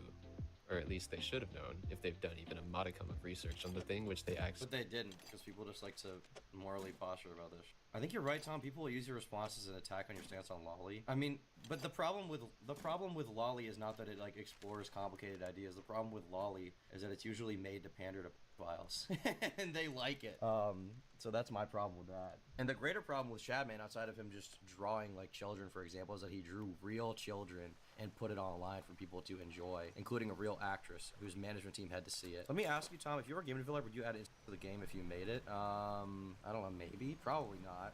I probably wouldn't want to make a game about that. I probably wouldn't make a game like this. If it really serves the plot and is like an important storytelling thing, maybe, but probably not. so passionate about. But either they didn't, or they did and they simply just don't care. So that brings us to the aftermath. Now, I've obviously already discussed what I've seen on Twitter. Why not? Well, I probably just wouldn't make a game like this. I probably wouldn't make a game at all. I don't find it particularly interesting or like captivating or cool or edgy, but yeah, Call of Duty tough date based. Which is part of what prompted me to make this You don't video. think this game panders to sexual deviance, considering the fact that it literally has one scene of sex at all? Probably not. In the first place. However, most of that was relatively harmless. It did involve an overwhelming amount of negativity about a project that was never intended to be anything that serious, and it has— Who is Shadman? I made a video about it. Look up Turkey Tom, Shadman. That's right here. He's a f***ed up guy. definitely encouraged harassment towards the creator and anyone who enjoys the game in any capacity. Actually, you know, now that I mention it, the Twitter posts aren't that harmless, and it actually only gets worse from there. Eagle-eyed torn by 49ers will recall from the earlier parts of this video that the creator of the Coffin of Andy and Laylee has actually had multiple dox attempts against them, supposedly in response to the game's morally outrageous themes. When dwelling on the internet, it's always— There are people on Twitter who are deviants who just post to the characters. Well, I mean, that's bad and wrong, and I don't like that. But people do that of every character anyway, right? People did that— Furries did that with Tony the Tiger when they drew him with a giant dick. That's just what they do. If you made the game and it was integral to the plot, would you not feel weird about that? It depends on how it's done. Probably not. Like I said, murder is integral to the plot of some of my favorite media, and I don't feel bad about it. I don't feel that it endorses murder, but it also depends on how it's done, you know? Remember that we all, as individuals, have a certain degree of power. What are your thoughts on Rev Says to Sue? I don't know a lot about him. People, I think, told me he's a lolicon, but that's all I really know. There's nothing wrong with the game itself. It's about the spirit behind the game and the fan base, like with Homestuck, people who like it are annoying. I mean, that's another problem, yeah. There's a lot of cringe from fan bases, obviously. For other people, and with that power comes the responsibility to wield it properly. Our words and our actions can easily affect another person negatively. People can draw a line in the sand. You can think murder can be explored through media and draw the line at but why? Why would you draw that line? Okay, here's a question for chat. Interesting question. I think is bad, disgusting, morally wrong. But here's my question. I don't even have a sister. Let's say I did have a sister and we're the same age. Let's say I'm 20 and she's 21, she's 21. And we're gonna create two realities. In one reality, I shoot her in the head and she dies, okay, for whatever reason. And the other reality, there's no murder and we both decide to have sex as adults. Which one is worse? Which one is worse? Which one is worse? This dude, how am I insane, dude? How am I insane? For sure? Really? That's really surprising to me. I feel like those aren't comparable. Well, I'm asking you to compare them. How big is her yet? This isn't a thing. This is just think. Murder, but not by a lot. I think murder by a lot, even though the instance is really bad. If I was about to get clipped, you should clip me. That's fine. But this being the internet and it being mostly— Stop making it hard to defend you. I'll make it hard. I don't need to be defended. I'm a big boy. I can defend myself. Hang out with Destiny too much? Okay, lol. Anonymous, it's very easy. I think it's wild to say murder is worse than you can just stop being— you can't undo murder. It's wild to say murder is worse than when you can just stop being sexual but you can't undo murder. So wouldn't murder be worse? I don't really understand. To forget that and lose empathy for others. Do they wear protection? Sure, there's no risk of a child, I guess. I know there are people out there who find that— Is having an I'm not even gonna ask that one. Themes touched on in the game But they're pretty bad. Yeah, I agree. Obviously, but if you had to choose one, I feel like taking a life is one of the worst things you can do. I would agree. Reprehensible. That's fine. In fact, I would argue that it's a very common opinion to have, considering the sentiments on the internet at this point. And to be clear, you shouldn't morally justify I don't think it's good. It's not even that it's not good. It's horrible. But like, you can explore it in media as like a theme. Is this a crazy thing to say? But I think the best way to... Murder can be justified cannot unless you jump through a billion hypothetical hoops of home invasion where you're forced to at gunpoint. Okay, well let's say to be more clear in our hypothetical, completely unjustified murder. Okay, we'll remove the sister from the murder one. Let's say I go out in the street and gun down a fucking child in the street. I blow their head off. Okay, versus having sex with my sister. Which one is worse? Why'd you give Summer a voice at all with her false allegation lies about production? Don't give the BVD woman such high clout. I mean, so when I had her on stream, she said she didn't even want to go into the details of that, so I didn't really know how to push her if she wasn't going to talk about it in depth. If she is lying, then I hope she gets obviously disproved, but I don't know. I don't really see a problem with me talking to her. Deep philosophical discussions here at the Tom Dark stream. Yeah, I guess so. Yeah, the murder is worse, right? Unjust murder is worse. Even though they're both bad, okay? Even though they're both bad. Summer hate will not be tolerated. I mean, you can hate her. Maybe you shouldn't like her. She's cute, but she kind of sucks. Handle this isn't with subterfuge, doxing, and arguments on the scale that we've seen so far. I think that more laid-back discussions would probably... The baby could be the next leader of the Fourth Reich. Well, that would obviously make that... Never mind. Probably be the right way to resolve this kind of issue. Especially with issues on this scale. I mean, this game is essentially the equivalent of... Would you stop murder? No. A dirty fan fiction that really has no effect on another person other than if they have to see a post about it and it ruins their day because it's so gross. When's the Randy Stair video coming out? It's coming. Hopefully next month. This game is just gross. It's gross, crass, awkwardly written, bare bones, boring, and at times unbearably cringy. Oh, it's boring? But at least it's something. I guess what I'm trying to say is this. While I respect the opinions of people on both sides of this controversy, I believe the internet would be just a much more constructive place as a whole if everybody would just give things a chance before speaking on them. But what do I know? I've just been your host, Joromai49. What a ride, and good night. Also, I know this video is a lot different from what I've been doing recently. It's a lot less heavily scripted, and to be honest, most of the runtime is just me playing a goofy video game, which you could call lazy if you were so inclined. Would you say the N-word to save Joe Biden? I would say it to make lightning strike him down. I certainly also did a lot less research than I usually do. If anybody's actually watched this far, make sure to tell me what you thought of this format and of... Exactly, so you think Instance is worse? No, I don't think Instance is worse. I just personally would never have sex with my sibling, because in real life, my sibling... I would have to be put through that. If I'm forced between if it's my personal choice, then obviously I'm not gonna fuck my fucking sibling to prevent a murder. That's not worth it personally to me. But that doesn't mean that in two hypotheticals I think that one is like worse. Or sorry, I think that instance is worse than murder. I just don't feel responsible, so I don't care. The subject material down in the comment section. Above all else, stay safe, and I'll see you next time. I like that. Yeah, okay. What do the comments say? A horror game about horrible people shows them doing something horrible? Well, I guess I'll commit a crime against its creators, make a point about how bad that is. Well, now this isn't the worst relationship its creator put in a game. One had necrophilia where the character's an actual child, self-obsessed and manipulated a boy with God. This game is an interesting phenomenon to see. The game releases with no reputation. The people that liked it start talking about how they liked it. The people who didn't like it mention the people who never played the game see the complaints begin to hit it blindly, which prompts the people who did like the game and the creator herself to do more jokes. And now a person who's never heard of the game will only know about it because of the end. I mean, realistically, the people hating on it probably only made it more popular, right? It seems like, by Jormy's estimation, it's not actually that good of a game. It was wildly blown up by the fact people didn't like it, and then people ended up playing it. I thought, pretty good video from Jormy as always. Maybe I'll play the game. I don't know. We'll see. It doesn't seem to be that good. I like kind of the art style. I don't know if it's that interesting of a game, but once again, I think you should be able to.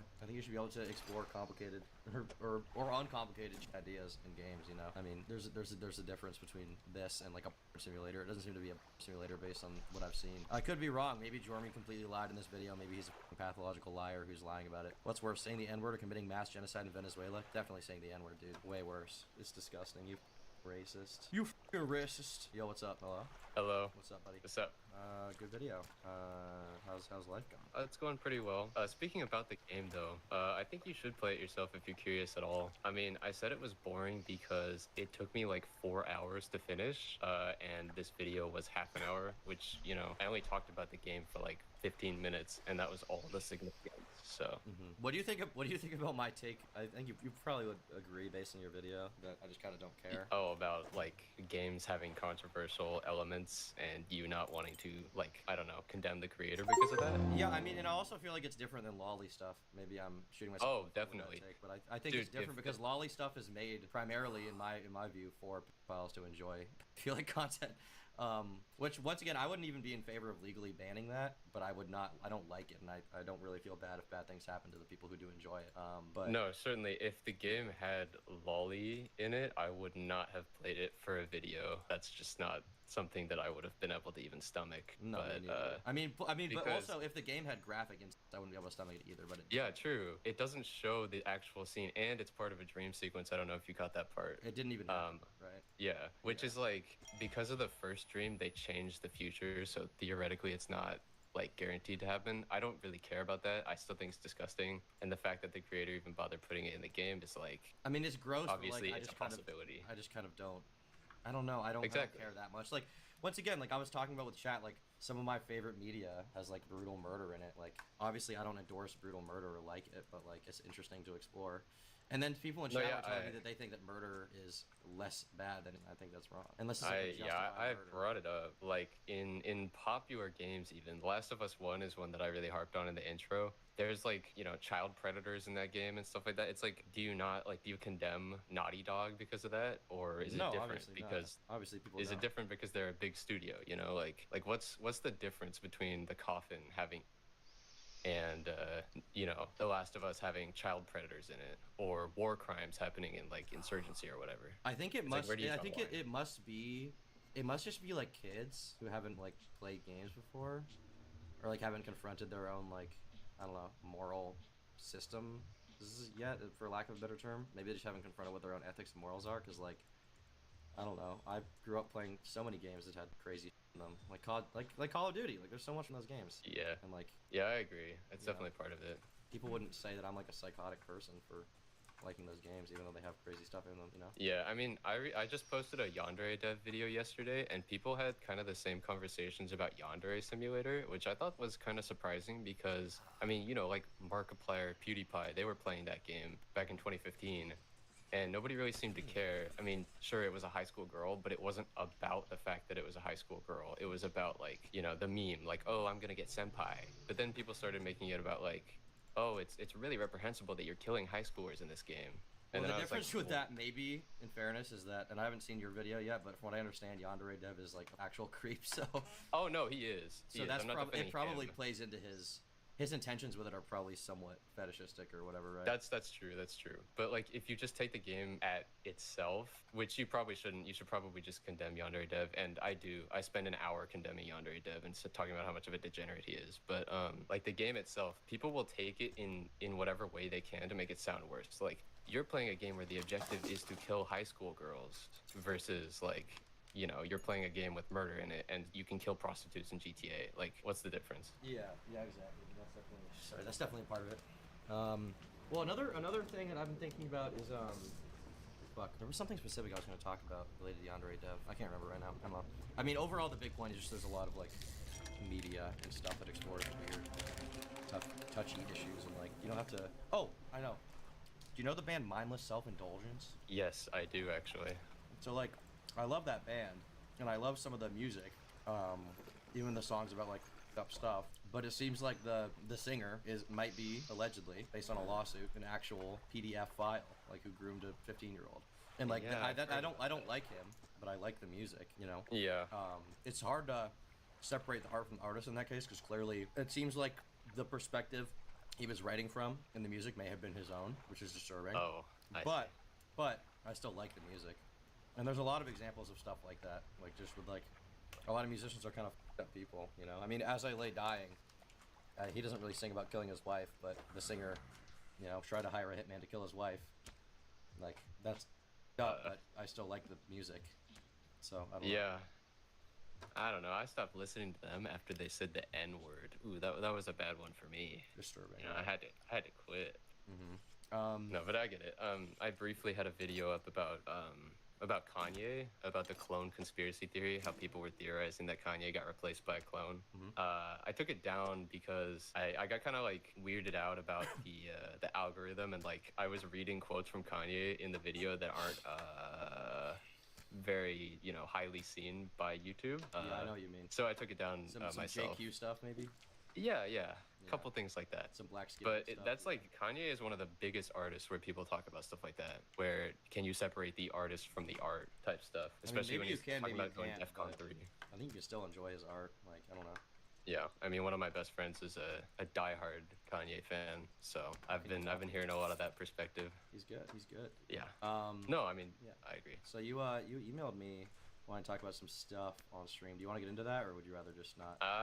Personally, I don't really care one way or another. Like, I'll work past this stuff on my own if I need to, but okay. Like, you know, I'm not falling apart at the seams here. I'm a 10K YouTuber, you know. You made it. Okay. Well, if you want to talk about that wasn't what I meant to say. If you want to talk about any of that, we can, but it's up to you. Yeah, no, it's just kind of tough because, you know, I put a lot of work into my videos. I know it's a little spastic with the emojis and the soy jacks, and I've really been trying to lean off that. I started getting like... It's funny. I mean, I to be clear, it's kind of cringe, but I also kind of like it because it's kind of sets you apart a little bit now. No, that's the point. Like, terrible production value, but like it's different. But I've been trying to lean into more like what you've been doing with like stock footage and you know, just letting something sit on the screen instead of like flashbanging you with chuds. You could just try to do both. No, I'm trying to find my balance. Yeah. Incorporated. Yeah. I think. But I do still spend, you know, hours and hours editing this crap, and I was just like having a little bit of trouble coming back from, you know, university class and just going straight from group projects to like talking about some degenerate on the internet. And I was wondering if you have anything you would say as someone who did that for a portion of time. So, to be honest, I don't think you should do. Alright, I think that 4 hours is gonna be it for the time being. I'm really enjoying this game though, and I'm gonna be back to play some more. And probably another 6 to 8 hours after I get some sleep. So I went into college Peace, y'all. for digital media and journalism.